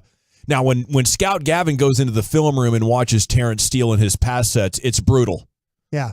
Could they say, hey, this guy can run block a little bit? At left guard, he won't get us killed off the edge so much. No? Yes? No, maybe. I could see them thinking that. It's worth a shot in camp. It's weird to see David Moore, the beat writer of record, putting this in print now as we're getting ready for rookie minicamp. Been here a long time. No question. All righty, G-Bag Nation. Things are going to be a little different for the 2023 NFL Sched, by the way, as we continue to ramp up to Thursday's official release. They're making a media week and a half out of it, apparently. The NFL will have a game on Black Friday. Games will no longer belong exclusively to networks. We've seen that coming for a couple of years now. Teams can play on Thursday Night Football more than once, and not every team will play in a primetime game. Oh, I love this. Ooh, okay. If you're not good, you got to get. How do you think these changes will affect the schedule in a positive or negative way? I think that's all positive. I don't have a problem with anything they're doing here. I think they're just making the networks more flexible to give you the good matchups that we want. My only hope for the Cowboys is that the games on the Thursday games for them, the number one Thursday game will be Thanksgiving. Okay, and they'll probably put the other Thursday game after that. So would it be the Thursday to Thursday again, you think, for the Cowboys? That would make a lot of sense. Because these Thursday games, we're learning about them. They hurt your team. They stink. The Thursday games just are no good. I wish the NFL would really just get rid of it. Besides the the Thanksgiving, and then maybe if there's another holiday special, you do that. But I don't think it's good for the players. I don't think the product's good. I get it; it makes a lot of money, but Thursday Night Football, I think, is an issue. What do you guys think of Mavericks rookie, about to be second-year player, Jaden Hardy? A redraft of the 2022 class has been published here in The Athletic. Sam Vecini has him going 17th overall. That is 20 spots higher than he went 37 last year in the second round. I didn't think that was high enough. I think Jaden Hardy played like a top 10 pick. How about you guys?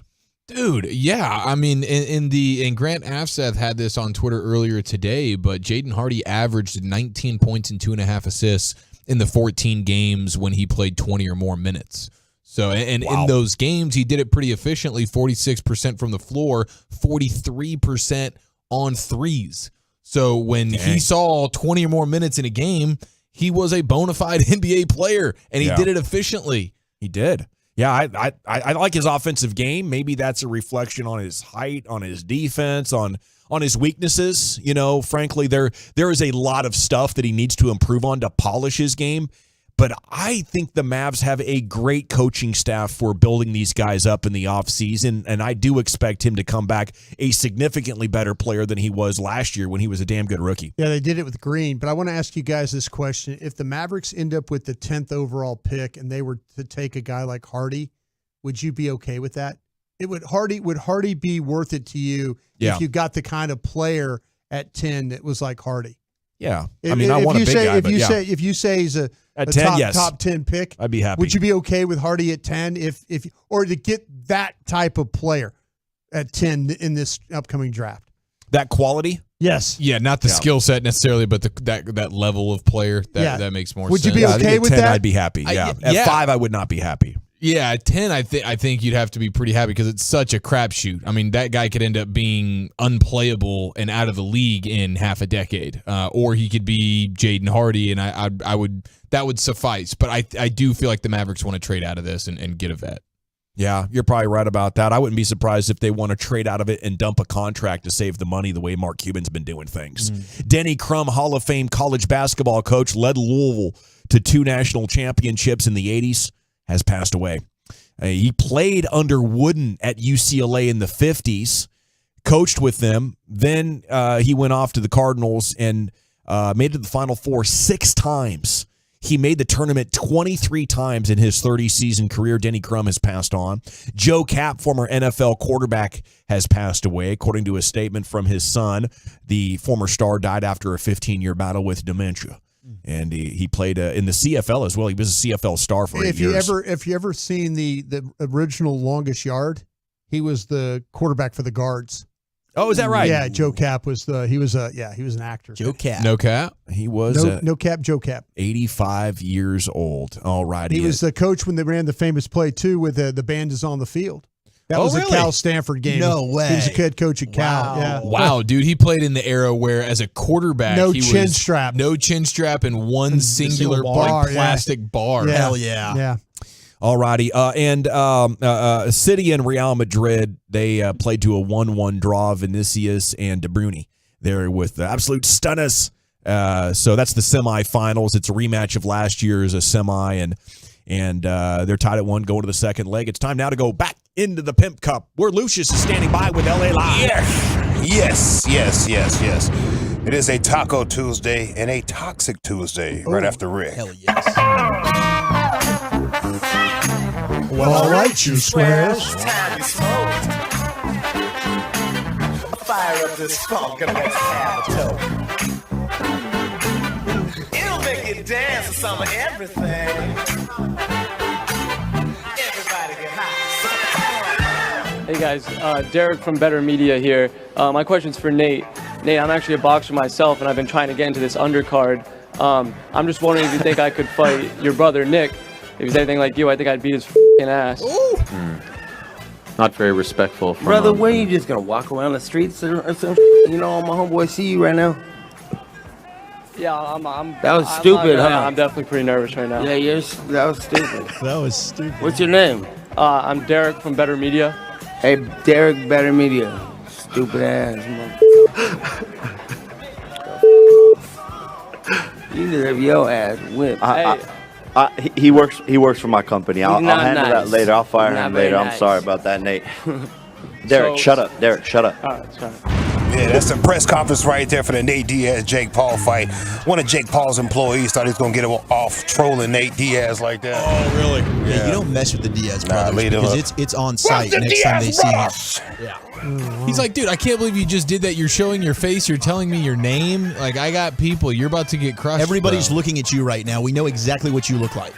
LA Live for May 9th, 2023. I'm going to stop talking bad about the Diaz brothers. Yeah, you probably should. After this segment. After the segment. A lot of sports on tonight. Yeah. You got the Rangers, Stars, the NBA, if you're into that situation. There's a lot of stuff going on, baby. And it's a Taco Tuesday. I will have the fajitas on deck for sure.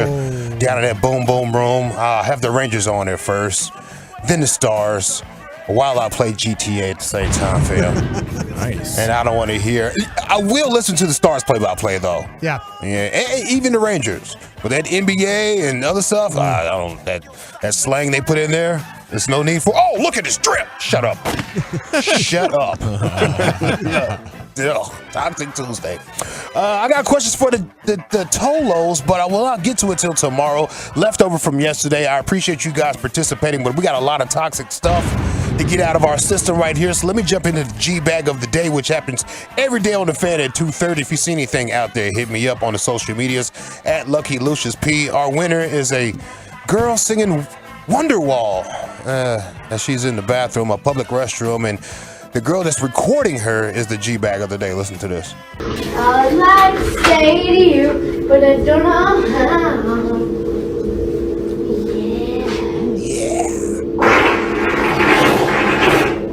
Good acoustics.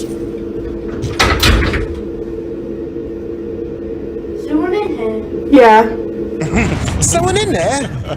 Yeah, someone's in here. I love the yeah, though.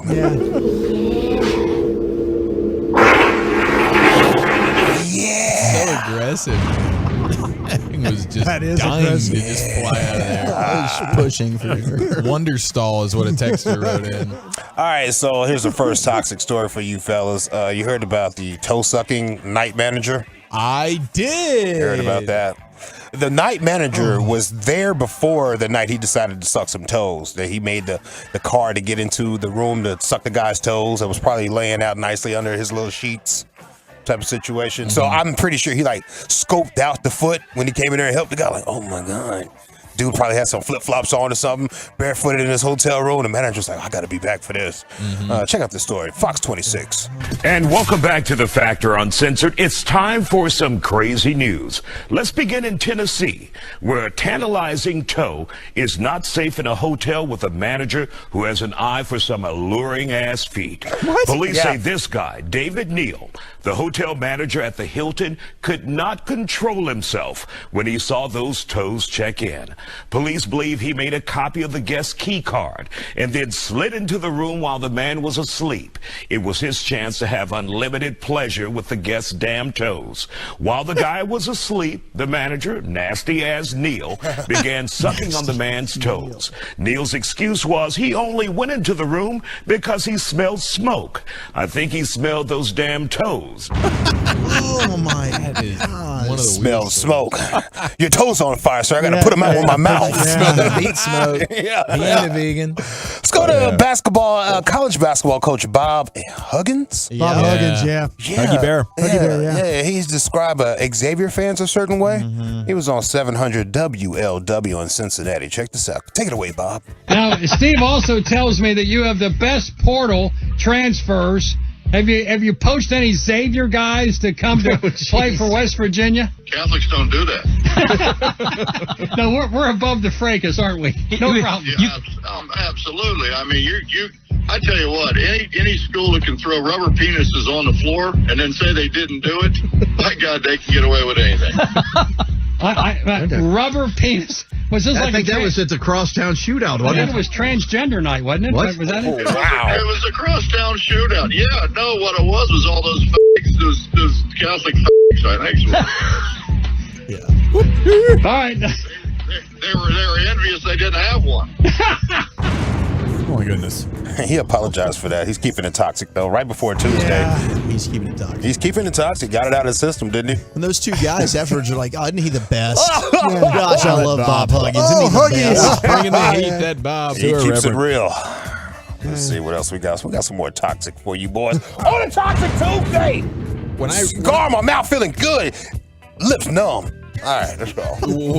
When I read the quotes, they bleeped out what the F word was. I was thinking a completely different F word when I read the Catholic Fs. Yeah. I didn't know he went that route. Yeah, he went all the way. I don't know why he did that on the radio. Like, what would you think? He got way too comfortable, I guess. Way too comfortable. Way comfortable, Never get yeah. that comfortable. Yep. So he was talking to his guys in the media. He's probably drinking and forgot that So he they was doing a called him up, podcast. like, randomly, yeah. He forgot he was doing a podcast. Let's go to Sports Center. Little highlights from the Vegas and Edmonton battle right there on the ice. Playoff hockey right here. John Anderson takes a joke at Zach White Cloud's name. Zach White Cloud. Goal of the game, Knights 2-1. 13 minutes to go. We're in the second. Zach White Cloud. What kind of name is White Cloud? Great name for your toilet paper. His first goal in the playoffs as well. It's 3-1. He's apologizing right now because Zach White Cloud, that's an indigenous name. Yeah, it is. Ooh. Yeah, he lifts up his people with that name. Oh, my goodness. Toxic Tuesday. We're getting toxic. Get it out your system. Oh, wow. That Sports Center anchor's mentions John's probably been there just a long time. Yeah. I mean, just general name fun poking is out. You know, you just never know. Yeah, and then you go with something indigenous, double whammy. It's going to cost you. Probably not fireable like our guy yesterday in Huggins, but definitely suspendable. Yeah, probably write him a letter. Sorry about that. I mean to disrespect your name to the whole family. Let's go. Alex Jones on a Toxic Tuesday. Just mentioning his name is toxic, right? Mm-hmm. He's getting trolled by a guy pretending to be Tucker Carlson. Some AI situations right here. Wow. He had a whole conversation with him and everything. And the next day he realized he's being trolled. So now he wants that guy to be arrested. Hey, let me tell the little prankster, Prank Stallone, something. Tucker Carlson's lawyers are involved in what you did. We believe is a crime. So I think even though you think you're safe up in Canada, you're going to get arrested for what you did yesterday. So keep laughing, you little arrogant person. And give me your best. Leak my phone number everywhere. Attack us more. You mess with the wrong people, son. You mess with the wrong people, punk. The gloves are off, guys. In fact, I'm gonna file a criminal complaint. You don't get to steal our phone numbers and pose as us, and then in our voices say things we never said. We need to punish these people. They need to be dealt with. I call for him to be arrested now. Right now. Man, that's so great. I love seeing Alex Jones get punked. Yeah. Get it out your system on a Tuesday. It's toxic. Whatever you got in your system, get it on out of there. What does Coach Dawn Staley like to do in her free time? What does she like to do in her free time? Something I like to do, but I do it online. She goes in person. Listen to this. No, I don't. I live a real simplistic life. Like the reason why I was late coming here, I was at the courthouse looking at a murder trial, like just in attendance. I'm looking at the witnesses and and it got good. Right when I had to come here, like it got real good, Coach. And I'm like, I hope courthouse. I know the judge. Like I enjoy that. Yeah. That does not sound simplistic. She likes to watch the court proceedings, as do I. But I like to watch mine online with Zoom Court. Shout out to Zoom Court. Yeah. People feel real bold to talk to the judge any old type of way in Zoom Court. There's a bankruptcy situation. Now, this girl's Zoom was falling in and out. The connection was not great. Uh-oh. Oh, no. But she feels like everybody's playing her instead of listening to her because she doesn't realize the connection is not there. So she just goes off on the judge. And Ms. Stevenson, what date was that skeletal bankruptcy petition filed? What are you talking about? I'm reading from the document that you sent to the court. Your attorney stated that they completed a bankruptcy analysis. The document that I sent is... Excuse me. Please stop interrupting the court because we can't record more than one person at a time. You're asking me a question. You're asking me a question. Let me ask. Let's go. Ms. Stevenson is no longer on here. She dropped off. The court did not remove her. I'm just making that a record right now. You guys would not let me say anything in this courtroom. You can continue to waste your breath. I muted you because your connection is poor. What? I cannot hear what you're saying because it's breaking up. I'm gonna type you in chat. Since you can't hear me, I'm gonna type you in chat. I'm sorry, what is that? I'm going to type you in chat. Nope, we don't have chat enabled, ma'am. Oh, brutal. Yeah, I think watching that stuff at home is great, though, because sometimes you got to wait a while for the fireworks to happen. You do. Yeah. You do, son. You really do. One time I was at the courthouse, though, just outside of the courthouse in Portland, and this guy comes bursting through the front door with like 3 fat security guards chasing him. That was epic. Yeah. Wow, yeah. Dude. That was a great day for you, bro. Just running out of the court. Yeah. What's the judge that's on? I think he's on like TikTok that's like really super friendly. Like the traffic guy? Yeah, He always let you go? It's always like, it was like, and the gal always has a story. Yeah. And he's like, and the bailiff's kind of like, Yeah, Judge. I know that guy. Yeah, he's an older gentleman. Yeah, he's always like, he's good. Well, He's good. What do you got going at home? Well, I'm trying to raise kids and all that, and he lets them go. He's more of a mentor. Yeah, he's friends to like you get in his court, you're gonna get off there. Yeah. That's good. Maybe, court I'd like to be in. How about a court situation with a sovereign citizen? You know, you can't arrest sovereign citizens. They're in the different jurisdictions and whatnot. Listen to this. Mr. Wagner, are you appearing before the state? Yes. This is the time set for sentencing. Good. Excuse me, how you doing? No, I'm talking now. Listen to me. Is your true name and your complete name Shayna Marie Blackshire? The court lacks jurisdiction over the subject matter. What is your date of birth? The court lacks jurisdiction over the subject matter. The court will accept the court... the court lacks jurisdiction over personal addiction. The court finds the defendant is guilty in CR 22-202. Turn it on. That's illegal. Y'all can't do that. No, that's on now. Turn it on. Yes, it is, Justice. All right. So the offenses are non-dangerous. Personal jurisdiction over my I'm finding them Why you allowing that? I'm finding you're your own lawyer. He's not your lawyer. He's nothing can do it. It's so good, bro. I watch hours and hours. That guy was looking for the smoke immediately. Of Zoom court. Last one I'll give you too before we get out of here because I see it's up against me. Sovereign citizen. He said he's been a Navy SEAL since he was 6 years old. And he helped Donald Trump get elected. And he just needs some help getting out of jail right now. You're here to be arraigned on all of those charges. You have the right to an attorney. Do you want a lawyer to represent you? Sir, that's all perjury. Somebody in my family, they leaked my Marine SEAL app. I'm a satellite interface, and I'm under military bylaws, under maritime law, and all the federal officers and everybody knows this to be true. I'm the one that's helping Donald Trump get elected, and he's going to do 45 days in jail, or 45 minutes like they had me here a couple weeks ago, messing with me. I'm Delta forced out since I've been 10. The 160 Night Stalkers know it, and the whole town, my whole class since 1978 knows. I've been signed up for the Secret Service under Sons of American Revolution, 1976, based on 200 years, and they took advantage of it for the past 30 years. My whole class knows it. Yeah, you go back to that 5th grade class, they'll vouch for me. They knew I was a Ranger. 7 to 6. I showed up my camo pants to PE and my boots, and they were like, man, that kid's the real deal. Crawling around at PE. Yeah. Everybody knew that kid in 6th grade, right? Everybody He knew. was just so go hard for the Army. He was telling people he was a Ranger. He come in with a Rambo bandana and the long knife. That was a vibe. Yeah. Puts it back in the That guy sheath. was cool. It was cool. It was always great to go play at his house, man. He'd take you fishing and hunt for snakes and steal $20 from his mom's purse. Yeah, he was a Navy SEAL since 6. He had the best stories, dude. He always had the best stories. All right, before I get out of here, here's a little ode to the Knicks fans. You're doing good out there. I like to see the Knicks win. I'm not making fun of you. I really want to see you win. I like when the Knicks are good, but it's looking bad for you right now, Playboy. What the baby?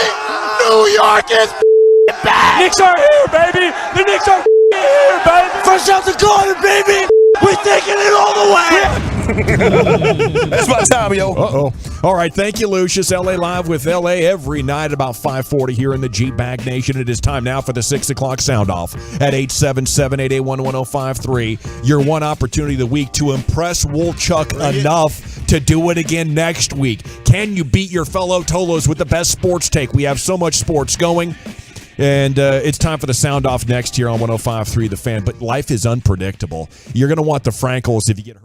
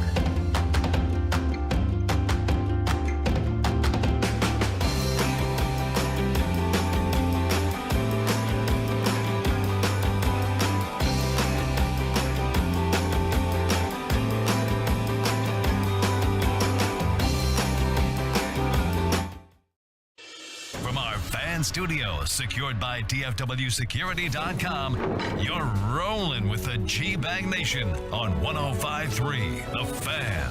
Welcome to the Nation. Here we go. Hour 5, G-Bag Nation, 105.3 The Fan. I hope you're having a terrific day. It's time now for the 6 o'clock sound off at 877-881-1053. Your one chance of the week to compete against your fellow Tolo for the best call of the night at 877-881-1053. Why do we have a line open? Okay, there are a couple of open right here. Your chance to jump in. We will get through all the calls, and we will review them, and then we will vote on which one we like the best. That, my friends, is your 6 o'clock sound-off champion. You also have to impress Wolchuk, okay, or we won't be able to do this segment next week. Zachary with an H, what's it take to get that done? Look, you just got to show passion, and I don't want you to come in here and be leaking confidence, all right? Get straight to your point. You certainly don't need to ask us how we're doing. You know we're doing fine, all right? Bring the passion, bring the fire, bring the heat. Yeah. Now, how you feeling about these Stars tonight against Seattle? I think you're Dunsky, you know? No, I'm sick and tired of your negative attitude. I'm tired of my own negative attitude. Golly. Yeah, I don't blame you, Wolchuk. I need some of these totals to call in and verbally punch Dawson right in the mouth. Verbal assault. Let me have it. You know, I don't know what's gotten into me. I was so crotch first confident. I thought they were going to go for a gentleman's sweep after losing the first one. But Seattle showed me something, and Ottinger also showed me something that's quite nauseating. Okay, you also got the Texas Rangers back in action, World Series or what. And Cowboys are always a topic for you. But there are no rules on topic selection. You do gotta bring it, though. Ain't that right, Lucius? We got 3 rules here. The sound off, number 1. I can't hear you. Sound off like you got a pair. Yeah, you got to sound off like you got a pair. You only have 30 seconds. Third rule, we can't tell you, but if you violate it, you will be hearing the dial tone. Is there anything you guys got to get off your chest before we hit the calls?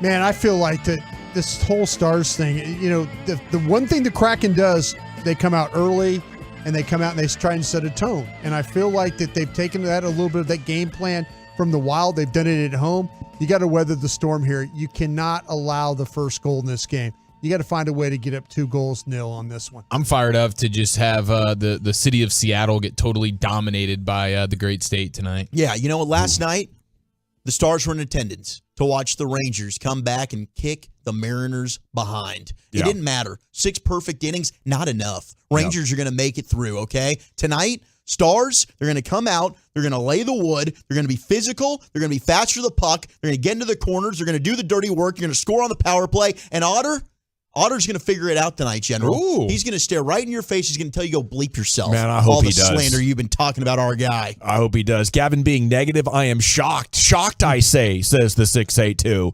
214, Dawson needs to, needs to be intimate, I believe, is what he's suggesting there. I don't know about that. That's my normal disposition. I tell you what, I know a lot of people are pretty jammed up with Micah Parsons in that Philadelphia jersey. He's repping that pretty hard, and maybe this is your opportunity to sound off about that. Or the people that are jamming our guy up. You know, he's Micah. He hates the Eagles players, most of them. I mean, he might love Lane Johnson. Over here. Okay, we start here at the top in line 1 of the 6 o'clock sound off is Mike. You're in the nation, Mike. Sound off like you got a pair. What's up, guys? So listen here.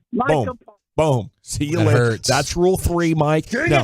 There's no rule against calling back, but that was rule 3 right there. Line 2 is Cliff. You're in the nation. Sound off like you got a pair, Cliff. I am verbally punching Dawson right in the face for his negative Stars attitude. Stars are taking it home. A hat trick tonight. Cowboys are 1 offensive lineman away from the Super Bowl, and we're going to take it home, baby. Woo! Let's go, Cliff. Punching me. You broke up, but I got the important part. You're punching me in the face. Sounds like you're predicting Robertson for a hat trick. And the Cowboys are 1 offensive lineman away, and Brian. Dawson's punching you for a bad phone. Is what's happening right now. I don't know what's going on there. Maybe it's the weather or something. We got a lot of interference going on out there. Yeah, that's a very greeny take of you, blaming the weather, cranking up the old excuse machine. Line 3 is Tim. You're in the nation, Tim. Sound off like you got a pair. Gentlemen, I have a little sore spot with one of you young men, Zach. So if you would like for me to pass this week, I will. And if you want me to sound off, then tell me when the clock starts. Come on. Now, bring it. Sound off like you got a pair, Tim. What do you call Tim in Carthage last Monday a troll? Who the hell stayed up with your sorry ass night after night last summer after the Rangers continuously lost their asses? Who the hell sent you a birthday present while you were out in Oxnard? And who the hell told you to get your ass out of the parking lot with Sean and RJ and get your ass back over to Baby Dogs? Who the hell bought Lucius a Veterans Day lunch, and who the hell drove his ass all the way to Boomercheck to give all of you a Christmas present? Who the hell sent on you whiskey in appreciation for a season last year? And who the hell sent you an autographed Jim Abbott pennant and a Catch-22 Emmett poster? Who the hell sent Brian's mom a vintage Elvis Presley record? And who the hell gave Gavin a Troy Aikman card and Eric a 1980 Georgia Bulldog card, commemorative photo? I'll tell you who it was. It's the same guy you called a troll last Monday. Yippee-ki-yay! This is Tim and Carthage. Well, now you're just trolling, Tim. Yeah, he Gosh, that's our guy. I love you, Tim. You know that. listed out all his bona fides there. It's all true, too. That was a great call, Tim. He might not have only won tonight's 6 o'clock sound off, but he went a minute plus and might win a 6 o'clock soundie of the year call with He's that. got that Robert De Niro kind of stamina. Yeah, that's right. Sorry, guys, driving through a bad reception spot. I'm working right now. And yes, Robertson for that hat trick, says Cliff. He's clarifying on the text. Gotcha. This guy is actually upset and intoxicated, says the 214. And Dawson is right. Dallas sports are like urinating with a swollen prostate. A whole lot of trying, but only a dribble at the end. Brought us text that in. I think we're coming around here. We have another Tim here on line 4. We're going back-to-back Tims. You're in the nation, Tim. Sound off like you got a pair. Who the hell cut off Tim and Cartridge? Who the hell? I can't do it, guys. Terrific, man. Sound off like you got a pair. Texas Ranger fans, let's make some noise. We're going to do something this year. Get DeGrom back. Get Seager back. We're going to do something we ain't done in the history. We're going to go to the World Series, and we're actually going to win this thing this year. Let's go, Rangers! Let's go, Tim.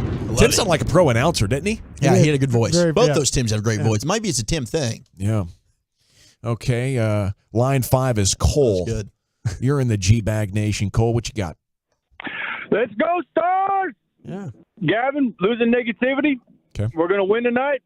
We're going to keep going. Robo's going to do something, score a goal, and Miro's going to get one himself. Stars win 4-2. Let's go. Let's go, Cole. Sounds good, Cole. Thanks for not punching me in the face. Good call. My dad's name is Cole. I like that putting the score out there. That's crotch first, 4-2. Laying it all out there. I like that. You got a prediction? Give me 5-3. Kraken. Stars. Oh, okay. Yeah. The Seattle's getting dominated by the great state of Texas. A body slam. Yeah. Rangers get the dub. Stars get the dub. And we get to flex on them. We might have to call into some Seattle radio tomorrow. Just laugh at them. Yeah. So everybody's cool with the Ottinger thing. We're like, oh, this is normal. Where you just you have flurries of goals going past you. You look like a minor league player out there. This is Kraken 4-3 in overtime. Oh, what the hell are you doing over there? Yeah, there's a man using his brain and not his heart. Now, when they come back to Well, Dallas. you're looking at me, huh? I'm just looking for your response, Mr. Hartman. I'm giving you the facts. 5-1 is Jake Ottinger in the postseason after a loss. There you He's go. going to be 6-1 after today. The bounce back kid. Are there any stats from a sample size of when he's going through a confidence and identity crisis? How do you where know? any of those happen? Well, I don't think he's going through any of those. Okay. I hope so. I hope you're right. Line 7 is Chris. You're in the G-Bag Nation, Chris. Sound off like you got a pair. What's up, guys? I want to call and sound off That's on. That's rule 3. You can call back. You can call back. And line 1, you will finish up the 6 o'clock sound off with us, and then we're going to vote. It is David. You're in the G-Bag Nation. David, sound off like you got a pair. Hey, this is David from Arlington, man. Nice. First off, I want to say the Cowboys, they disappointed me on the draft. Second off, I want to tell Mark Cuban, can we get some players over there for the help the Mavericks, man? Keep Kyrie. I like Luka. Get rid of everything else. Let's go Rangers. Thank you, David. Now he's fired up about your sports teams. Get some help for the Mavs. Cole, let's go Stars. Gavin, lose the negativity. Tim, 2, Rangers fans, let's make some noise. That was like a promo he read. It's not like a TV commercial. Yeah. Tim, 1, he went a minute and 20 seconds, actually, was the official count with his who the hell rant. Cliff punched me in the face, and Mike got hung up on. I think it's clear today, guys, and it's my vote. Oh, we got one more? We got one more. Oh, this could be the winner. Who's this? Dawson, you're in the G-Bag Nation. Sound off like you got a pair. All right, fellas, here's the deal. The Rangers going to go. They're going to beat the mess out of the Mariners. All right? Mm-hmm. Stars going to go in there. They're going to do the same exact thing. That's how Texas does it. It's how Texas is always going to do it. So, ride or die, any Texas team, I'm going to take them for the win. That's right. Thank you, Dawson. It's a good call. I think that's the first call from an actual Dawson. I thought he was about to troll me. I thought maybe it was like RJ or somebody who does a good impression. That's what I was hoping for. Yeah, and you're right. That could have won it. Yeah, that could have won it. And for the record, I think if DFW or Houston or Austin or hell Lubbock, if they wanted to just take our best against their best from Seattle, we'd whoop them. But they get to import players. They got a bunch of Canadians up there and players from other states that actually have athleticism. So I don't know how it's going to go. Texas versus Washington, it's obvious. Survival of the fittest. We'll whoop it at anything. But sitting here at 2-1, Dawson Rangers going to go. I think it's clear though. Tim in Carthage is our 6 o'clock sound off champion tonight. Giafalo, how about you? Yeah, feels like a no brainer. Lucius. Yeah, I'm going with the Tims. Okay. The Tims. Oh, the both twins. Tims. Yeah, the Tim Towers. Twins. Okay, it's a 3.5 to a half. Wolchuk. Yeah, I'll vote for the troll. Broadus. I'm going to vote for Cliff just so I don't have to vote for Tim. How about that? Wow, look at that. Who the hell thinks they're going to vote for anybody else? Tim. Let's say bullseye's on you, Broadus. Next time I want to hear the smoke.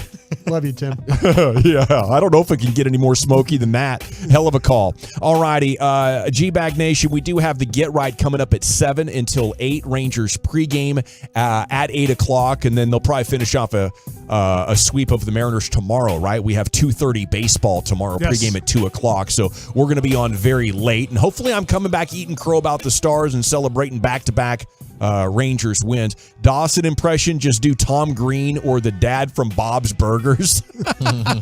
Okay, we got to run, though. When we come back, it's time for a sports hodgepodge. Chief, where are you taking us? Yeah, this NBA star does not like his own nickname, and America's making the wrong bet on the right team. That's next. But first, the weather.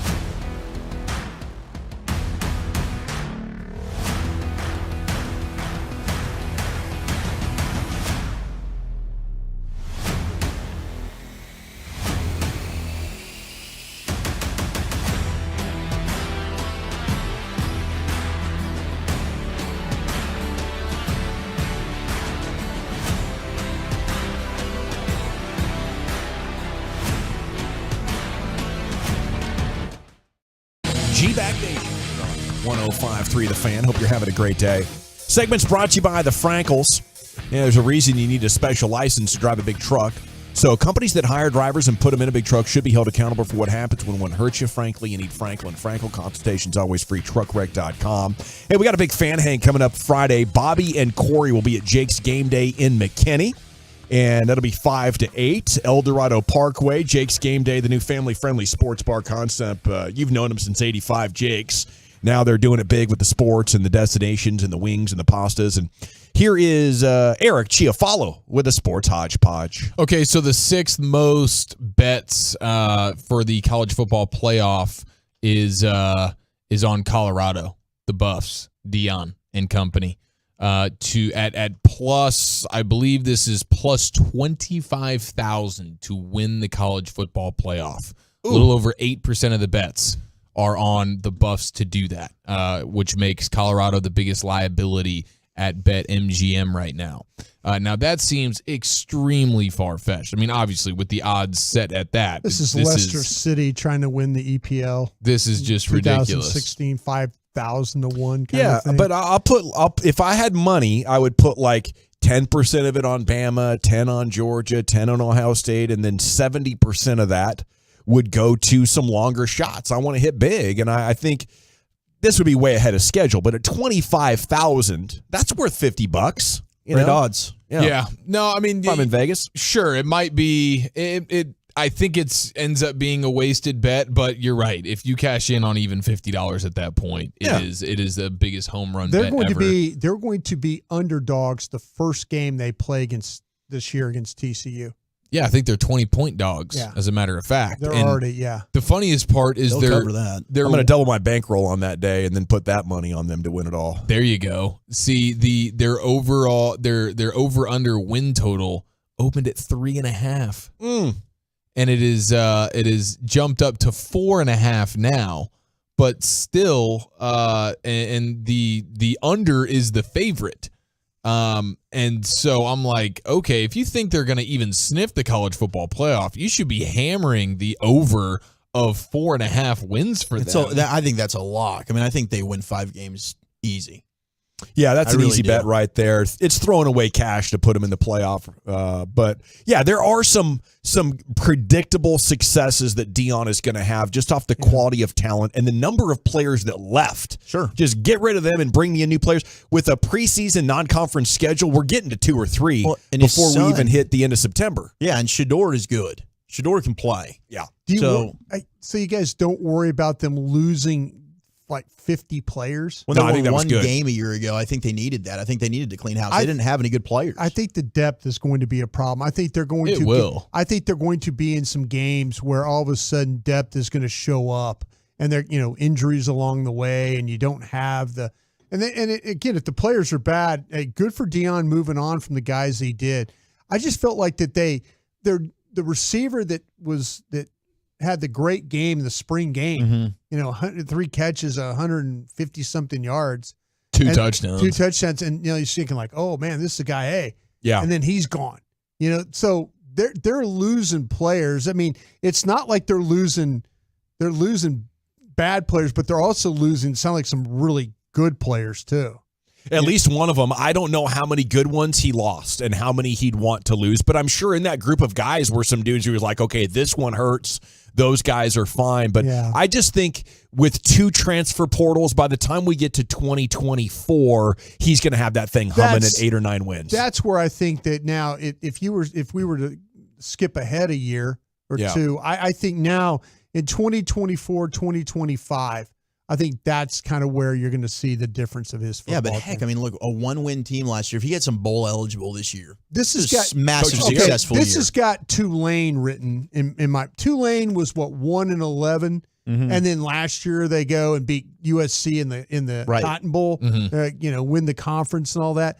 I see Dion having a bad first year, and then turning it around and figuring things out with the better depth and more recruiting and transfer portal. But over 4.5 wins seems like a no-brainer to me at this point. So I would probably hit that, but it seems like a lot of people just want to go for the super long shot of them not only getting to, but winning the college football playoff. That would be one of the more shocking things really in sports history. Now, we got the news over the weekend. Bronny James committed to USC to play basketball. He'll get to stay in Los Angeles, be very, very close to his father. And it seems like the hope ultimately is for some way, somehow, the two of them playing together once he gets to the NBA. I don't know how quickly that's going to be, but he is now considered a top 20 recruit, and he is projected to be, again, at this point, a top 10 pick in the 2024 draft. So they're expecting him to be they're expecting him to be a one and done player. And so we'll see. I'm very excited to watch him. I think he's going to be, at least for me, like the Zion Duke thing, where even if you're not the biggest college basketball fan, and we all become a fan in March and maybe late February, but like middle of the regular season college basketball is not really getting me going. But Zion did. When it was okay, Zion's got ESPN tonight, or ESPN's got Zion tonight, I'm watching that. I think I'm going to be the exact same thing with Bronny. Oh, dude. Yeah. And he's cashing in big on NIL at like $7 million a year. I mean, 20 years ago, we would stop down to watch some Illinois basketball just for Jeffrey Jordan. I think it was Michael Jordan's kid. And this is going to be much bigger, because Bronny is a significantly better prospect, and, how basketball hype has traveled since then, and he's going to be in some high-profile games there at USC. I'm excited about his defensive ability, and if he can start knocking down a high percentage of his looks, I now think you could be looking at an NBA prospect that would have value to it. We need to see a Derrick Rose type of absolute breakout that 1 year of college, though. And that's, always the goal. Like when Derrick Rose got to Memphis, he was not considered a lottery pick. The guy comes out of nowhere. Like the leap you can make 18 to 19 going up against that higher competition. And while I'm watching all those games, that's what I'm pulling for. I want it so bad for Bronny to have this incredible story of following his dad into the NBA and having a huge impact like that. And I wonder how much, that's on LeBron's radar. Because if you're looking at Bronny as a team and that could help you get LeBron, he's still holding up so well, that would be a 2-for-1 type of deal. Right. I'm drafting Bronny at number 8 if that gets me LeBron. I'm drafting Bronny maybe number 1 if that gets me LeBron and I'm in the right situation. There's no Wembanyama on the board. It's probably a big reason why Bron's done that, because he knows, hey, I mean, if I can find a way to up my son's stock, unless he's able to just do it himself and he ends up being a bona fide stud as a freshman at USC, anything to help this kiddo, man. If you're Bronny, do you think it would be more fun to go one and done in college and go to work with dad every day, or hang out at USC and be the big dog on campus? Cash in $7 million. I mean, LeBron's your dad, so I guess that doesn't really matter. Honestly, he might not be the big dog on campus with Caleb Williams at quarterback there for USC. No, but for Caleb Williams is going to be out of there. I mean, I'm saying after this next year, if you're Bronny, like, would I want to just stay here as a sophomore? I'm making money. I'm doing my thing. I'm having some fun. Or do I want to go play with my dad? After he goes away. Okay, I see what you're saying. I assume he would want to go play with his dad. I mean, LeBron clearly wants to play with his son. Time. I think he's just in his brain. He's like, I'm leaving. There's a lot of value at USC. But I would stay. I would stay at USC. Yeah, you would? If I were him, I'd party there. Absolutely. I'd stay there. Your dad's like, come on, dude. Come party work anywhere. With me. You could go play with your dad. Yeah, but Southern Cal, it's like, I'm going to live the college life, have a good time. Because the amount of pressure, all of a sudden, there's going to be pressure regardless. But the amount of pressure, once he gets to the NBA, it's on. Will he make more money in the NBA his first year, or NIL money at USC? That's also a good question. We need to see. Can you look and see what like a top 5 pick makes if he ends up being, or even a top 10 pick, what they would make? Because what I've read about Bronny is that you're talking about, and you see him in commercials already. Like, this is a dude who's going to be making upwards of $7 million a year to start. And if he stayed till a senior, I mean, with the inflation and whatever, I would imagine by his senior year, he'll be making easily in the double-digit $1 million figures. Yeah, it's 9.2 for the number 1 overall pick. For the 10th pick, it's 4. For the end of the first round, it's 1.8 million. So I think the case goes for USC.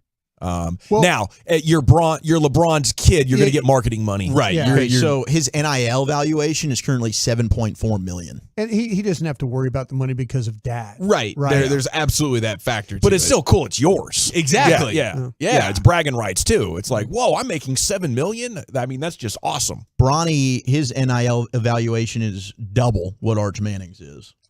He's the highest NIL money maker, right? And then we got some of these ladies. Then it's like Arch, our lady basketball player, Livy Dunn. Angel Reese, Caitlin Clark. Then you'll get into those. Yeah.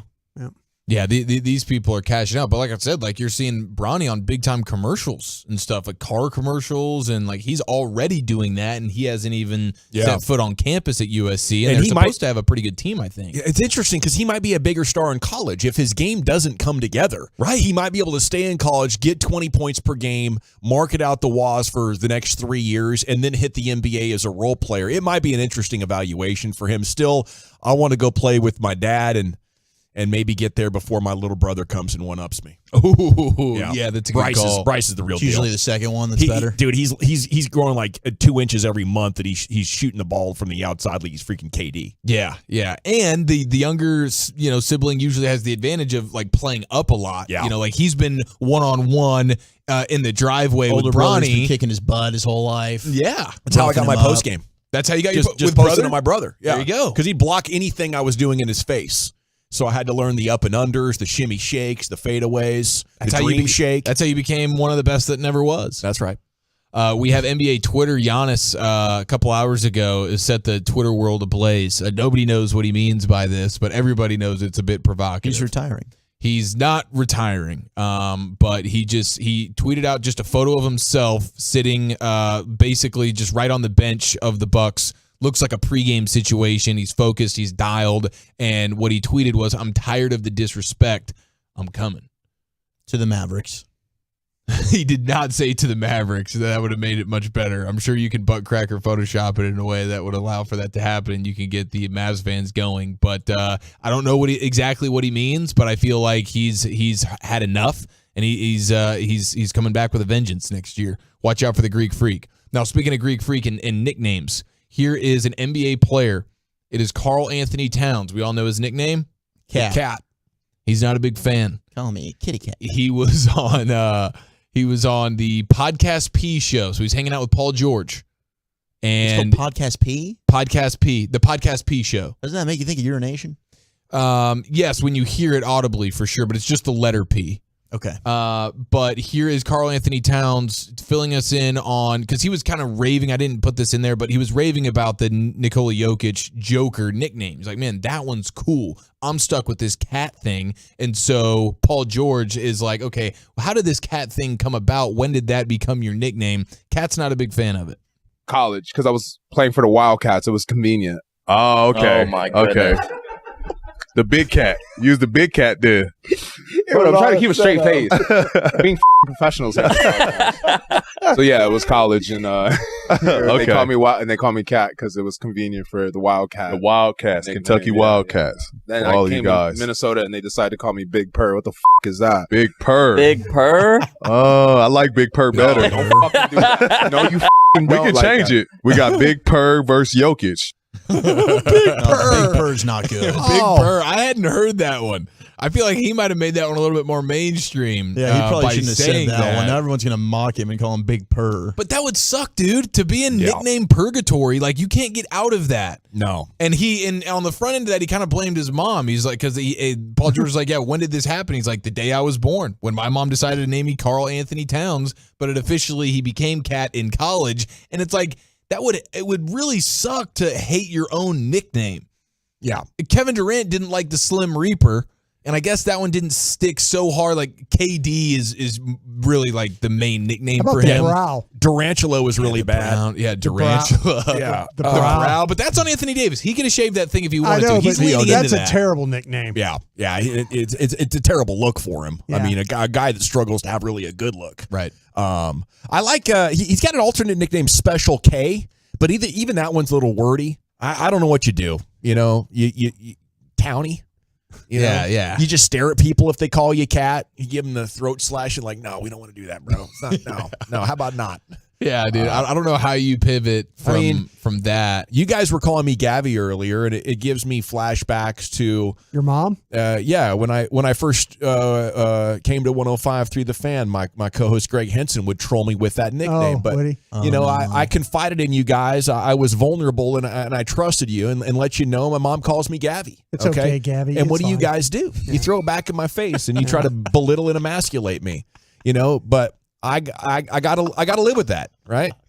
And my advice to Karl Anthony Towns would be, don't let people know it bothers you. Because then you're just going to make it worse. Well, maybe like I just did. Yeah, 100%. I only did it every once in a while, and now I'm going to do it every damn show. You're going to get a lot more Gabby out of me. Whatever, Zach. You guys heard him on the text. He wants to be called Gabby.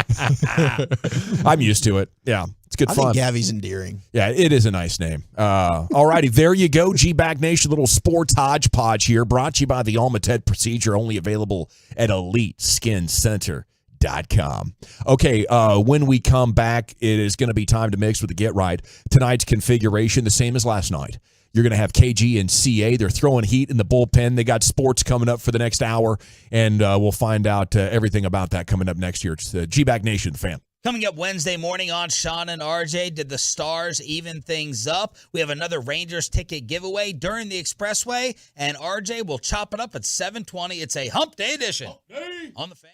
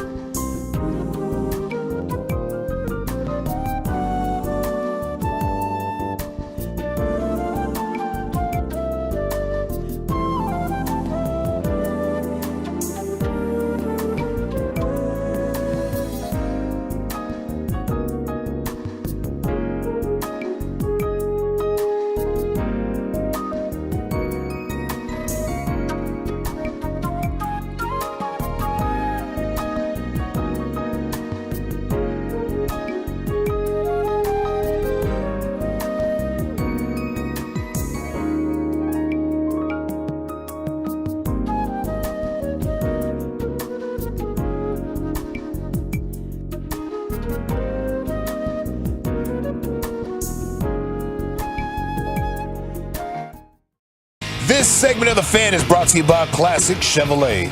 Thank you, Lucius. It's time to crosstalk with the Get Right. Tonight's configuration, Kevin Gray and Chris Arnold, KG and CA here on 105.3 The Fan. And it's brought to you by Soda. It's state-of-the-art. And here they are, tonight's Get Right configuration for 1 hour, and then Rangers baseball's coming up. Peasley's throwing heat in the bullpen. I saw you had a slider working. Mm-hmm. So pregame's coming up at about 8 o'clock to 8:40 right here on The Fan. CA, KG, how we doing? You know, General, I want to get to a point in my life where I can look at $120 million and be like, hold that. Because Mickey Mouse is on the phone for me. Yeah. Yeah. Double it. Yeah. Because Pat McAfee out here living the life. Happy he's got a new, brand new, child brought into the world. And I was just pondering that today. It's like, I want to get to a point in my life where I can tell somebody, hold that $120 million. From who? I got money. Right. And still be able to pull off a tank top. Yeah, exactly. Yeah. To be able to wear my little gold chain and my little black tank top every day, and handle my business the way that I need to. So this FanDuel deal is not up. He's just going to walk away from it. There's some kind of an out. He's in the middle of a $120 million deal for 4 years. So he's getting paid $30 million a year. And earlier this winter, so he's with FanDuel, and he took the watermark that he has on his program. He took it off of his programming, and people were like, "Hey, well, what's going on here?" He didn't show up for any of the FanDuel stuff at the Super Bowl either. Kay Adams, does her thing over there. So people were wondering, like, well, what's going on here? McAfee's not doing his thing with FanDuel, and now rumors are starting to circulate that he's about to walk away from his deal, allegedly, to go to ESPN, where they're the front runner to bring him in as a part of his show and do other stuff that he's always. So how much does he owe Aaron Rodgers to get to this point? Yeah, he does a great show. How much does Aaron Rodgers owe him for, the Either platform? Way, both. He had him on for the last. How do they do the non-competes? I'm interested. Yeah. I'm interested in it too. I'm not sure how that would work, because he's got a show on YouTube, Sirius XM. I'd really like to learn that. Yeah, that whole thing. But he's probably got a lawyer that says, no way in HE double hockey sticks is my client signing a deal that would restrict him from working for 3 to 6 months after his contract runs out with you. I'm sure Erica Herman was looking for that kind of deal too. Chris, you've been in the business a long time. 100 years. How does that non-compete stuff work? It usually is like is it stuff 6 months or more. Is that standard? No, here's the deal. You got different platforms now. It's not just Can you radio. fight it? It's not, you can fight it, but then you might lose because they tie it up in court. It depends on how much leverage you've got. And apparently McAfee's got leverage, and it's across platforms. It's not just radio station to radio station or TV station or TV network to TV network. Yeah, I noticed that they've started doing like any media, because of all the different platforms and stuff. But I would imagine McAfee's powerful enough that you could buy one out, you could buy it out, or you could sit it out if that is what is required, especially if that's you're what a lot of people used to do. $40 million. Yeah, they say you're sitting on the beach, right? Yeah. You're on the beach. Yep, is what the radio trades used to say is you're waiting for your non-compete to run out in whatever amount of time it would be. KG, what's coming up on the show tonight here in this action-packed hour? A little 720 Cowboys. Would you rather? I'm gonna have some fun today. Micah Parsons was out here working out with Deuce Vaughn and Jamar Chase down there in Austin, and had a little viral moment today. So inspired a little Cowboys. Would you rather at 720 tonight. Right on. Looking forward to that. What's going on in your neck of the woods, CA? I was just talking to the Wooly Bully and KG out in the hallway here. Yeah. Our buddy Newey Scruggs has posted something on Facebook that has gotten my jaw slack. I'm just like in shock. It's a murder mystery, and I was about to tell you about this off the air. Wow, y'all are doing murder mystery at the water cooler today? Yes, listen to this. Newey posts a real story. That's one of my favorite days. At the this young wife. Did you hear about that murder yesterday? You hear about that? No, tell me. Yeah, please tell me more. Tell me more. This young mother of 3 has been arrested today. This better not be my wife. No, not Yo. No, these are three sons, not 3 daughters. She murdered her husband. She's charged with murder because her 39-year-old husband died on March 4th, 2022. She writes a book about it, about how children can grieve with the death of their father. And she says she wrote this book because it was helping keep her from being distracted and focusing on positives. It's a pretty quick turnaround, though. But here's the deal. Like he died last year. Nobody. Here's the deal. And the book comes out. She's making the book tour. The book's on Amazon. She's on the Utah stations. And then they arrested her today because according to the court records, she killed him by making him a Moscow mule and lacing it with fentanyl. Oh, jeez. This is They what didn't find that in the autopsy? The records were sealed while they were trying to investigate it because this was a little bit complicated. What had happened was, this was so wild. She sells a house. She flips it. She tells one of the people that she made the money with, I need some hydrocodone for somebody, a friend's got a bad back. So he gives her hydrocodone. She gives it to her husband. He gets kind of sick and he tells his friends, I think my wife's trying to poison me. She tells the same friend, I need something stronger. I need some Michael Jackson stuff. Oh. He gets her the fentanyl. Ooh. She puts the fentanyl in the Moscow Mule. They go to bed. This is her story. She tells the 911 that she felt his body later on. It was cold to the touch. So she calls 911. But earlier, after she had given him the drink, she put the kids to bed. And then she said, and I called 911. They did the police records on the phone. It turned out she was texting people all night long. Ooh. And deleted the messages. Oh, they can tell. Yes, they could tell. So the phone gave her away. And then they did the autopsy and found out it was fentanyl in the Moscow Mule. He was dead at the foot of the bed. Ooh. And then they frog marched her to the police station today. Wow. So they got her today? Yeah, they got her today. And it's a big scandal because they got her on like the Good Morning Utah show. And she's talking about her book and how it helped her and her kids grieve. She out here on book tour, Pulitzer Prize winning books To with the kids out page here. out of OJ's book. While her dead husband from fentanyl out here just, hey, what happened to me? Well, honey, I took that fentanyl. I can't wait to, what's that ABC show that comes on?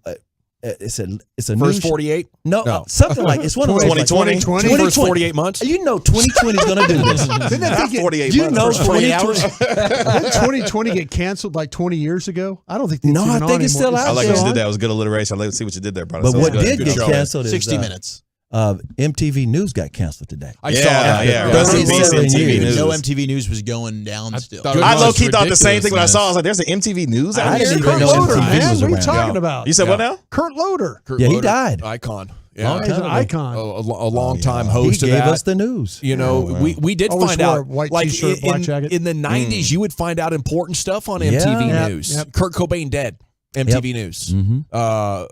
O.J. Simpson, Bronco Chase, MTV News. MTV This is News. where you'd find out about stuff. And everybody would go home and watch MTV from like 2:30 in the afternoon till 5 o'clock. And it was a huge easily. part of America. I'm almost like part of the MTV generation. So that MTV News was massive. Now it's a joke. Yep. Now it's just reality TV, and they're not providing any content Exactly, or let alone any videos. music, culture, and anything. Feeling good about the Stars tonight, guys? I kind of do. Now, I know you want to be proven wrong, and I understand what you're saying, but I think they've solved this thing. Cool. I was talking to Hockey Hawk about this over the weekend. We had him on the show, me and Alec Medford, and I was thinking, they got to move. They've got to get Robo started up again, and the only thing to do is to move old man back to the front line, to the first line. You know where I'm going with this? Yeah. Pavelski.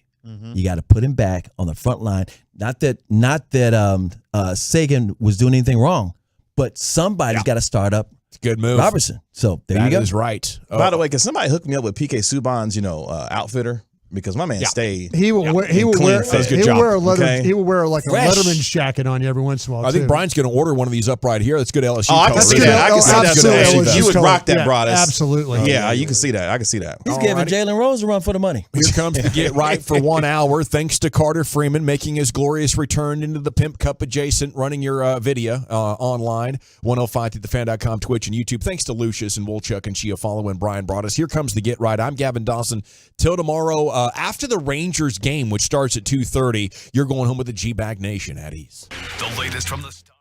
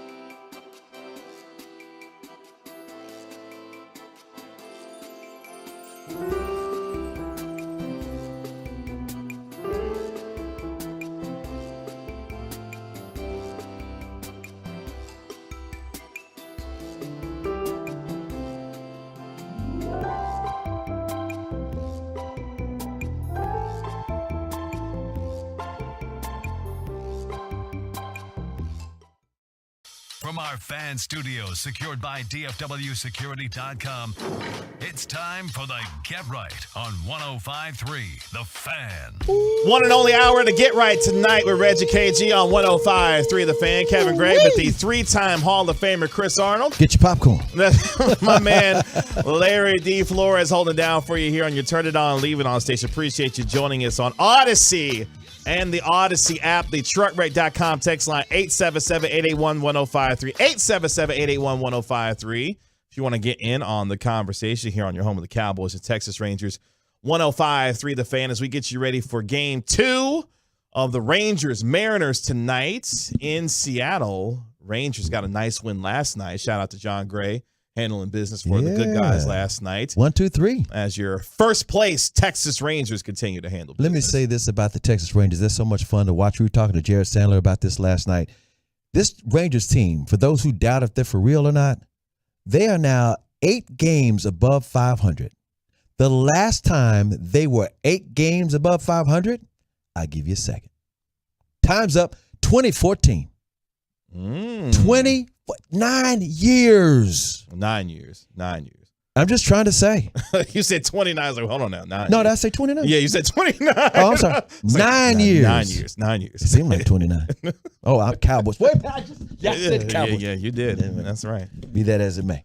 All I got to say is enjoy this. It's not like it's going to go away, but this is fun. It's fun when there's not this expectation. Well, you better go to the World Series or you suck. No, it's like, man, we might be good. That's when it's fun. When you're just waiting for the expectations to happen and see how things play out, you just enjoy that ride. So these are the good old days right now. Enjoy this, y'all. Yeah, the Texas Rangers in the MLB power rankings that came out at the beginning of the week were 7th going into the week. I imagine if they continue to play some good baseball, that they'll continue to climb up those MLB power rankings. Andrew Heaney on the mound tonight for the good guys. First pitch at 8:40. Mike Peasley going to have you with your pregame.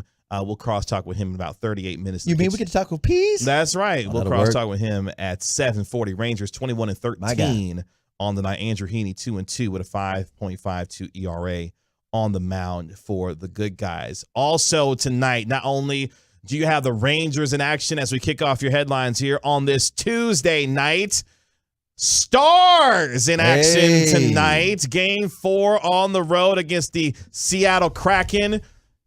Hello, Joe Pavelski back on the top line for the Dallas Stars going into tonight's game. Miro Heiskanen is going to play as well after getting injured in Game 3. Stars, the puck drops at 8:30 tonight on ESPN as they look to even up their series against the Seattle Kraken after getting blown out in Game 3 just a couple nights ago. Our number one hockey expert here at this station, the hockey hawk, Gavin Spittle, he was on with me and Alec Bedford on Sunday, and I was running this past him.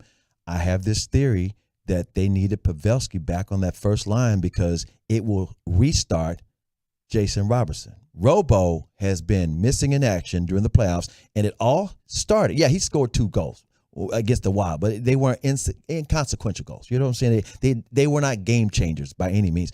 But he hasn't really done anything since Pavelski hit his head. Then he's out for a few games, and then when he comes back, he's on the second line. Nothing against Tyler Seguin. Tyler Seguin's been the glue, but it hasn't been enough to lift Robo. And I think this might unleash Robo. Pete DeBoer, I think this is a smooth move. And also with the Kraken, I was also talking to Hockey Hawk about this too. That building is absolutely insane in Seattle. You thought the Minnesota Wild was loud. The Kraken, it turns out the Kraken hadn't played at home since they eliminated the defending champion Colorado Avalanche. So it was like 2 weeks. Those guys were pent up, those fans, those Kraken fans. And for people who think that, well, this is just an expansion franchise and these fans, they're not used to anything, that they said that was the biggest market. There was an article that came out that said that was the biggest market in United States that didn't have an NHL team. And yet, guess what? 101 years ago, they won the first Stanley Cup outside of Canada. Did you know that? No, I did not know that. Way back in the day, Seattle had a team. They had a team. And in 1917, so it was not 101 years. It was a long, long time ago. Yeah. 1917, they won the Stanley Cup against the Montreal Canadiens. And it was the first time that cup had been won outside of Canada. Wow, did not know that. So they got a little history. And then, of course, they lost the team and had all these minor league teams, and you got all these hockey fans up there, and they were just thirsty. And guess where they play? Key Arena, where the Sonics used to play. That's right. The building was empty, and they fixed it up. Well, speaking of history, Jake Ottinger. My buddy Junior was telling me this. Yeah, Jake Ottinger's trying to put the history of Game 3 behind him, giving up 5 goals on 17 shots. But did you know, Chris Arnold, during the regular season, Ottinger 17-1-3 with a 1.97 goals against average and a .936 save percentage and 4 shutouts during the regular season following a loss, including 3-0 in the playoffs with a 2.34 goals against average and a .920 save percentage after a defeat in the playoffs, which means, boys and girls, he settles down. He's due tonight. He will do it. He will do what he's always done. He settles down a couple of games into the series. He always does. I have faith in him. So definitely looking forward to a terrific performance, hopefully from now the Jake Kraken Ottinger tonight. The Kraken's very feisty. These guys are very, very busy. They come at you in waves. They got a lot of guys that score goals. Unlike the Wild, they are very, very busy around that crease. And so the Stars have got to understand that they come wave after wave after wave. They don't ever give up. They don't ever slow down. You just got to be able to ride it out. And if they don't ride it out, they're going to be down 3-1. I think they're going to tie this thing up, though. Yeah, because I'm tired of this APB putting out for Jason Robertson. That we're looking for him right now. Well, I told you it's solved now. Pavelski's up. Pavelski's in the first line now. Because unfortunately, Robertson has no points in the series after he had 7 points in 6 games against the Minnesota Wild in the first round.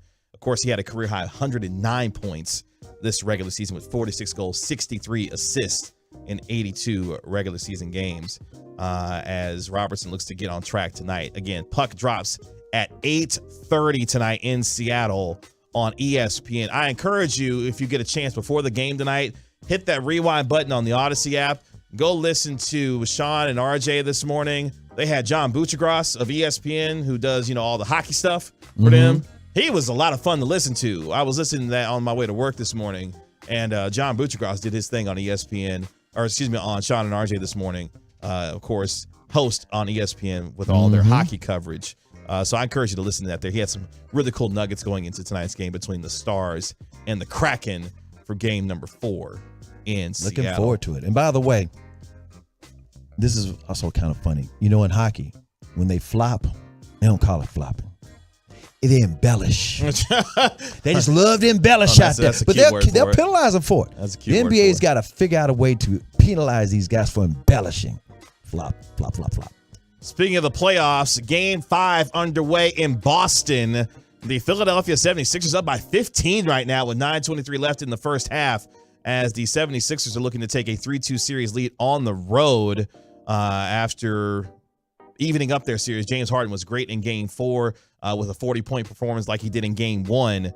So far, though, on the night, the 76ers up by 15. That is because they got 11 from Joel Embiid. They've got 11 from Tyrese Maxey so far. MVP and South Carolina's own Tyrese Maxey. James Harden has not missed a shot yet on the night. He done woke up, man. It done took him out the strip club. Yeah, for the Sixers. So James Harden in 10 minutes, 4-4 from the field, plus 11 with 10 points so far in the game for the Sixers as they're looking to take a 3-2 lead on the road. I always like to keep up with the local angle. You got Tyrese Maxey from South Carolina, his dad, Tyrone Maxey. What up, Tyrone? Who's a Tolo. And you got Marcus Smart from Dallas, who went to school at Flower Mound Marcus. And he got his green hair flowing out there, just shaking it around. Speaking of defense, the All-NBA defensive teams were announced today. Congratulations to, how about this?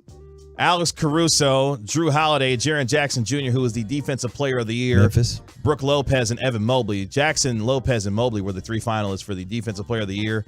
They joined Drew Holiday and Alex Caruso as the All-NBA defensive first teamers. Look at him this year. getting it done. Caruso was balling for Chicago this year. And remember, he was balling before old boy from Duke took him out last year. Remember that? Yeah, man. Grayson Allen. Yeah, Grayson we don't Allen. like him. And I'm only bringing him up because it makes me mad what he did to Josh Green. Maverick fans, some of them don't even know about this, and some people forget it. He cost Josh Green 20 games late December, early January, which to me affected some of his growth. Is one thing that, Kyrie Irving gets traded here and he had to relearn his role. But at the same time, this dude was balling out of control till Grayson Allen comes in and damn near snaps his arm in half at the elbow. He missed 20 games. Well, Caruso, he got flipped on his head, and Grayson Allen does it. What'd I do? Dirty player. Yeah, we don't like Grayson Allen. Right? And by the way, the big thing on Twitter was no AD. And everybody was wondering if he's going to miss the playoff game. Anthony Davis, he's not even on the list. No, he did not make either first or second team all defensive NBA. And you heard what LeBron said about him after the game. He's the best defensive player in the league. You also saw who didn't make it either on the NBA all defensive team, either first or second. Who? Giannis. He's mad. And that's the other Giannis meme. wasn't thrilled about it either. Oh, yeah. They must have forgot. Yeah, Giannis had some things to say Where about they put that. Marcus Smart? He was Defensive Player of the Year last year. Yes, he did not make either first or second team. Second team this year was Bam Adebayo, OJ Anunoby. You can bring him to Dallas if you want to. You can bring him to Dallas. Derek White, Draymond Green, and how about this? The player who under no circumstance is returning to Memphis next year. Dylan Brooks made NBA All-Defensive Second Team. Overrated. Oh, damn, not overrated. Yes, overrated, because guess what? Defensively, he is good. Like He's his good, mouth, but not great. His mouth is mid. His jump shot is mid. No, his jump shot is worse. That's what makes him a non-factor. He will shoot you out of a game, and he wanted a bigger role. Turned down $35 million extension from Memphis midway through the season because I ain't getting the ball enough. I need more touches. No, you brick too much. Not even brick. This man airballs. Don't even think about bringing him down here. No. Overrated. And by the way, he's been called out to be a fraud. You saw what he did against the Lakers. Well, yeah, man. You're gonna be a tough guy. You got to back it up. You just can't poke bears and then think nothing gonna happen to you. Yeah. But for the regular season, yeah, he did make second team all defensive. And his agent's gonna try to turn it into some money. Ain't gonna happen. Yeah, he's real toxic. Because all you have to do is look right at now. his offensive highlights. I mean, Lowlights. you can't get worse from three. You're talking about you a 3-and-D guy. That's just not how it works. Like defensively, yeah, he was pretty good during the regular season, but you can't get worse as a 3-point shooter and talking about you want to get more money. That's not how it necessarily. And he shot them out works of the around here. series against the Lakers, let alone that lack of defense and poking the bear and making LeBron mad. Also, the Game 5 tonight between the Nuggets and the Suns. Ooh, that's going to be an exciting one tonight. Can Book and KD keep it up? See, that's my big question because, look, you got a combined 72 from Book and KD in Game 4, despite the fact that Jokic went off for 53 and Jamal Murray had 28. I don't know if that's sustainable for the final 3 games of this series, but we're going to find out as game number 5 tips off at 9 o'clock tonight on TNT. In Denver. So Nikola Jokic, who is going to play, was not suspended for Game 5 after giving a little shove to Suns owner Matt Ishbia in Game 4. 214, as Tolo on the 214 says, just Googled up that Grayson Allen foul. That was rough. That's what he does. And then he goes, what I do, what? Yeah, we don't like that dude, man. Not at all. We don't like that dude. By the way, Nikola Jokic, average, had the 53 points in Game 4. He's so damn good. He's so good. Every shot he takes, he's strong. He went 20. They bump his arms and it's still nothing but He net. went 20 of 30 from the field in Game 4. The only thing he did wrong was miss the with seconds left the layup thing. He barely missed that. He never misses. They will grab his arm, they will hit his arm, and it's still swish. And his shot, sometimes his 3-point shot looks crazy, looks sideways. Nothing but net every time. And guess what? He goes up tempo. Let me quote Mike Bassett. Have you ever seen Luka do that? Wow. And Jokic, by the way, went into the bubble way out of when they ended the season. I remember. I'll never forget this. Pandemic, Jokic was a big guy. He was doughy. He was big. Going to the bubbles like, who's this skinny dude? It was Jokic. He lost all the weight, and he's not gained a lot of it back. He doesn't have muscles. He's not Giannis with muscles, but man, he lost the weight. And he really is one of the greatest players of this generation. Yeah, I see you 972. Last night was a podium night for Lonnie Walker IV. My man went smooth off in the fourth quarter for the Los Angeles Lakers as they take a 3-1 series lead as they get ready for Game 5 in San Francisco. The Miami Heat also take a 3-1 lead against the New York Knicks. They're on the verge of getting Jalen Brunson and the Knicks out the paint and heading back to the Eastern Conference Finals. Jimmy Buckets, who lives in the Houston area, grew up in the Houston area, he is turning into the New York version of Trae Young. Remember how Trae Young clowned them and was the villain and hyping up the crowd in Madison Square Garden? He gonna knock them out. And by the way, back to the Warriors and the Lakers. Like I said, I've been saying I picked the Lakers and the Celtics to go meet in the finals with the Celtics winning it all. I did not pick the Lakers to win last night. I thought Golden State and their strategy was going to happen. But I made a note of this, and I said this on the air. Listen up, y'all. We already know Steve Kerr has never lost a playoff series to a Western Conference team as head coach of the Golden State Warriors. But I also mentioned this. LeBron James has never in his 20-year career lost a playoff series where he was up 2 games. They are now up 2 games, 3-1. You know what the irony of this is, though? What's that? So you remember that one time that LeBron was down 3-1 to the Golden State Warriors in the NBA Finals? Oh, when Draymond punched him in the jump. Yeah, of course. And flipped the series. You know, they wound up coming back to win that series. Could you imagine if Stephen Curry flips the script on LeBron James and does the same and does thing. it back to him in this series? That is so wild. For those who conveniently forget, the Golden State Warriors were trying to do a three-peat. They had won 73 games. That's most games in regular season NBA history, breaking Michael Jordan Bulls record.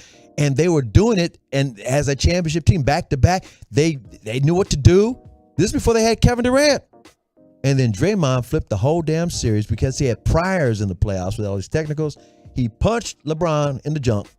And LeBron said in the press conference, they said, "Do you think they might suspend him?" "I think they will." And then they did. And then the next thing you know, Golden State loses all those games.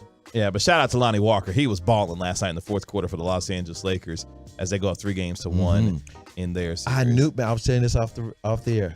As soon as when they put him in the game in the fourth quarter, remember he just stepped into his three. He just dribbled the ball across half court and just shot it. Nothing but net. I said, uh-oh, here we go. Uh-oh. Well, how many he scored? 18? Yeah, fourth quarter? 15 in the fourth quarter. 15 in the fourth quarter. Yeah, he was fantastic. Some headlines here on this Tuesday night, a busy night in the NBA and NHL playoffs, and of course your Rangers in action later on tonight as well. Coming up next, we are your home of the Dallas Cowboys. Micah went viral today, which inspired this little game I like to call Cowboys Would You Rather. We'll do it next on 105.3 The Fan. Blasting out 100,000 watts of FM sports talk power. And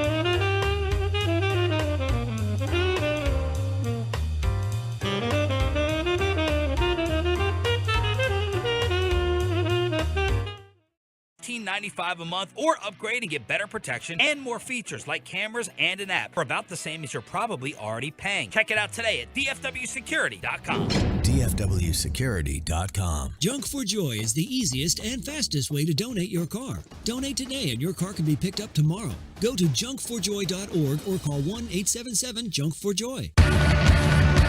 Life is unpredictable. Accidents happen. Franco and Franco are the go-to attorneys for car and truck wrecks in DFW. If you or a loved one has been in an accident, contact Franco and Franco for a free consultation at truckwreck.com or call 214 or 817-333-3333. The line went viral today, inspiring a little Cowboys Would You Rather here on your home of the Cowboys 105 through the fans. To Get Right with Reggie KG, Kevin Gray with the three-time Hall of Famer Chris Arnold. Weren't you a part of that viral?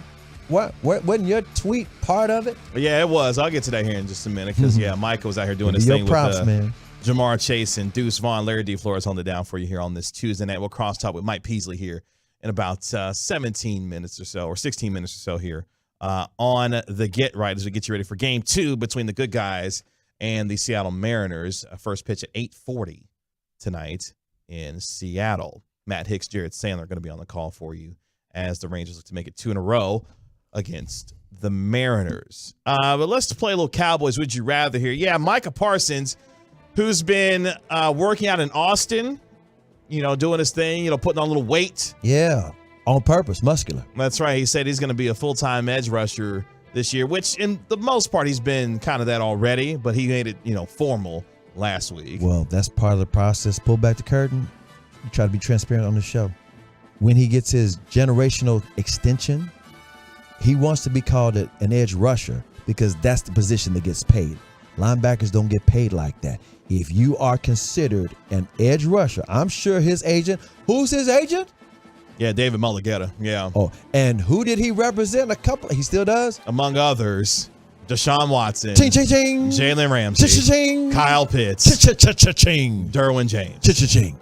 All so them cats got paid. It's like, yo, Micah, you have to call yourself an edge rusher from now on. You know what's funny about that? Funny enough, this past offseason, the tag for linebackers was actually a slight bit more than edge rushers this year. For linebackers, oh really? It was a little over $20 million this year. For defensive ends, it was a little under $19 million. No, it was around $19 million this year. It's interesting, but I think it'll go back up next year. Of course. Yeah. Like I said, when it's time for the negotiations to begin, that's right. He'll just pick which one he wants to be. Yeah, I've told people for about a good 6-7 months, I cannot wait until this upcoming season's over with. They say, Kevin, why are you saying that? Because I can't wait to see what that number's going to be for Micah. Oh, I'm telling you. I'm telling you. I want to be a fly on the wall when those contract negotiations happen, because it really shouldn't be much of a negotiation. It should be a pen and a blank check in front of Mulligetta and Parsons. Because wouldn't it be wild if Dak is waiting for the Mulligetta Micah deal first? Because Dak says, I just need a little bit more than that. And by the way, Mulligetta works at the same agency as Todd France, who represents Dak Prescott. It's all in the same building. I know the Jones family about sick of Todd France and about to be sick of David Mulligetta here in a minute. Y'all want me to cut that? How much? What? Yeah, that's how much. Cowboys, would you rather on your home of the Cowboys? But yeah, caught a little bit of the video and put it out on Twitter, and all y'all ate it up. So, it's gone viral. It went viral. So shout out to y'all for making it go viral today. All the likes and the follows and the retweets. That's right. So let's play here. Cowboys, would you rather? Yeah, 940. Micah and Bosa are going to break the bank. Bosa already done it. He'll set the record. Then Michael will break it. That's right. Yep, that's what happens. Who's next? Here we go. Would you rather, Cowboys edition, would you rather Micah Parsons win Defensive Player of the Year or Mozzie Smith win Defensive Rookie of the Year? We can't have both? It's would you rather. Oh. Would you rather Micah Parsons win Defensive Player of the Year or Mozzie Smith win Defensive Rookie of the Year? And I'm going to be mean here. I want to see Micah win it because I want to hear Stephen Jones try to tell the fans, at the end of the day, the pie is only so big. Let's see how that flies. I just want to see how I really do want to see the negotiations when Micah has all the leverage, and that just adds to his leverage. Don't get me wrong. I would love Mozzie Smith to get Defensive Rookie of the Year. I would love that. Don't get me wrong. But I just want the entertainment value of Micah and David Mulligata, who, by the way, grew up here in Dallas. This brother grew up here in Dallas, and he's scaring the people at the Star right now without even lifting a finger. Yeah, he's arguably the most powerful agent in the NFL. I'm going to surprise you here. I'm going to go with Mozzie Smith winning Defensive Rookie of the Year, and it's kind of to the point of the 817. Mike is going to do his thing no matter what. That's kind of the road that I'll go down with it. Ooh, 682 is going along that with. He says, give me Smith. Mike is a beast either way. Smith just adds to the D. Yeah, that's the logic. In other words, gives it more credibility, and it shows you Mike is not the only thing you have to worry about. Yeah, because if Mozzie Smith's out here, wrecking the game in the middle and playing that kind of defense that allows Parsons and all these dudes to fly around. Everybody's going with that Rookie of the Year. Yeah, the defense. I don't blame you. I was just being mean. Yeah, the defense is going to eat with Mozzie Smith doing his thing if he's out here winning Defensive Rookie of the Year. Credit where credit is due. So, hey, but don't get me wrong. Mind you, I'm the guy that's been begging for a guy like this. This one technique, 350-pound, run-stuffing, big butt defensive tackle. That's all I've asked for. I've been asking for, I don't know how many years. When did Vita Vea get drafted? I wanted them to go up and get Vita Vea. They wouldn't listen to me. They listened to Rob Marinelli instead. 2018. Yeah, 2018. That's how long I've been wishing. Shout out hoping to and praying. Leighton Vander Esch. Cowboys, would you rather? Here's a fun one here. Would you rather CeeDee Lamb lead the NFL in touchdown receptions or Tony Pollard lead the NFL in rushing yards? Okay. Would you rather CeeDee Lamb lead the NFL in receiving touchdowns or Tony Pollard leading the NFL in rushing yards? That's tantalizing. Personally, I got so much skin in this game. CD went to OU. Boomer, that's where I went to school. Tony's from Memphis. That's where I grew up. I am actually torn. I would love to see Tony lead the NFL in rushing, which means, guess what? We've been keeping the ball away from the other team's offense, which means if he's leading the NFL in rushing, that means we've got a totally balanced attack, not necessarily run first. We're talking about everything is working well. People can't just tee off on Dak. If CeeDee Lamb's leading the league in touchdowns, that means, guess what? Dak's not throwing all those interceptions, and we've getting all these completions, and the passing game. Can nobody complain about Dak Prescott no more? You follow what I'm saying? You can't say he can't. He doesn't know how to lead a receiver. He doesn't know how to. You can't. You got to shut up. So which will I go? Can I call a friend? No. That's all you. No phone a friend. This ain't not Who Wants to Be a Millionaire. You can't phone a friend tonight. I'm going to say CeeDee Lamb. Oh, CeeDee Lamb leading the NFL in touchdown receptions. Yeah, I'm going to say that only because I just get tired of people complaining about Dak for no reason, not giving him his credit. Okay. And don't get me wrong, I truly believe Tony Pollard could lead the NFL in rushing if he had to. All right. Although it's hard in a two-back system, and it's hard if you don't get at least 25 carries, and you have to be durable. So I'm going with CD, which I know about. Somewhat split on the truckrate.com text line 877-881-1053 from the 817 Pollard, from the 972 CD baby.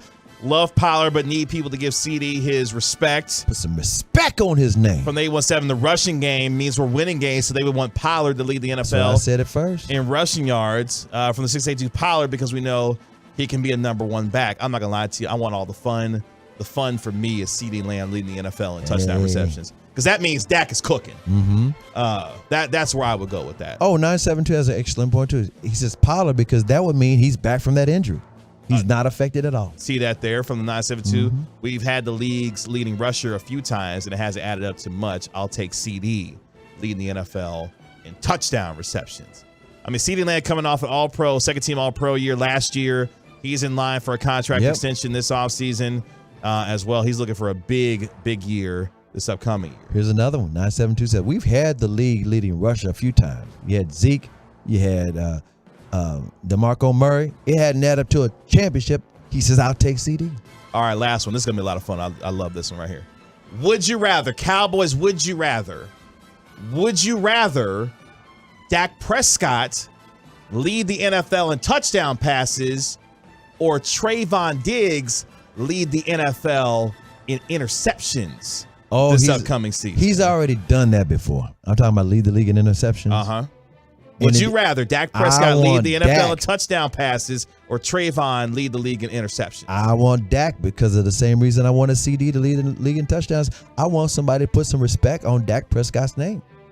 He's not Mr. Insane arm talent like Patrick Mahomes or Aaron Rodgers or Josh Allen or even Joe Burrow.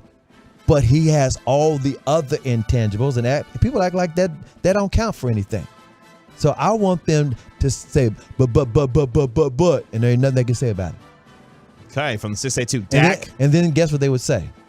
We haven't won a Super Bowl yet, so he's got to have it all. Maybe the leading the league in touchdowns will give him a Super Bowl. From the 214, they go with your theory with Diggs. They've seen it before. From the 972, Rain, Dakota Prescott. From the 682, Dak, give that man some damn respect.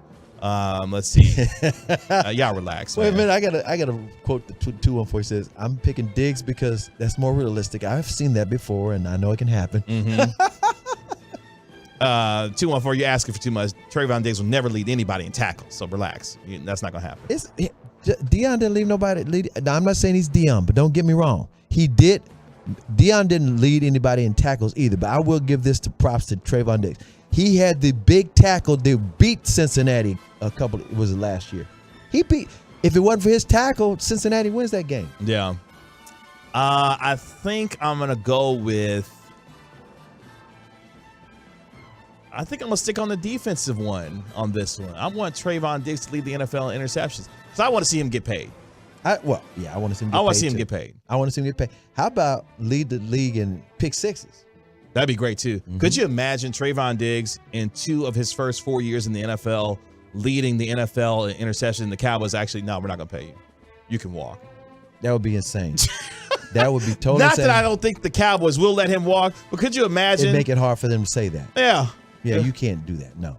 Don't say, oh, we're good with Gilmore. No, the only reason they let Byron Jones walk is because Byron Jones did not create takeaways. He could not do interceptions. He could not. I still got $18 million from the Miami Dolphins. And well deserved. He put his body out there, and now he's almost hurt. I almost say crippled, but he's already. You heard his farewell thing. He said, "Get that money while you can because your body's gonna pay for it." It's a little Cowboys. Would you rather hear on your home of the Cowboys? 105.3 The Fan. Coming up next year on the Get Right, we cross-talk with Mike Peasley as he gets us ready for Game 2 between the Good Guys and the Mariners. Do that next on 105.3 The Fan. Coming up Wednesday morning on Sean and RJ, did the Stars even things up? We have another.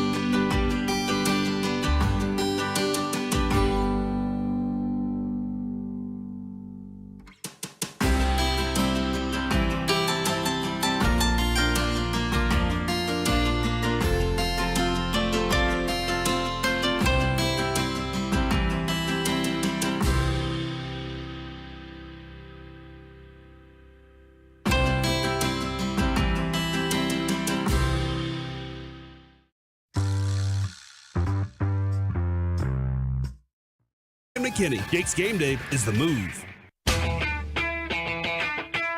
Final time here on the Get Right. We're Reggie KG on 105.3 The Fan. Kevin Gray with me, three-time Hall of Famer Chris Arnold. Got you down. Appreciate the hard work of my man Larry Flores on this Tuesday night.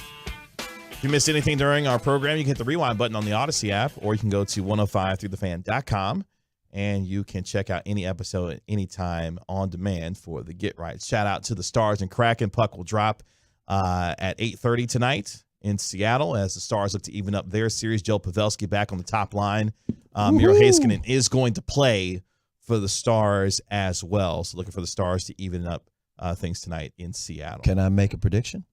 Not only will the Stars win, but Robo will score a goal. Oh, wow. Well, you asking for a lot. He got Pavelski on that top okay. line. All right. That's going to free him up. Talking about bold predictions. You asking for a lot because I'm still looking for Jason Robertson. APB, please. On Jason Robertson. He is not on your milk carton. Stop looking over there. Speaking of Texas in Seattle, we bring in Mike Peasley, who's going to be guiding you through tonight's action between What a coincidence. the Rangers and the Mariners. He'll have your pregame show beginning at the top of the hour. Mike, what's going on? Where's Jared? This is his role. It's not mine. Where's Jared? What's he? Is he tossing fish at the fish market there in Seattle? What's going on? You know, he's probably checking out the Stars game. No, I'm just kidding. Nice to be with you, fellas. Nice appreciate to have you hanging out with us. First pitch tonight at 8:40. Andrew Heaney on the mound for your first place Texas Rangers. Your starting lineup goes a little something like this. Marcus Semien is going to lead off. He's your second baseman tonight. Ezekiel Duran's your shortstop, hitting second. Nathaniel Lowe's your first baseman, hitting third. Adolis Garcia is your right fielder, hitting cleanup tonight. 36 RBI on the season. The youngster, Young Money, Josh Young, he's your third baseman, hitting fifth tonight. Jonah Heim is your catcher, hitting sixth. Leody Taveras is your center fielder, hitting seventh. Brad Miller is your designated hitter tonight, hitting eighth. And Josh Smith is your left fielder, hitting ninth. That is Semien, Duran, Lowe, Garcia, Young, Heim, Taveras, Miller, and Smith. Andrew Heaney 2-2 with a 5.52 ERA tonight, taking on the Seattle Mariners. But but last night, words are hard. Don't laugh at me, Larry. John Gray got it done last night. Unlike me and my words just now, he got it done last night for the Texas Rangers. He did, and it was a long time coming too, because his previous 4 starts, they were very, very shaky. Like me just a couple of seconds ago. I didn't want to say it. No, it's Kevin, all right. It's all right. Self-deprecation is good for the soul sometimes. It's all right. But it's he all found right. it last night, and he went to the harder slider, and he got 20 swings and misses last night. 20. This is a guy who in his previous 4 starts has struck out a total of 8 guys. In 7 innings last night, he struck out 8 guys. So that was a big-time bounce-back performance last night from John Gray, and he had to be good because Logan Gilbert, the Mariners pitcher, was perfect through 6. And if the Rangers get that from John Gray moving forward, I think that's the biggest takeaway from last night's game was what John Gray found going with that harder slider. He's got the softer slider, 83-84. He was throwing the harder, tighter slider last night, and it was such an effective pitch for him. Oh, let me tell you, his best start of the year. I'm going to tell you something. Mike, I've been saying this since last Friday. I'm not going to call the bullpen. I'm calling the damn bullpen because I didn't trust him. But last night, I'd give props to Will Smith. Struck out the side in a perfect ninth. Is this the Will Smith that we can trust and count on, or what are you thinking? It's still up in the air, but it was a very nice bounce-back performance from him. Okay, I'll call him the Friday. darn bullpen. You call it the darn bullpen.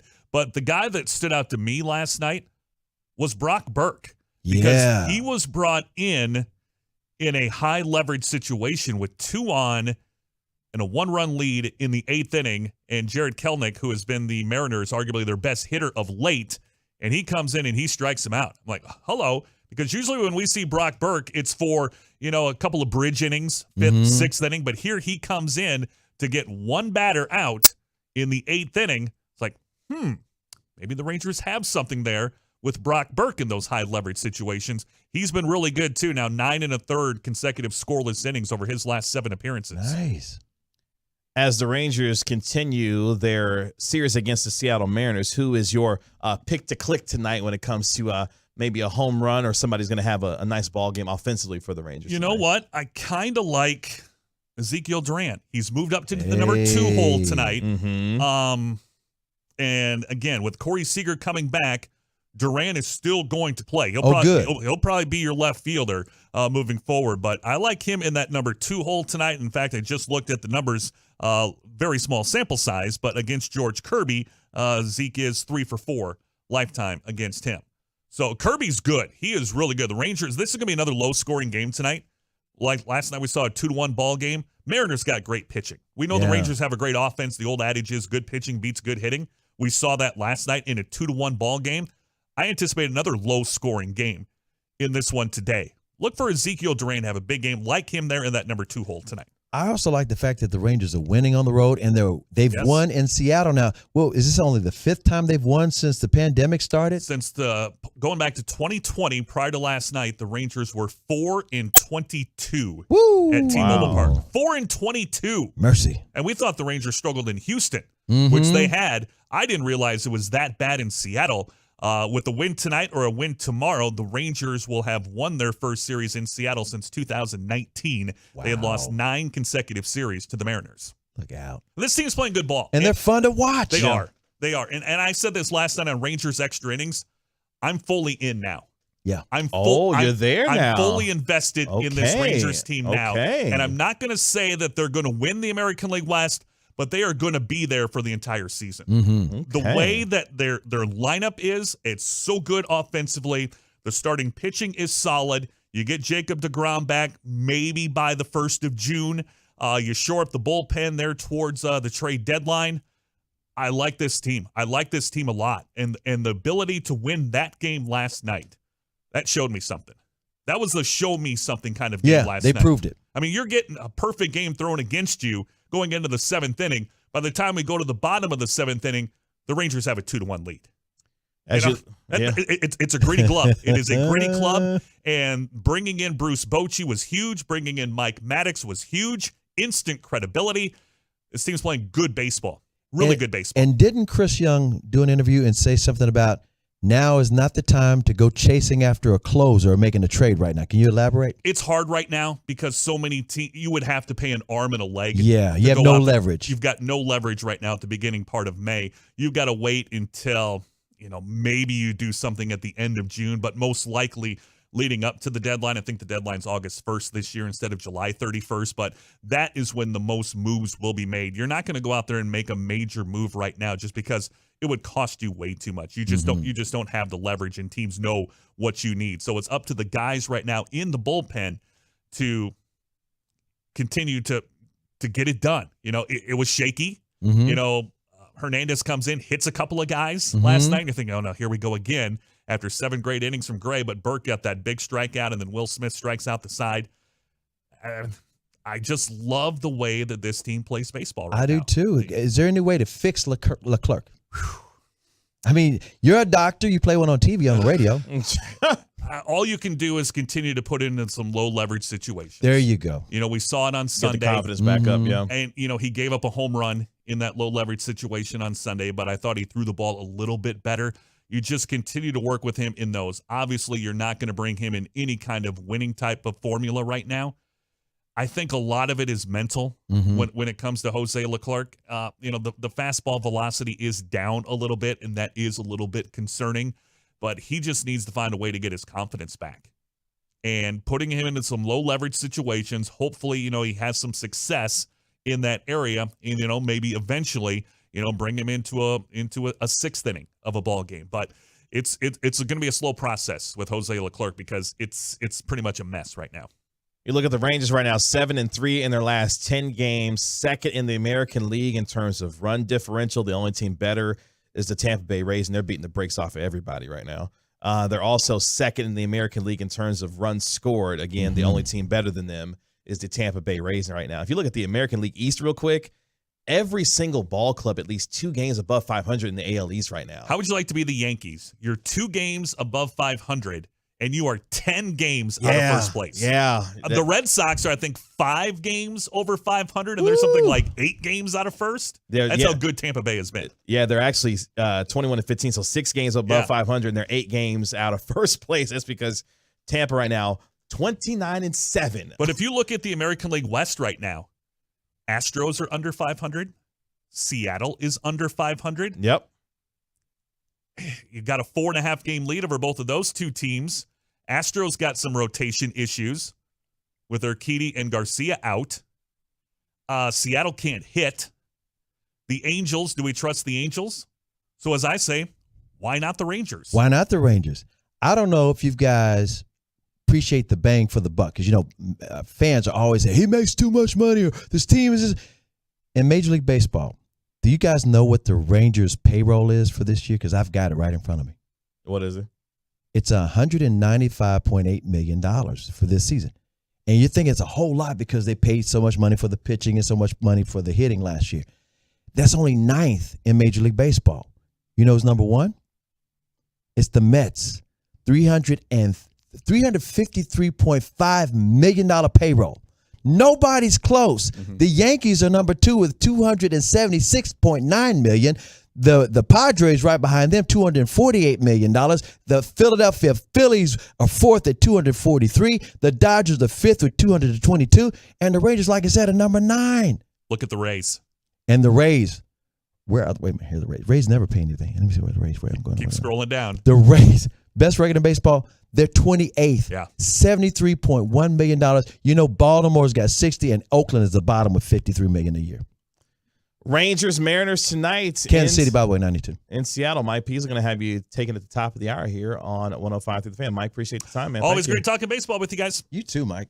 It's going to be a busy night in the world of sports. Again, the Seattle Kraken hosting your Dallas Stars. In that series, meanwhile, the Texas Rangers looking to make it 2 in a row against the Seattle Mariners. Andrew Heaney looking to get the job done tonight for the good guys. So looking forward to a busy night in the association, the Stanley Cup playoffs. And go Rangers, go Stars. Texas Make Rangers. them sleepers in Seattle on both counts. For Larry Flores, a 3-time Hall of Famer, Chris Arnold, my name is Kevin Gray. This has been the Get Right with Reggie KG on 105 through the Fan. Coming up next on the Louisiana Hot Sauce Rangers Radio Network, Rangers Mariners next on 105 through the Fan. Y'all be good. The latest from the Star in Frisco, as well as inside information from around the league. It's DFW's top football podcast for a reason. Love of the Star with Brian Broaddus and Bobby Bell. Sponsored by Boomer Jacks on the Odyssey app or wherever your favorite podcasts are found. Without the ones like you, who work tirelessly to keep things running, everything would suddenly stop. Hospitals, factories, schools, and power plants, they all depend on you. No matter the weather, emergency, or time of day, you're the ones who get it done. At Grainger, we're here for you with professional-grade industrial supplies. Count on real-time product availability and fast delivery. Call, clickgrainger.com, or just stop by. Grainger, for the ones who get it done. Newsmax is conducting an urgent poll asking if it was right for Fox News to fire Tucker. Do you want Tucker back on TV? Let us know what you think. Vote in the Newsmax poll. Just text us now. Text the word RESPOND to 39747. That's RESPOND to 39747. Let your voice be heard. Text RESPOND to 39747. Millions made the switch to Newsmax. You can too. Texting enrolls for automated text messages. Message and data rates may apply. I switched to Boost Mobile and got a free Samsung Galaxy A23 5G phone. Want to know the best part? It was free? Nope. The fact that it's on America's largest 5G networks? Nope. It's the ding. Oh yeah, love the ding. Right? It's all about the ding. It's the dingarooski, the dingaroner, the ring-a-ding-ding. Unleash your power to save with Boost. Get a free Samsung Galaxy A23 5G phone when you switch. Boost Mobile. Unleash your power. And the ding. Limited time offer. New customers only. Available on select networks. 5G not available everywhere. One device per line. Tax excluded. Additional restrictions apply. See your local Boost Mobile store for details. Hey, Mary, is that a new phone? Yeah, just upgraded at T-Mobile. Their new Go 5G Plus plan gives me the same great phone.